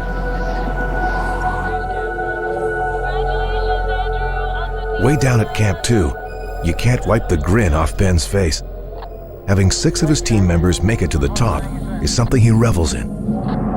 But when Hector radios down that a climber is in trouble above 8,600 meters, Ben gets right back to business. There's an emergency high on the mountain. I just talked to Andrew. What has happened is our group, as a group descent, came across what I believe to be old Tom from the Mexican-Canadian group. He seems completely out of it. It's Tom Masterson, the 58-year-old mountain guide from Colorado, who's climbing without oxygen. He's become delusional and irrational. You can't go anywhere with a busted crampon. Andrew tries to be patient, but Tom is ranting. He has broken footwear and his safety harness hangs sadly at his knees. Yet he's convinced he can make it. Thank you, leave me alone. I can't kiss it. If he's falling down now on his way up, he'll never come home. Stop Tom from climbing and help him come down. Can you do that? Can you rescue him? Lhakpa Gelu and Mingma fix Tom's crampon. Tom thinks it's to help him go up. He has no idea he's being rescued. Yeah, I said that Tom is now talking to an absent friend, someone who's not here. Andrew has seen this kind of insanity before. It's most likely being caused by high-altitude cerebral edema, which means Tom's brain is probably so swollen it's squeezing against itself, causing confusion and a loss of motor skills. If he's unlucky, Tom could have a stroke. I will go down. Yeah. No problem. At Basecamp, Tom's team member Jose Luis has lost control of his climbers. While Tom's life is being saved, another team member is also in dire straits, having run out of oxygen. Once again, Ben informs Basecamp that Team Discovery is dealing with the crisis. Luis, just below the summit, ran out of gas, and we were able to give him a bottle of gas. Our team was able to give him a bottle of gas. Team Discovery has extra oxygen left over from their summit push. Hector prepares a spare tank with a mask and regulator before setting off to meet Andrew and Tom. Andreas has made it to Tom's side. Tom now breathes bottled oxygen, but he's refusing a deck shot, a hypodermic needle that would alleviate his brain swelling. Tom refused a deck shot, but we should let me give it to him because he's definitely not on the same playing field as the rest of us, but he is at least using gas, so that's helping. I think on top of the oxygen you guys are getting him, it makes sense to go ahead and give him the dexamethasone shot and the Diamox if you can get him to take it. Over. Absolutely, I'll relay that up to Andrew, who's with the climber right now, and we'll get the information to him, and I'm sure he'll get back to us. Over. Everybody's telling me to give you the shot. Okay. Yes, understand. Okay. Andreas encourages Tom not to take any drugs if he doesn't want to. Tom doesn't want to. Tom's teammate, Luis, has taken Andrew's last bottle of oxygen. Luis needs help to go down. Seeing his team in tatters like this, Andreas must decide which is more important, his own climb or the safety of his team. Wisely, he accepts oxygen from Hector. Andreas has correctly decided to turn around and go down with the team. Very good decision on everybody's part. Unfortunately, it wasn't that team's day today. They've had a few incidents. So, as it stands now, their climbers have support, they have help, but it's going to be a very long descent and probably a very stressful descent down into the camp. Normal rules of life don't apply here. For example, what goes up Mount Everest doesn't necessarily come down. There's a rescue technique called short roping. Climbers tie themselves together with a short rope. The stronger climber then lowers the weaker one. Tom is being short roped down by the Sherpas, while Andrew is waiting to help another lost climber. Gas-wise, yeah, the Mexicans had enough gas to get themselves down. I lost my third bottle to Luis earlier on. I picked up my first bottle, just the dregs of it, and I'm running on a low flow to get me down. From Basecamp, Jose Luis sends a message to his faltering teammates. Just we wanted to tell them all to be brave and we are waiting for them here and that well, just be strong to come down. Andreas leads the team down, revitalized by Hector's gift of oxygen. Above him, Luis is ready to be short roped down.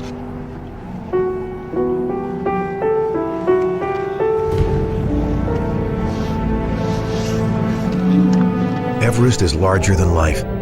This vein of marble, called the Yellow Band, is the highest fault line in the world. Will Cross is feeling the strain of climbing up the Yellow Band. He's been on his feet for 4 hours, and he's not done yet.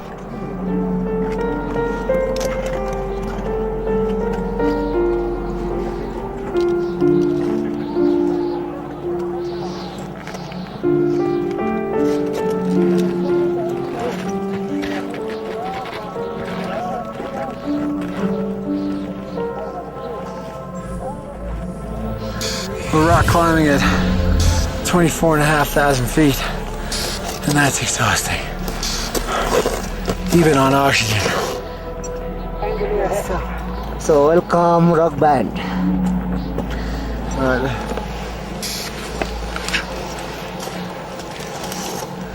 Yeah, we got about 2 hours to go.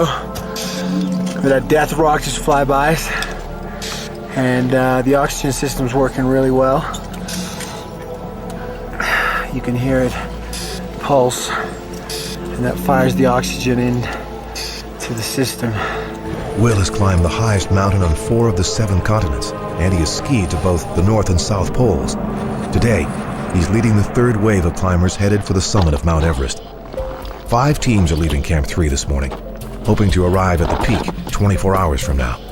If Will makes it to Camp 4, he will eat, take insulin, rest until just after dark, and then head for his destiny. But first, he must scrape his way past the Yellow Band.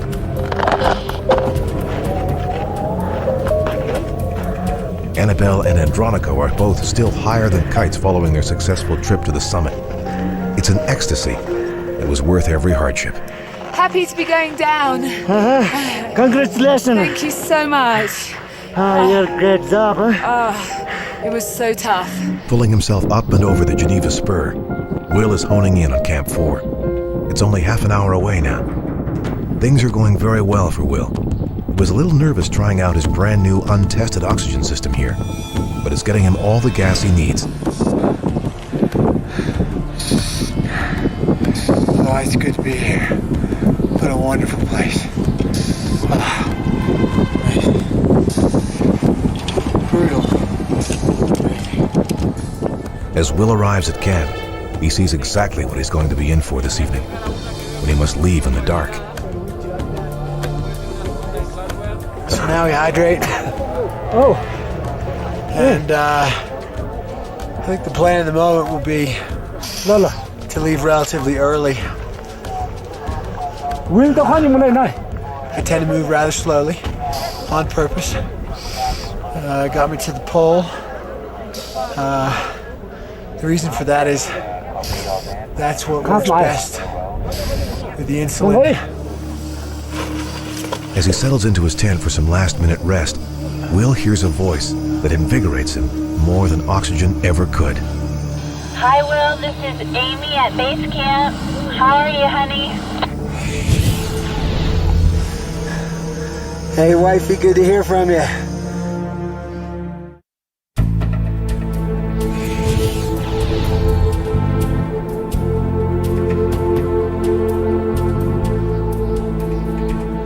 The climbers who made it to the summit of Mount Everest this morning are starting to filter back down to Camp 4. Most look worse for wear, but are stoked to be alive with stories of epic glory. It's been a great day so far. We summited, all of us, 4 Sherpas and the 2 Westerners. While the Sherpas wait for Lhakpa Gelu and Mingma to return, Will Cross waits for his wife to contact him on the radio. She has trekked into Basecamp to cheer him on. Hi, Will. This is Amy at Basecamp. Glad you made it up to Basecamp. How are things for you? Things are great here, but I'd like to know how your climb went today. Sexy climbing today. It was hard, it was high, and there were rocks and ropes involved. So if you can't get turned on by that as a climber, you're in the wrong game. It was a great day. So you're feeling really healthy? Oxygen helps and a good teammate helps. So we are hydrating and eating right now, and then looking to leave early. Copy that? What's your estimated time for departure?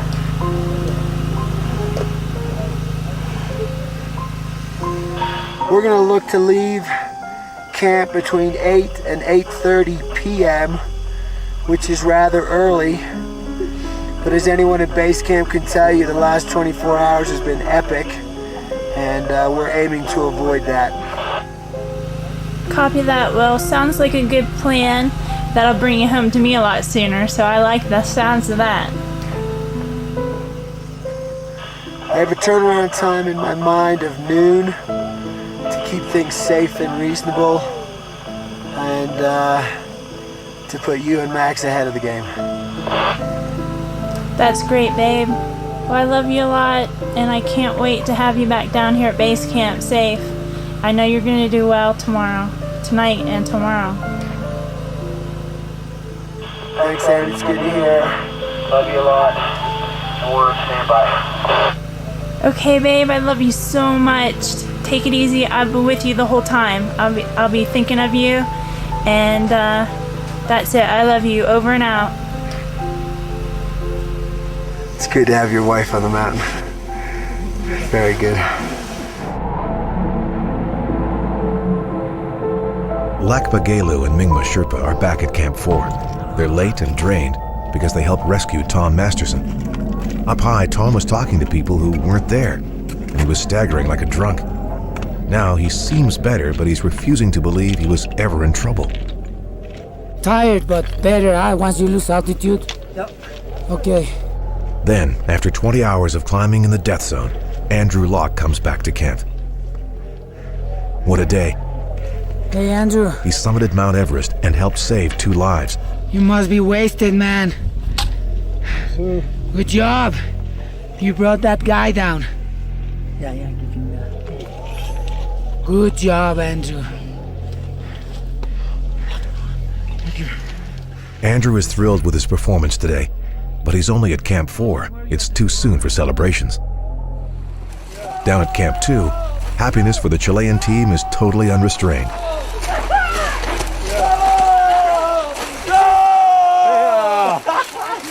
Excellent job, man! Excellent, amazing!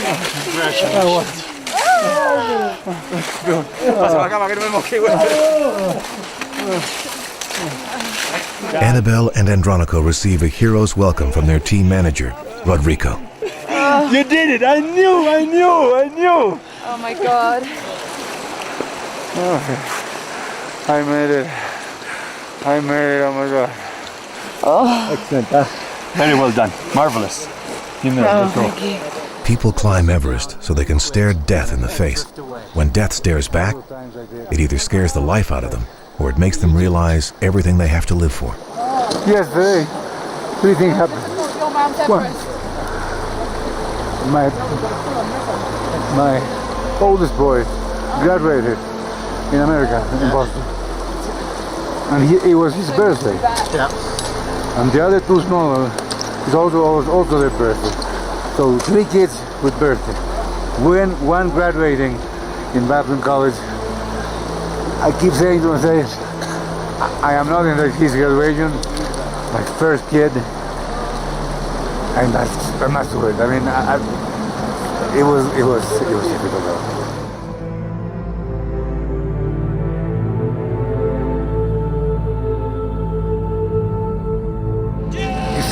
It's such a tremendous effort to finally say, I must come down to at least tell my family what I did. 6 climbers will be dead when this season ends. Andronico will be home with his family. I think most people are in shock that I've made it. I don't think people can believe that I've actually done it, which is a nice thing. It's good to surprise people rather than to have them expect you to do it.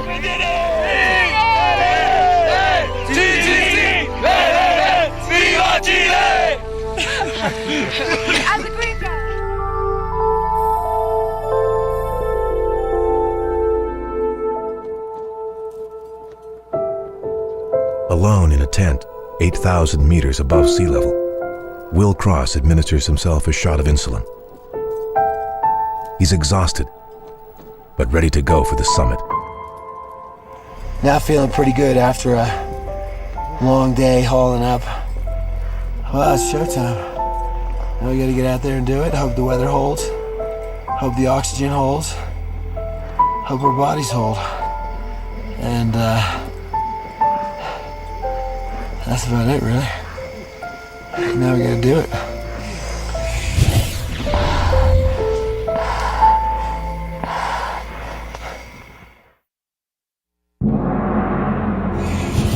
At 8:30 p.m., Will Cross left Camp 4, headed for the summit of Mount Everest. It's 2:30 a.m. now, and Will has stopped just below the balcony at an altitude of 8,600 meters. His climb is suddenly, shockingly over.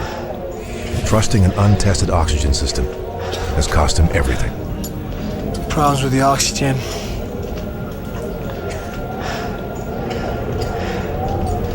So, could have made it to the top, couldn't have made it back down. I'll tell you that much. Keeping a promise he made to his wife to come home safely, Will sacrifices his climb and turns around.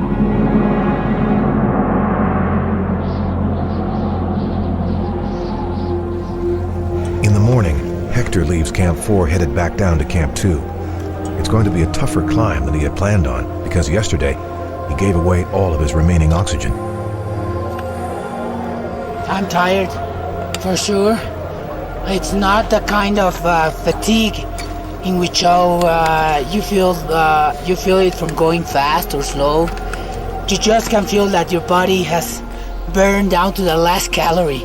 That's the kind of tired I am. Will Cross arrives safely back at Camp 4.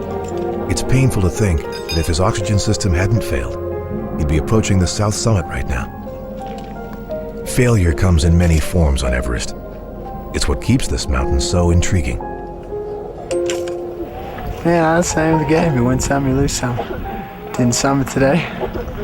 And that's obviously what we came to do. But it's a decision I can live with. And today was the right one. So, there you have it.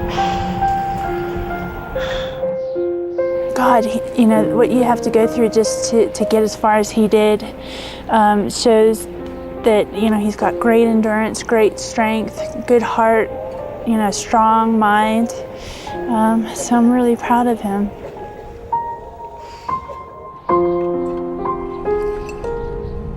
Shauna Burke is leaving Basecamp, headed for Camp 2. She hopes to be making a summit assault with her boyfriend Ben Webster in 3 days' time. But while she's been away from him, Ben's body has weakened, and he doesn't believe he can summit anymore. My first priority, and I don't have a problem saying it, is to get Shauna the best possible opportunity and shot. That'll be a defining thing in her life. I absolutely will go high, but I am worried about where I'm going to be when I do go high, emotionally, mentally, and physically. When Shauna gets to Camp 2, Ben will break the news. He's not going to go for the summit with her. I'm going to go up to the call. I gave a personal commitment to Shauna that I would see her off. So I'll climb with her up to Camp 4, at which point I'll sit with a safety Sherpa and several bottles of oxygen in case there's a problem high on the mountain, at which point then I'll be forced to climb with the Sherpa.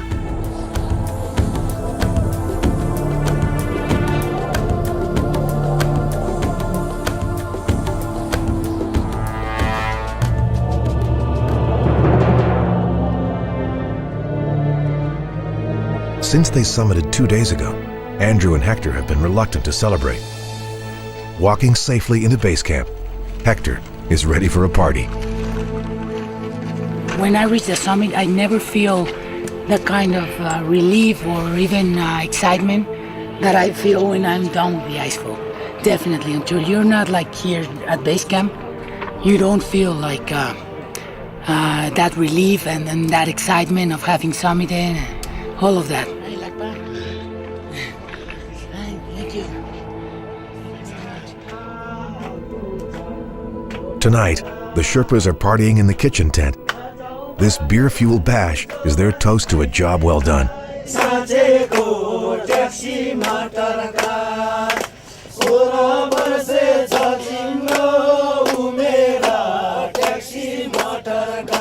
The singing, dancing, and drinking goes on strong, well into the night.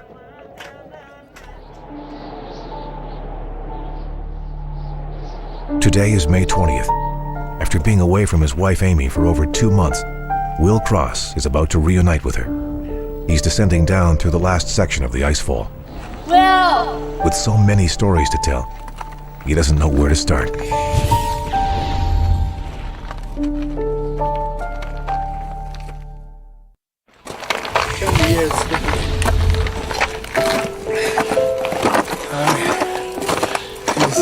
Oh, it's great to see you. During his expedition to Mount Everest, Will Cross missed seeing his infant son Max take his first steps, and Amy Cross missed her husband.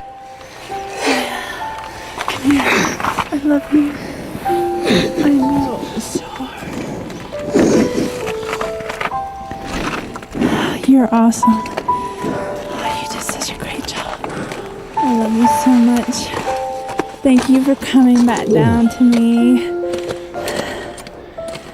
Oh, you've got to be so tired. I got to take care of you. Beat. Yeah. Yeah.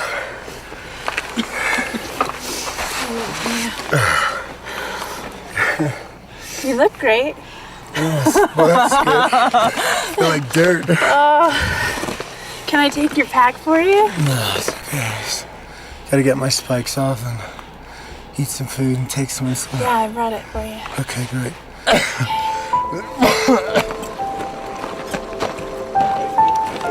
Everything to do with diabetes was fine. I mean, that was not the problem.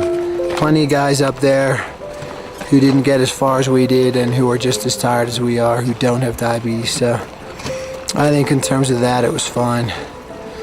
I think the thing to do now is to go back to the drawing board and figure out what we can do differently and give it another crack another time. Days turn into nights and nights into days, while Shauna waits at Camp 2 for the weather to improve enough that she can go for the summit. At this point, all we're hearing from the weather reports is that the winds are high and that the humidity is high. It's not looking good, but I think that I'll get my chance anyway to attempt the summit. On May 23rd, her chance finally arrives. In the last 6 days, several climbers have died high in the mountain. Still, Shauna and Ben will climb for Camp 3 today and Camp 4 tomorrow. From there, Shauna will head for the summit without him. Well, it's gonna be a great day climbing today. Been waiting a long time for this. Go time for everybody. All right. Shauna is still suffering from the debilitating effects of the Khumbu cough. Whenever I cough, I feel cramps in my tummy, and food will often surface, which is not very fun, but all part of the game. Part of the game. At this stage in the game, Ben feels even weaker than Shauna. All right, buddy. Let's go do it. That's it. And we're off. Last week, Ben achieved his professional goal for this expedition. He got a series of cameras to the summit of Mount Everest. Now, he's climbing to achieve a personal goal. He wants to get his girlfriend, Shauna Burke, to the top of the world. Ben heads up the mountain. It's the first bit of real climbing he's done in over 2 weeks. He'd rather go home, but he's made a commitment to Shauna that he is determined to honor. how many marriages or how many relationships are layered with masks that we hold on to, and you really never get to know who that person is that's sleeping beside you. In this case, those masks will be dropped down, and it'll be raw and it'll be real, and it either brings you together because you're happy with what you see in each other, or it doesn't, it shatters it. I think we'll learn a lot about each other, about our relationship, and if everything all goes well, I think it'll bring us that much closer.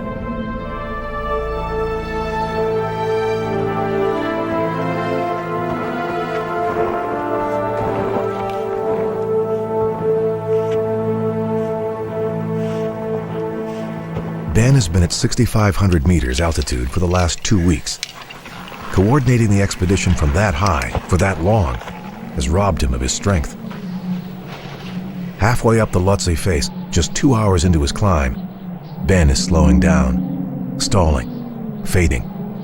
He can't take it anymore. He has to stop. I'm struggling. Feels like I'm gonna vomit most of the time, which is never fun. I'm just really suffering. I'm really suffering today. Ben and Shauna are supposed to get to Camp 3 today. At this rate, they'll never make it.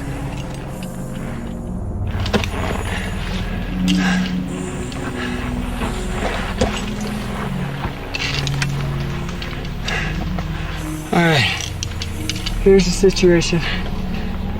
Ben knows he only has one choice. Give me 1 minute.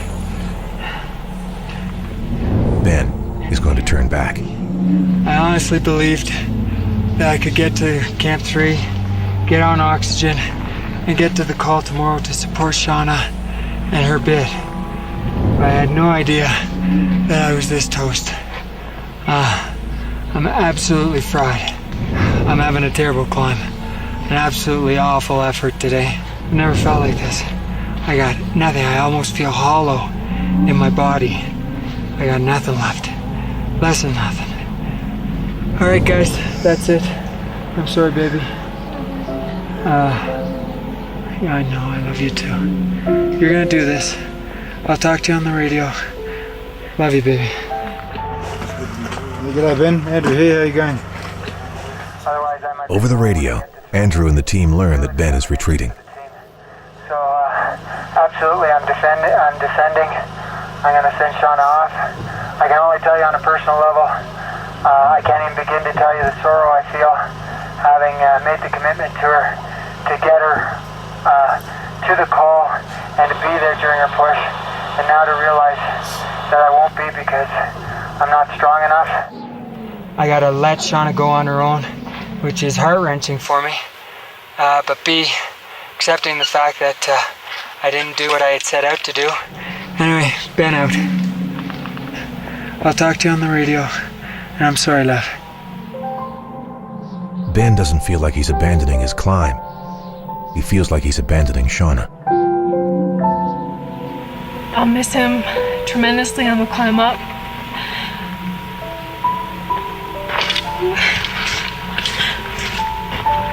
But I have to be strong. You do gotta be strong, baby. It's your time. It's not my time. It's your time. All right? Be strong. Be strong for both of us.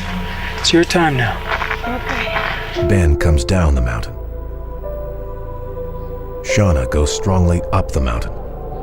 Arriving here means that after more than a year of preparing and training and waiting, Shauna is finally in place for her Mount Everest summit assault. Welcome, Camp 3. Well, made it to Camp 3.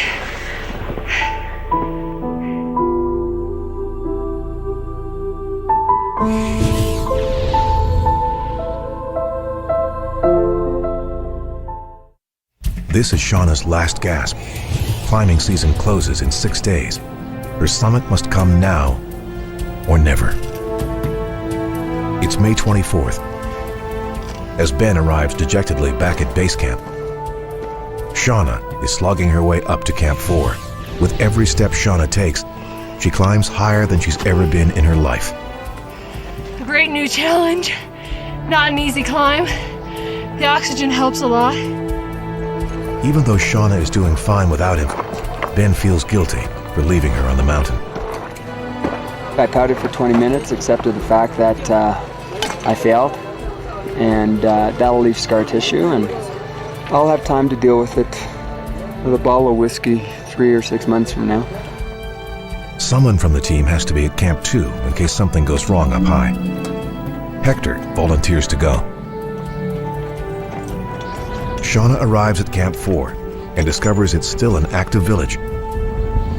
Nice to see there's other teams up here. We're not alone. Shauna was told the weather up here tonight would be good. Apparently, no one told that to Mia Langsangma, the god of Mount Everest. It's minus 30 degrees Celsius. The wind is almost gale force, and it's getting worse. Even so, Shauna must be ready to leave at 10 p.m. That means oxygen, hot drinks, and 10 hours of rest.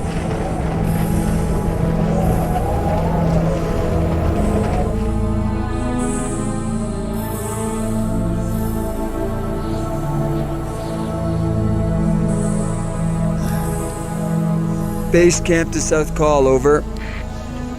From the Basecamp communications tent, Ben speaks with Shauna at Camp 4 and Hector at Camp 2. It's an hour before Shauna is supposed to leave for the summit, but the weather is too grim for climbing. The winds are still pretty strong up here. Yeah. Let's hope it dies down.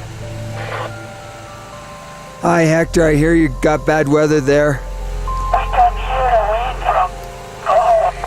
Unless there's some radical change up there, Hector, in the next minute or two, we're gonna shut it down for tonight. I'm gonna see if they'll stay at the call one day, and then I'm gonna have to do some serious hustling to get enough gas to support it tomorrow, over. To survive her extra day at Camp 4, Shauna and the Sherpas have to breathe bottled oxygen. But unbelievably, they awoke this morning to find their oxygen supply has been stolen. Ben is working with Keely to solve the problem. What do you say? Shauna has No, First thing is tell them that we're going to send Galjan down. Okay. Yeah. And then we got to start. We need them to look for half bottles to get through today. Okay. Because that'll give them on the summit push. If only Nehru, Denaru, and Shauna go up, all we need is 7 bottles. Yeah. Right. Yeah. And tell him that that he needs to talk to the Sherpas. For a margin of safety, Ben tries to get more oxygen delivered to one of the most obscure locations on Earth.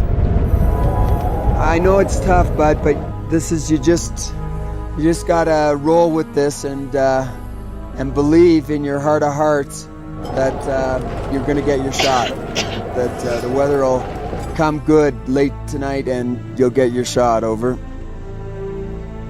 Okay, I'll keep my fingers crossed.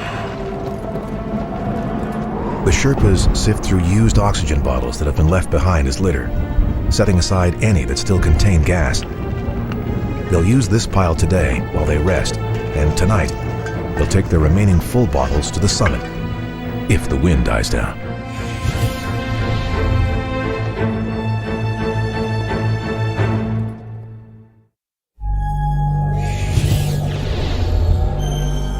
At Mount Everest Base Camp, Ben listens in as Shauna tells Hector her summit push is being postponed again. Yeah, I think our only chance will be to maybe leave at midnight if they die out, but right now, I don't think there's a chance in hell, over.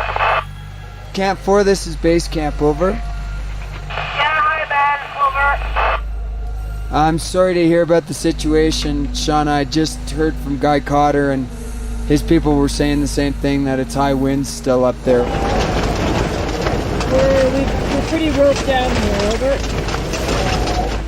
Give me a call in an hour and I'll give you an update on what's going on, over. Okay, talk to you 9 o'clock, over and out. This is Base Camp standing by. Ben knows what Shauna's going through. 4 years ago, he was stuck in the exact same spot she's trapped in now, the Mount Everest death zone. At 8,000 meters, Shauna is wasting away, losing strength and literally dying. Barring a miracle, time has run out for her.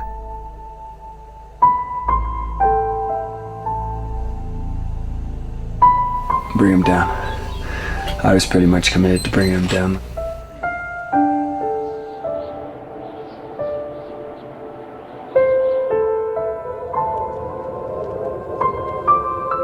In the morning, Ben suspects that his girlfriend won't be making it to the summit of Mount Everest. But Shauna is still clinging to her dream. How do you personally feel? Over. If I knew the winds were down tonight, I would give it a shot, but you told me they're not, so there's no point waiting it out. Over. My concern is the fact that you've now been up there for 2 nights at 8,000 meters, and I start to worry that, some bad things can happen. It would depend on whether we could find someone to actually stay with you as well, who felt strong, not just stay with you, but felt strong enough that they could get to the summit and back home. Over. Ben then talks to Shauna's lead Sherpa. This is Nero from Portugal, over. Nehru, I need an honest assessment now. Now that you guys are up and moving, did you jack the oxygen level up a little bit? Over. Yeah. And how are the Sherpas feeling now? We are slowly packing out the things, over. Okay, I understand what you're doing. I'm asking you how you're feeling. Ben talks to Nehru, and as he does, Camp 4 is being torn down around Shauna. Determined, she stays in her tent, hoping for good news. It doesn't come. Shauna. Yeah. I'm sorry to tell you. You wanna go? I wanna go down. Okay. We have already spent 2 nights here. Yeah. And I have told you yesterday very frankly. Yeah. The previous night will be our last try. Okay. If we could not be able to make previous night, we go down. Okay. I hope you remember. Yeah, I remember. Yeah. I just wanted to know maybe if Dad wanted to stay. He wants to go. All wants to go. Oh. Yeah, because when we all stay, we're all good team spirit. Yeah. We have been already spent 2 nights, all 5. Yeah. And when we split, Yeah.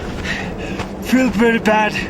Yeah. Feel very bad, and even for those Sherpa who are going down, Yeah. the tears comes thinking about the Sherpas staying here. Okay. Yeah. Okay. So I'm sorry, Shauna. No problem. Yeah, I hope you don't mind. No, that's You can okay. understand us. So what I think is, it's better. Our life is more important. It's better we safely get down. Okay. And today, if we can, we get down to Basecamp. Yeah. Yeah, we try. Okay. If you don't mind, Sienna. Sure. I'm sorry. No, I understand. I don't want to put anybody in danger. Yeah. So if that's how you feel, because Yeah, I know. It makes you a little sad. Yeah. But I'm very sorry. The decision is made. We're going down. Shauna feels angry. If she could have gone for the summit in the first window of opportunity, maybe she would have made it. The way it played out, she never had a chance.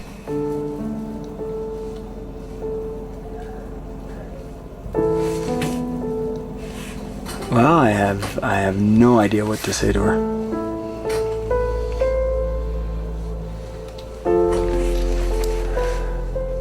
Shauna, please be careful on the way down, and let us know when you're leaving the call. We're on standby, and I'm just very, very, very sorry. Over. You think you're sorry, over? Right now, Shauna is 800 vertical meters from the summit of Everest, but she's closer to her home in Ottawa than she is to the pinnacle of mountaineering. It's hard on everyone.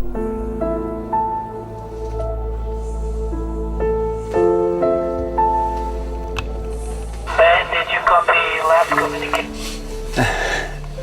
Yeah, I copy, Shauna, I copy. Over.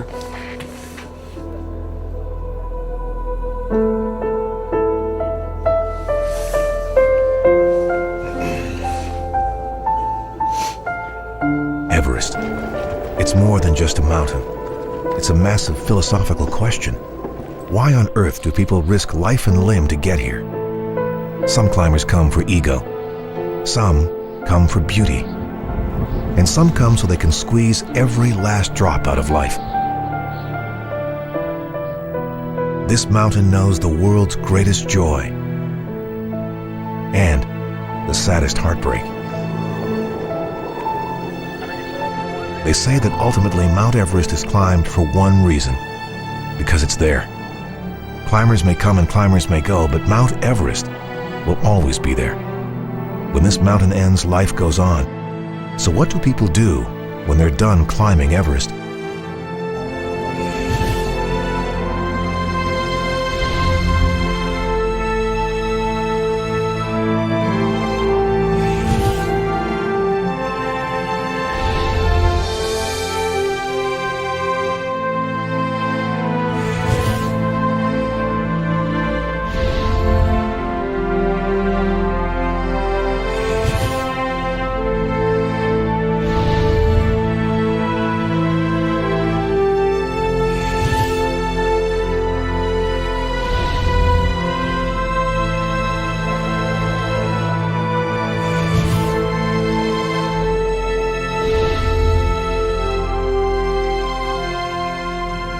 When this group of climbers arrived at Mount Everest Base Camp 50 days ago, Ben said the expedition would be a success if everyone walked out alive. It's been a much bigger success than that. Andrew and Hector both made it to the summit. Ben produced television footage on parts of the mountain that have never been filmed before. And for one divine moment, Shauna was the highest woman on the tallest mountain in the world. These four people may never be together again, but they will always be Team Discovery, conquerors of Mount Everest.